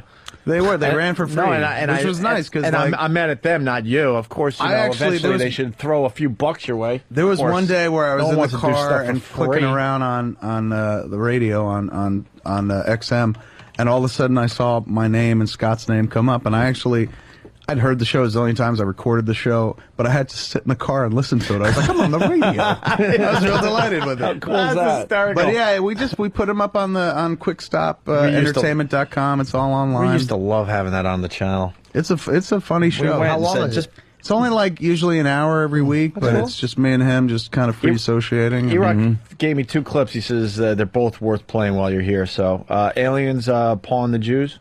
Okay. I don't know. I don't know. Okay, we'll find out. The religious people can differentiate between an alien life form and their belief structure. Because even though there's nothing in the Bible to promote the idea that there's anybody but us in this universe, they've never there's nothing in the Bible that's against it either. Nothing in the Bible says thou shalt not believe that aliens exist or something like that. Yeah. So I think they're cool with it. It doesn't affect their beliefs at all. I don't know. In fact, the alien's like, look, the man that you called Jesus was indeed the Son of God. We know God. Yeah, we've never. Come on, it's fucking ridiculous. But they're like, there is a intergalactic consciousness that you people refer to as God that does indeed exist. Like, to me, that would fucking rock the entire religious world. I think it would rock the Jewish community the most if an alien came out and said that Jesus was indeed the Son of God. Because their faith, it's not predicated on this, but one of the tenets of their faith is they're still waiting for the Messiah to come. yeah. The difference is between Jews and Christians is that Christians believe the Messiah came and he was Jesus Christ. Yeah. Jews are still waiting for the So Messiah. there would be a victory there. Yeah, Christians everywhere would be like, we fucking face pwned. Epic fail. We told you were wrong. And the Jews are like, all right, well, yeah, fair enough. Right on, man. Someone tells me that's kind of what a Stone show would sound like. Yeah, and that's Conversations like that. Yeah. It's a That's good show. What is it? Keith in New Jersey says it's totally possible to not know each other. You want to go there? I would like to hear it. All right, Keith. We got Kevin Smith in today. Make sure you go see his new movie next Friday. Keith. How you doing today? Hey, man. Keith, are you going to... Keith. Are you going to go see Zach and Mary make a porno? Oh, definitely. Right on. All right, tell me your theory. Dude, I'm always wanted to tell you, back in '94, I was Dante Hicks. Oh, right on. Yeah. So was I. Then I made the movie about it, and I stopped being that guy. You know, the funny thing for me is I couldn't get behind Mallrats back then, only because I'm from Jersey and my dad lives in Eden Prairie, Minnesota. Oh, get out of I here. couldn't make the leap between the two The malls. combo of those two places, those disparate funny. places. Listen, I mean, I expect Anthony and Opie not to get this, but you, as a director, I got to kind of call you out because it's very easy to be on stage or be on the set with somebody and be in character, Mm-hmm. and then as soon as your bit is over, as soon as the take is over, you walk off and you don't see those people. I mean, even if you're doing the same character for all those years of Shatner, But that's the thing. That's where I just. I mean, I get what you're saying. There have been people who've been in the flicks who come in for cameos or whatever, and I can't say that I truly know those people. Mm-hmm. But I haven't made that flick for 30 fucking years. 30 man. years. It's a franchise. These motherfuckers, they sat at conventions next to each other. Absolutely. They did other things during the And lean cast, years. Every table read. It's an Yeah. ensemble piece, but the cast isn't that large where it's just like, who plays Sulu again? Like, I got to imagine they know each other. The popularity never went away. But I kind of get Shatner's bit, because if you listen to Shatner today, he even says, when he looks at his older work, when he looks at Trek from the 60s, he says, I don't know who that young guy is. So for him to be looking at George Takei all these years later, and Takei is still has this hurt feeling, grudge feeling about, whatever ego problem Shatner had back in the 60s. I get it. Shatner's like, let it go already. Right. And Takei is still like, I just, Shatner's a jerk, so. Well, Takei probably just doesn't like him, and Shatner's an egomaniac, and they probably didn't know each other that well on set. You would just see each other, and you would talk a little bit, but he probably is saying, I don't know the man on an intimate level, but after 30 years, you're fucking doing table reads, and you're going to cast parties, and like you said, of course you know each It other. was just a weird thing for him to say Yeah. in terms of I barely know the man. It's one of those ways you knock somebody where, I don't know. Who was that? Where What? it's just like, that works for almost Makes you- anybody else, but a dude that you shared the bridge with in the lion's share of your work. I know. It's not even like they were in some weird ensemble show where, Sulu was somewhere else and Kirk was somewhere else. They were on the same bridge, sitting. Fucking, he stared at the back of his head. Yeah. And they've definitely so did done his new husband.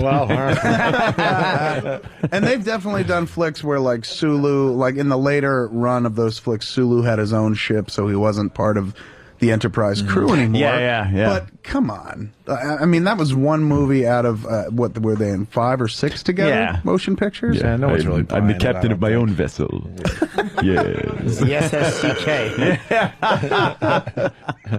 You got that one down. His vessel would always go behind Shatner's vessel. I don't know what it is about those engines, but they sure are attractive to me. So yeah, man, you can definitely work with someone and not be close with them, but you don't know them.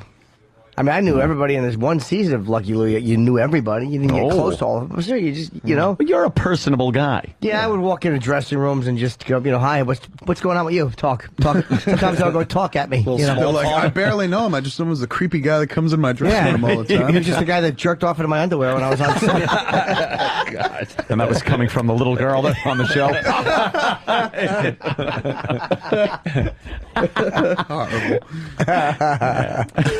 We're up 200 now, 212. There's some weird rally going on in the middle of nowhere. What do you mean we're up? Yeah, you're right. Look at our fucking. You're so right. Look at the portfolio. The Dow is just. The Dow's up everyone's 200. studying Look at our this thing portfolio. lately. I got to tell you, man, when the economy collapsed a couple of weeks ago and everyone was despondent, I was the only one who was really happy because I was like, this turn of events makes my movie seem plausible. In a world where money's not available, people. What will movie start- was that again? That movie would be called Zack and Miri Make a Porno. Yes. That's out on Halloween, I believe. I think so, man. Why? Yes. There are tricks and treats this year, Jimmy Norton, in theaters. One more clip from the Smodcast. Which one is it? Just to promote Kevin Smith's Smodcast, which everyone talks about. I don't know. Let's see. It's something to do with your daughter. If my kid comes to me and she's like, I'm hanging out with goths and Satanists, I'm like, okay, look, hang out with the goths. Yeah, just don't. Don't hang out with a fucking Satanist. They believe different things than we do. If Harley comes to you and says that, I start investigating Satanism in a big bad way. I start reading everything I can on it and see if. But like, would you be comfortable if like she's like, do you want to meet my Satan father, or whatever it is? She has a Satan father. I'm like, how long have you been hanging out with these people? She's like, a couple of months. And you've adopted one of them as your dad? That's what happens. You get a Satan father. What about and me? A What Satan am I? mother. I'm a Satan child. Is it like having a godfather, but different? Yes. Are they looking out for your best interest or their own interests? They look after me. That's not what I asked, Harley. Are they looking after... At this point, I'm like, get in your fucking room, you idiot. Dummy. Oh, my God. I can't believe I raised such a little fucking retard. Get in the room. Jen! She's just staring at you. Yeah, she's like, you don't want to make me go to my room, Father. Do you want to meet Satan, Father? My Satan father will rescue me, and you will die. I'm like, what? I just said go to your room. Look, it's cool. You want to hang out in the living room? It's fine. It's all right. You want some money? Yeah, just use $100. Go have a good time with your devil Go buddies. see I would, dude. I get so scared. I would not fuck around with that, man. You know, would you get scared to the point where you would just like? I'd go to Jen. I'd be like, we have to move without the kid. I like how he took on the part of your daughter. Yeah, that was great. Yeah. He does that quite a like, bit. What? He Yeah, becomes fuck the you, other get to your room. And you correct him as like the adult, but you use the kid's name. Which is, you realize he just didn't. He went some weird place, and you're like, no, Harley. no, right? Where do you guys do that? We just recorded at the house. Oh, that's cool, man. Yeah, it's kind of sweet. I just don't know when I'm available. I mean, I would be happy to be a guest. I just don't know when. Come on, we have the only. I mean, to be fair, the only guests I'm only kidding. we've ever had on are like people I grew up with, like Yeah. my friends Brian or Walter. Like we've had, worked with some In other cool words, people. the cast of Clerks. Yeah, pretty much. Jimmy's going to be out in L.A. Jimmy, you Want are me to broker totally, you this could deal? totally. No, I wouldn't. Just trash shoehorning Kevin's. his way into I'm really everything. kidding. I'm really kidding. You and I could kill on Smodcast. Yeah, That would be Absolute fun. kill. Yeah. But we'd probably part ways. Like you start talking about one thing, I'd go into. You want to do pot? I want to do trannies. Well, we could do both. I get high and watch you do trannies and just describe it blow by blow. Did you say you want to do pot? I meant not smoke pot. I didn't mean me fuck tranny. No, I meant do it like as a subject. Yes. Like he wants to do pot, I want to do tranny. I thought because that sounded like a grandpa. sounded like, going, no, you no, do no. pot. Do you do? I'll do pot? trannies. Are you on coke? You do the pot. No. It was. Okay. Are you on pot? My father used to I say. didn't think you were not a hep cat. My father was. My father. I'm a Hep C though. My father was jogging when I was a teenager. My friend Jimmy Biondo was there, and my father ran by, and Jimmy goes, "Hey man, you got a cigarette?" My father goes, "No, I don't use." And kept jogging. He really said that? Yeah, Oh. he's just dead. I don't use. By the way, someone handed me a note that we have Shatner coming in December 7th, which should be really interesting to talk to him on a Sunday. It's the wrong Interesting. date. Sunday, December 7th. We got to do a show. It's the wrong date. You got to ask him when he Kev. comes in. Yeah, Kev's the background. The other Kev. Big Kev. OG here. Kev on this show. I want to go to that Burt Reynolds thing this weekend. What Burt Reynolds thing? What? Ixnay on the Burt Reynolds? He's saying no. Good one.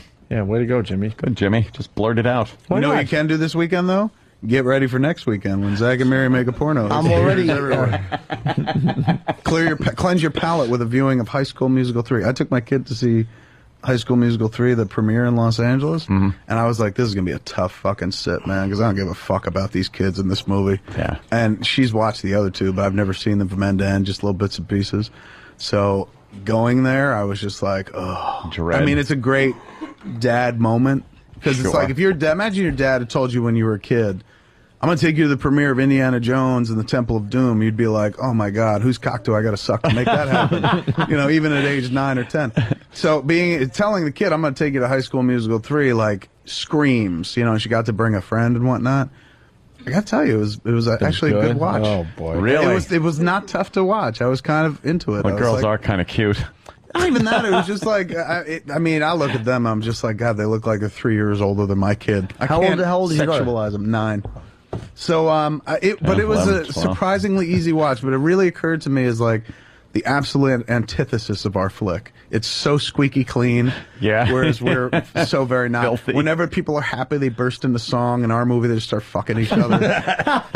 It's so like our movie's so candid, like to a fault, and that movie is very, engineered to a fault, but totally watchable. I Yeah. enjoyed it. Wow. For what it is. That is. I look forward to watching it stoned, to be honest with you. Yeah, well, anything. I'm still not going to go see it. Sorry, Kevin. I don't think I'll see I don't it on think you cable. should. I think you need, I'll- I think you need a kid. This is for the parents out Yeah, there. yeah. People who have to go with Well, their they like kids. that Chihuahua movie, too, you know. Oh, that one I couldn't. You got to do. make a dog movie, Kevin. No, I can't do it. Yes. No. And I got dogs, too, but I just can't get my head around making a dog movie. Talk about umpteen gazillion dollars worth of fucking ticket I remember sales. that trailer though. first fucking like hit the net. People were just like, "This is the end of cinema.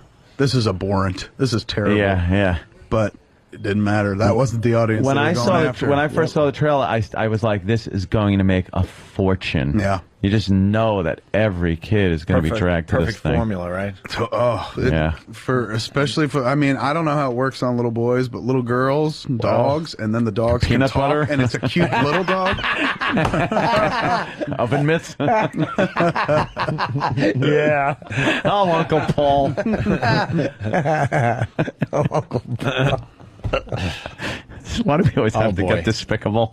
We can't just have a conversation guys without wanna- it involving some kind of child abuse or Well, fucking dude, because when someone says, I don't know horrid how AIDS I don't know joke how or- it works on little boys. where Okay. does anybody funny goes Yeah, to that? where are we going to go? You want to hear? Oh, what's Biden saying? Well, you know, let's see if Biden's going to mess up again today. How did he mess up the other day? What did he say? With the terrorist thing about Obama will be tested. Yeah, he said Obama will be tested early on and or at some point. Call to arms. But yeah, it was kind of like panicky. And he messed up Obama. It's a now closer race because of that. And now there are Oh boy, what's less he gonna than say? 2 weeks left. And our goal is the biggest voter turnout in North Carolina history. That's what we're shooting for. Yeah. He looks like every boy's dean at a school that is And just that a nasty motherfucker. That turnout, as you all What know, is the wait? doesn't What need was to be the on election day. So he says that Obama will be tested. How Yeah. does that adversely affect It got Obama's people campaign? It got people kind of angry, like he was saying, if we're elected, here is this guy that they've been arguing is inexperienced, and he's saying that he's going to be most likely militarily tested in his as he's in office, and it kind of made people kind of panic, like, hey, don't we want the guy that's kind of more experienced than that? Yeah, it's kind of like so a thing. some people put it together in their heads where they're like, okay, if we elect Obama, we're going to face another terrorist onslaught. attack or some kind of It helped shenanigans. McCain. It helped McCain big time. Yeah, but then McCain had that fucking. Do you have that clip? where is Come on, that? please. E-Rock, where is it? You got to hear this, Kevin, This before we start fucking wrapping clip up. of McCain is so is fucking the funny. best thing ever. Some I got clown- it. Do we have both clips where the first guy talks Kev, about? I'm totally there. Oh, this is. I just called him Kev. Classic. Oh, that's fine. That's what fine. buddies That's what do. most people call me. I call him Kes Smith. Don't call me late. What would you call for me if not supper? Kev? Kevin. You can, Kev is well, fine. you can call him Ray. You can call him Jay. We still have that bit waiting to go, the novelty bit. But we got this Representative Murtha, okay, saying that Western Pennsylvania is a racist area. And Yes. and this person was talking on Obama's behalf, more or less? Yes. Just to set it up, right? Yes. All right, here's the original clip. No question, Western Pennsylvania is a racist area. And when I say a racist area, I mean older people are hesitant. You know, they slow in seeing change, real change. So McCain hears, that. McCain's people hear it. There was a little bit of outrage at that, at a whole half of a state, the western half of the state being called racist. Who was speaking on behalf of the whole half of the state? This Murtha character. I don't even know how this person is tied into Larry Murtha. Obama. Who is that? I don't know. No, Ted. I thought it was Ted. Larry the plumber? But he has something to do with whose campaign? Obama. It was associated. Yeah, this made Obama look pretty bad. It was associated to Obama. Just saying, like, well, the people are racist. If they're not, pretty much, if they're not going to be voting for Obama because they're racist. Okay. Is what this guy's saying. So McCain gets a hold of this and he's like, I got gold. I can't wait to get on TV and on TV he was there. He was there now amongst these people that were just called racists. Right. And he's gonna wow this crowd by calling out this motherfucker. Right. And telling them, what he thinks. and damaging Obama in the process. Yeah. This is how it came out. Senator Obama's supporters have been saying some pretty nasty things about Western Pennsylvania lately. And you know, I couldn't agree with them more. Get out of here. A little gaffe.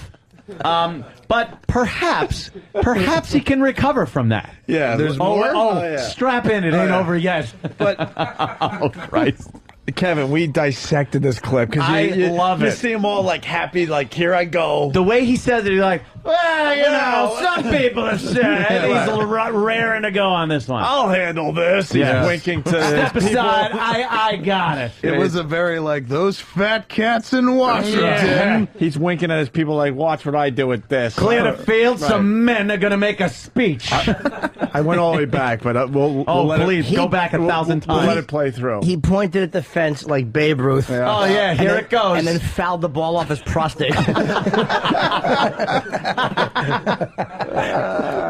Fucking blithering idiot. Get a load of how he recovers. But just listen for the confidence. That's what we love love about this as he's getting ready to rock. Senator Obama's supporters have been saying some pretty nasty things about Western Pennsylvania lately. And you know, I couldn't agree with them more. I couldn't disagree with you. I couldn't agree with you more than the fact that Western Pennsylvania is the most patriotic. Oh, man. Why not just be real in that moment? That's exactly what he said. I'm sorry, that was a huge blunder. What I meant to say was the exact opposite. But what I meant is I couldn't he's just like, disagree with you more. I'm Wait a minute. Chef of the future. Ed Not. Oh, my God. Fucked that up so bad, and then his recovery is, wait, no, I disagree with you. Wait, fuck! I agree with the fact that after you say fact, it's all and nonsense. then patriotic. Please tell me what to agree with. Quick, Right. Yeah, somebody, please. No, I got to hear it again. And then for the first blunder, entirety. you hear the whole crowd basically, huh? What? Yeah, there's a real Kind of like laughing. They're like, what? It was that joke? sounds like a scene from a movie where he's just like, Senator Obama has been saying some pretty nasty things about Western Pennsylvania, like, boo. Yeah. And he's like, and I couldn't agree with him more. I am abdicating. I'm leaving this race. I believe you're all racist, and Senator Obama will be your president. He couldn't have sounded dumber if he said, Representative Mike Hunt actually said. I got an email today from Philip McCrack. And I even cut your cock off and say these things. Hey, would you blow me, right? What a blithering dolt. Oh, let's one No more wonder he time. didn't give up any info in Nam. He couldn't fucking remember it. He couldn't get it out. My men, they're stationed in Guam. Wrong. Look at Biden's face. Did you guys watch the recent Chris Rock special, Kill the Messenger? He killed, man. But he does a Really? great- I wasn't I loved it. that You didn't dig impressed it? with it. Oh, I dug liked it because it's Chris Rock, and I think Chris Rock is really funny, but I fucking gauge everything on that goddamn Bring the Pain. Bring was the it? Pain. And there's a lot of stuff. I think he was trying to, get that back. I thought that he did excitement a from great that back. fucking job. I thought like his Bush material was the best Bush material I've heard in years. He was funny and all. It's just I don't know. There was something that bothered me about it, and it was distracting. The cutting between. I liked it. I thought he handled it pretty well. A little weird. But he did a bit. God, what was his bit? Well, he was talking about John McCain. And he's going, we all know his record. He's a war hero. He's going, I want to vote for the guy who did not get caught.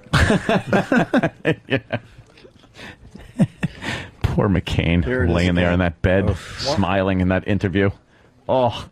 You want this one last I time? just can't stop I gotta looking have it one more time. I can't stop looking at Joe Biden and his fucking Boo Radley haircut. Radley. His hair is fucking horrendous. Boo Radley. Really is. Ugh, it's like a fucking Duval wig. Here once again today and send the Dow Clinton. Oh, the Dow. Wrong screen. Senator Obama's supporters have been saying some pretty nasty things about Western Pennsylvania lately. Lately. Got the crowd. Here it comes. And you know, I couldn't agree with them more. I couldn't disagree with you. I couldn't agree with you more than the fact that Western Pennsylvania is the most patriotic. Wow. He didn't really. That was not a smooth recovery. Oh, Jesus. I was couldn't bad. agree with them more. I'm sorry, I couldn't disagree with them more. That's it. I couldn't agree with you people. Fear in New York City writes, that actually sounds like a good guy wrestler turning heel. You know, like, oh, it's like, what happened? Yeah, and then you're in the crowd. You're in the crowd. The drama. The drama. Ooh, he hits like his best friend with a chair. The fucking hits you. Fucking. That's beautiful, Fear. Yeah, Vince McMahon should hire him for the Hits WWE. Palin in the back of the head with a chair. And that's the exactly. only other option, dude. It's Obama or him. I'd much rather have Obama. At least Obama is a good public speaker. Yeah. Well, you know something? Yeah. I know of another public speaker who got the crowd in a frenzy and a cult of personality. In a beer house, and stuff. perhaps? And perhaps it was in a beer house. Yes. And why couldn't he be running so I could vote for him? Damn it. He wouldn't be very fond of you either. You're not number one on the list. No, I know, but no. I'm down far enough. Yeah, it's true. I think. No, not really. You're one No. of fucking Mussolini's people. Yeah, I You're know. a fucking greaseball shit heap in his mind. And ours, by the way. And ours, by the way. Fucking Jimmy. Greaseball shit heap. I don't know how you say it in German. I'm sure it sounds nicer. I'm sure it sounds like, you know, Hey. the translation. Oh, Flunzwagen. Oh, yeah. Jimmy, did you thank Kevin Smith in your book? Way to put him on the spot. He gave me a dedication. Shit in a hat. He dedicated the book to me. I signed a book to Kevin. Yeah. You signed it. It's different if it's in You print. don't. You know what? If it was in longer, then he was. Look at some motherfucker in the thank yous. Kevin Smith, you're a man of your word. Said thanks for putting me in Zach and Mary Make a Porno. Please don't cut me See? out. Done and done. Look what Jimmy does. That's right. I don't Jimmy forget knows. my friends. Oh, look, you give shout outs to Ross and Bob at the Tonight Show. Those your guys? Are Yeah, these they the do segment well. producers. Nice guys. They're nice guys. They're yeah. great, man. Is that one of those magic trick books where you could just slip one in with other people's names on it and go, You give yeah, Rock a see? shout out. Sarah and No Name. Do you go on Sarah and No Name? Yeah, but No Name got fired, I heard. Or he's gone. Did he really? Yeah.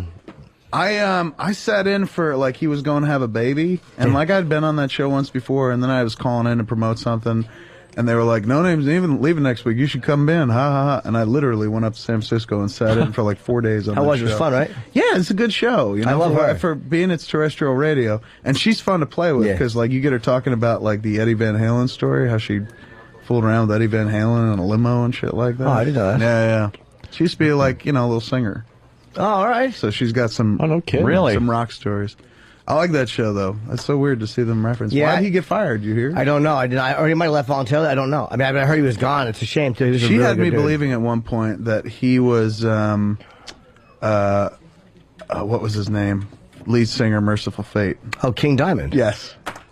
She was like, that is literally King Diamond. I was like, get the fuck out of here. And I had no data to like disprove it. I was like, get out of here, man. King Diamond is the co-host of the show. Like I thought he'd given up black metal or something. Yeah. Just did morning drive time. You forget the fact that he's Danish, I think, and he has an accent. Yeah, there's a bunch of shit Yes, that he's I really could have cognitively Should be a put it little together. older too. Then. Oh, yeah, of course. No Name doesn't look that old. He sang about doing child sacrifices. He was Right. so satanic he didn't even rhyme. Right. But now he's doing a fucking female demo early morning drive in San Fran. Yeah, how much pot do you smoke, Kevin? My I can God. see how you This make was that when I leap. wasn't smoking pot. Dude, this is like 5 years ago. Grandma, Should we start wrapping up? Yeah, I got to make wee-wees. Well, we have a couple meetings too. Oh, right. Boring meetings. What about? PR and sales and That's just all racist. the exciting. Oh, Jimmy. It's public relations. Yeah. So did I. Kevin, where are you off to? I'm going over to VH1 to do Best Week Ever. Nice. Very good. Just and say then nice stuff, Kev. Let's keep it friendly. I will absolutely. I'm going to then. There's a screening tonight of the movie here in Manhattan. At the, What movie? Oh, that movie be Zach and Mary Make a Porno, sir, starring Seth Rogen. Yes. Will he be at the screening? He won't be there. He's Fuck! shooting. Yeah, he's shooting. What's it? Kevin, I assume you just want to give us the invites off air because it wouldn't be as. It's not my screening. It's CMJ's screening, sir. And you've seen the movie. I haven't. You haven't? You can that totally one come, hurt. dude. I just want to put you on the spot. No, I mean, you know what it is? I can come because a lot of times what happens is what happens, Jimmy? Cass has Literally on the desk. Mike and his hand feet on the Jim's desk. douchebag Norton. What? You know what it is? I just walk up and gotta read the credits. Where's my seat? Yes, there's tonight. There's a screening at CMJ, but it's all sold I out. can't But you tell you- guys Yeah. can totally. I come. can't. You don't I have- can't tell you how many times I've been tricked into going to an opening thinking I'm, know, it's the red carpets, the whole thing, and it's some fucking office in the middle of one of these buildings for a screening. Either that or it's down They there. always trick us. I No, remember man. you And I'm guys, sitting next to the guy too. going, Where do we get free popcorn? remember? I think that happened with Semi-Pro, that horse shit.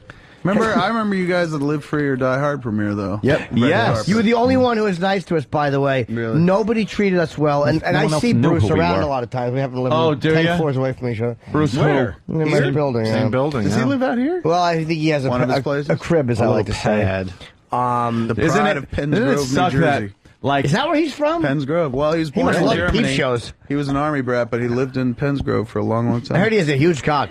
Does he really? I've heard that, yes. Massive I don't know if cock? it's true. I never saw maybe it. you'll find out someday. I'd love to. I always try to peek in the elevator, but I've never been on the elevator with him. Jimmy, doesn't it suck that like your place that you got and probably paid a nice dime for Manhattan It was and everything, it was everything I had. and it's your life and everything like that. Yes. Is to Bruce Willis.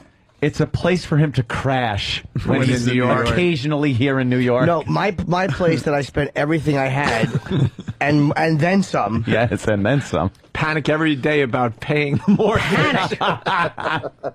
It is 10 floors below and probably 3 bedrooms shy of his place to crash. That was one of the Chris Rock bits he did, where he Oh, talks yeah. about Really? like he's going, I had to move mountains and make magic happen to live where I live. He's going, I worked so hard, and Yeah. now I live in this place, the wonderful place. He's gone, I've got maybe one other black neighbor. He's gone, the guy who lives next door to me is a dentist. Yeah, see? That's how it works. And you should be nervous about that with your mortgage. Well, I pay. Paying it. My nickname growing up was Ralph Responsible, and I pay RR. Ralph Responsible. Yeah, I pay into the mortgage, so I'm 3/4 paid off. Well, it doesn't matter Jesus. until you're done. With old Slip of the Lip sinks a show over here. Maybe Slip of the lip. But I could absolutely. It did us good over the years. What the hell? I could absolutely get my thing paid off. I had to get to a place where I knew I could get Look at you, fucked up. Mr. Cash on the Barrel Head. Dude, it is simply, I'm always fucking, thinking of the future. That was my motto in high school. Always I am look too. forward. I think We I'm had 4 that months. Is that what you sports wrote book. in the No. yearbook under your face? No, my motto I think I'm was 4 months just don't behind. commit suicide before you start comedy. Yeah, Like Cowlicks. they're foreclosing. I'm 4 months behind, I think. I don't know. No, you're not. You're really? No, yeah, really? What? This business, that like The way all Opie entertainment pays his bills businesses, though, sometimes. I would imagine you guys live in a recession-proof business as well, correct? Not. You'd be surprised. Movie No. biz, very recession-proof. They radio like world's getting really strange. the companies like crying poverty, especially if you're up Right for around the time they have to renegotiations negotiate, and yeah, stuff like right, that. right, So right. that's where you're not quite, bulletproof when it comes to that. But, Assholes. yeah. What the fuck People is that? Love to toot. What is it? Bruce Willis's penis. Get out of here! Wow. Is that Demi Moore's ass? God damn Danny. Let me see Danny this. can find anything. Danny's the best. Wow. It's Got a kind nice of hog. thin. Guys, Yeah, but he's Kind of fucking little totally, he's coming out of the water, Yeah, Kevin. yeah, it's true. Oh shit. And it That's still a cold- looks good. Guys, share the Scroll penis. down. Dude, he's Share got it. fucking 5 soft coming out of the ocean. Share the penis. Really? Yeah, and he's not in the fucking ocean in It's an Mercury. excellent Wow. point, sir. What the fuck?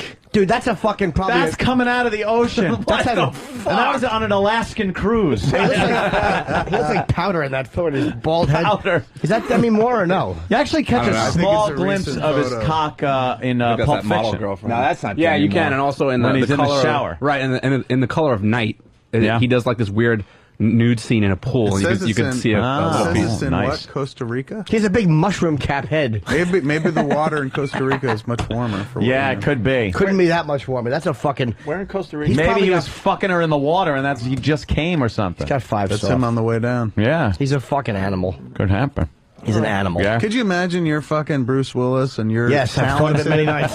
No, I think he meant you're fucking Bruce Willis. You're, the as person. an adjective, Yeah, you're, yeah. You're talented. You got the word by the balls. You were Jimmy. John McClane in like 3 movies, 4 movies. Yeah. Everyone loves you, and you have a massive hog. Yeah. It's like on top gotta of all be that, nice. it's not fair, man. It's not fair to have all that going for you. That's his cock in the color of night. Well, whose head is that next to it? Yeah, but what's it? It's peeking up behind something. What's his cock peeking up behind? He's doing a I don't know. They did this weird like underwater love scene. It was very strange.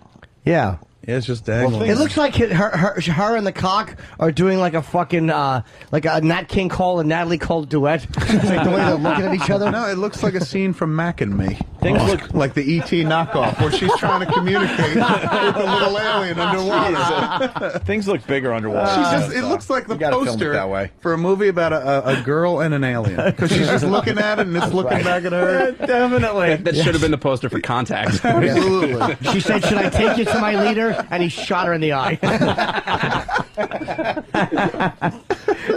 Oh, that fucking guy. Big hug. And then she put the alien in her mouth and started an intergalactic incident. 'Cause that's a sign of great disrespect in war. You're sucking entire alien. You've consumed our world. Yes. And you've We're drained. now going to shoot in your mouth. And what they really do is they carry radioactivity in their 2 little saddlebags and you poison humanity. Jesus. So we all die. Well, Kevin, we're here all week if you want to stop by before you go back to L.A. I No know pressure. tomorrow morning No I pressure. have a Good Day New York appearance at 9 nice. o'clock. Look at you. But watch conceivably, that. I could get up early in the morning. It's much funner, of course, to be on this half We of the should come show. over after Yeah. you're done Just by come over 9:15. here. Come over here. Yeah, afterwards? Yeah, I would totally do that. boop. If they don't have me doing something else, I'm You're not on WB 11, are you? I don't think I'm doing any. I'm All not right. doing any other radio here. I mean, I'm just doing news. Is it Channel TV? 11. It's been a We're here. while. Entertainment. Is show. the Channel 11 a WB station here? Yeah. now? Yeah. It used to be PIX when I was a kid. Picks. With the game, the video game you had to play. Absolutely. Picks. Who they seem to only like call up retards to play that game. I'd sit there watching it. What the fuck is this kid doing? Like there were kids that would literally try to target. Yeah. And then the smart kids, every once in a while, a smart kid would come on and just go, picks, just rapid fire. Constantly shooting. Yeah. Picks! No, you dummy, just yell it. Yeah. What happened? Why would they do that? There was a video game, The an future, television dude. video game that they had that was kind of like this game where a Cylon Raider looking ship would go through a targeting site and you were trying to hit it. If you had the control, it was a targeting game. Right. But they played it on air over the phone. Yeah. So you would be watching it on your screen and you'd be on the phone and you'd say picks and someone on the other side would press the fire button. Oh. So there was always going to be a slight delay regardless. I always thought it was sound activated, some type of sound. But the second you started describing it, I'm like, wait a minute. Was there a motherfucker with the controller on the other end of the I phone? always thought Kevin's way on that one. Yeah. That is so They were pushing the fucked. button for Sound you. activated. We don't even live in a future. sound activated video game world I now. know. We didn't have And this was VCRs like 20 back years What was then. ago. I thinking?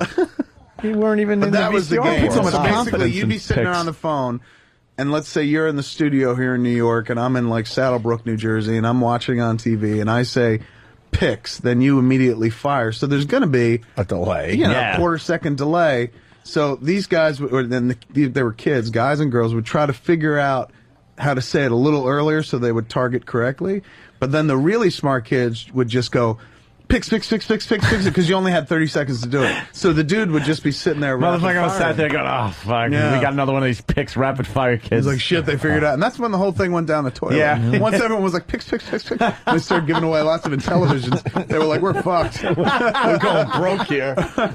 As you were talking, I just kept looking up because I was watching fucking Tessio, and then I realized it was Alan Greenspan.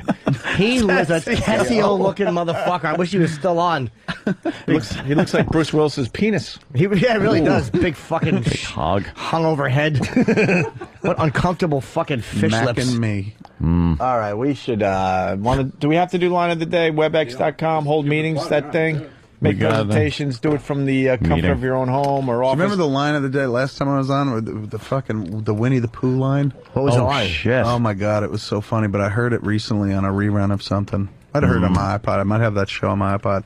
But it was one of those crimson fucking jokes that we included you doing a Winnie the Pooh approximation voice. It was pretty genius, dude. I shouldn't have brought it up because you guys don't have it at your fingertips. Do you remember? I honestly don't remember the. I forget what it was, but it was yet another child rape joke. But it was Sandy's It was I don't remember the line, but it was the Winnie the Pooh sexual abuse PSA, I believe. Right. And if you give us a second, we could probably find Something a line. about spreading honey. Please find it because his joke was fucking find that. hysterical. WebEx.com. All right, let's do a couple runner-ups while they find that.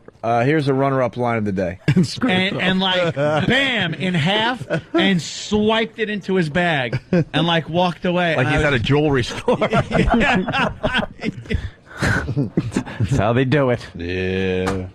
Here's another runner-up line of the day. This is a Jim Henson movie. I don't want to miss anything. David Bowie's in it. There's puppets. I was teabagged to The Shining.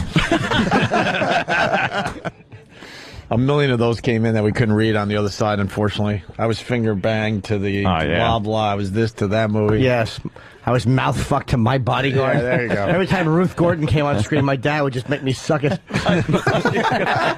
You're among friends. Among friends, Ricky. He has slit wrist, Dad. Another runner-up. Soft pretzels, mac and cheese, and a Rocky statue. And no defibrillator.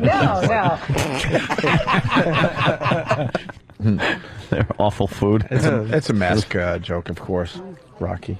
We had the Winnie the Pooh line. Jesus Christ, this fucking staff is amazing. All right, let's hear that. This is what Kevin... That's the Pooh you're afraid to get Yeah. touched Yeah, by. no kidding. Yeah. It's the guy who has a Pooh suit just to molest kids in it. That wasn't it. It was when he did the voice. Yeah, please. All right, I made my living doing Winnie the Pooh impressions. How do you not find that? Ted Pooh. That's right. I'm Ted Pooh. That's right. Get off my porch, Tigger. Oh, I said that wrong. God. Another runner-up line of the day. Yeah, I know that on these cruises there's an open bar, but does that include all the ice cubes you want and you drink? It was getting in there. That was part of the warm-up of the, before you came in there, Kevin. Right on. I don't know what I was trying to say. There was a I show. think I'm I tired understand there was a show before I got Yeah, there. Yeah, we something. were just warming up until you got here. You killed for us today. Did they find that line? Yeah, they're still looking. Oh, they're still looking. It was after that. It was slightly after that. It's probably very close. Because we did about 10 minutes on that Pooh What's thing. the hubbub out there? There's a whole big thing happening. Yeah, let's do hullabaloo. Let's do Holy line of the mackerel. day, and then hopefully we'll find that Pooh line. Here comes line of the day. Line of the day.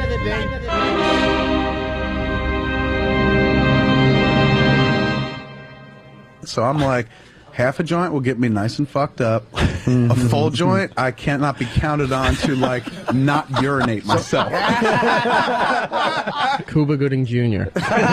There you go. You're right. Because I cannot be counted on. It sounded like there was a completely to pick up the kids on time or to not urinate. Kevin Smith, it's always a pleasure. The movie, I was saying the name wrong, so. Zach, how are you saying? I didn't even catch that. I was saying you said Zach and Miri. Miri. Oh, okay. As long as you got Zach right. Yeah, make a porno. Come on, it's next Friday in theaters, Halloween night. Halloween. I went and saw it, and I loved it, so. And Funny Jimmy flick. might see it tonight. Yes, go. Why did I see a movie that you're in and you haven't seen it yet? I'm like Spencer Tracy. Oh, You don't really? see your own stuff? No, I just don't want my daughter bringing home a you-know-what.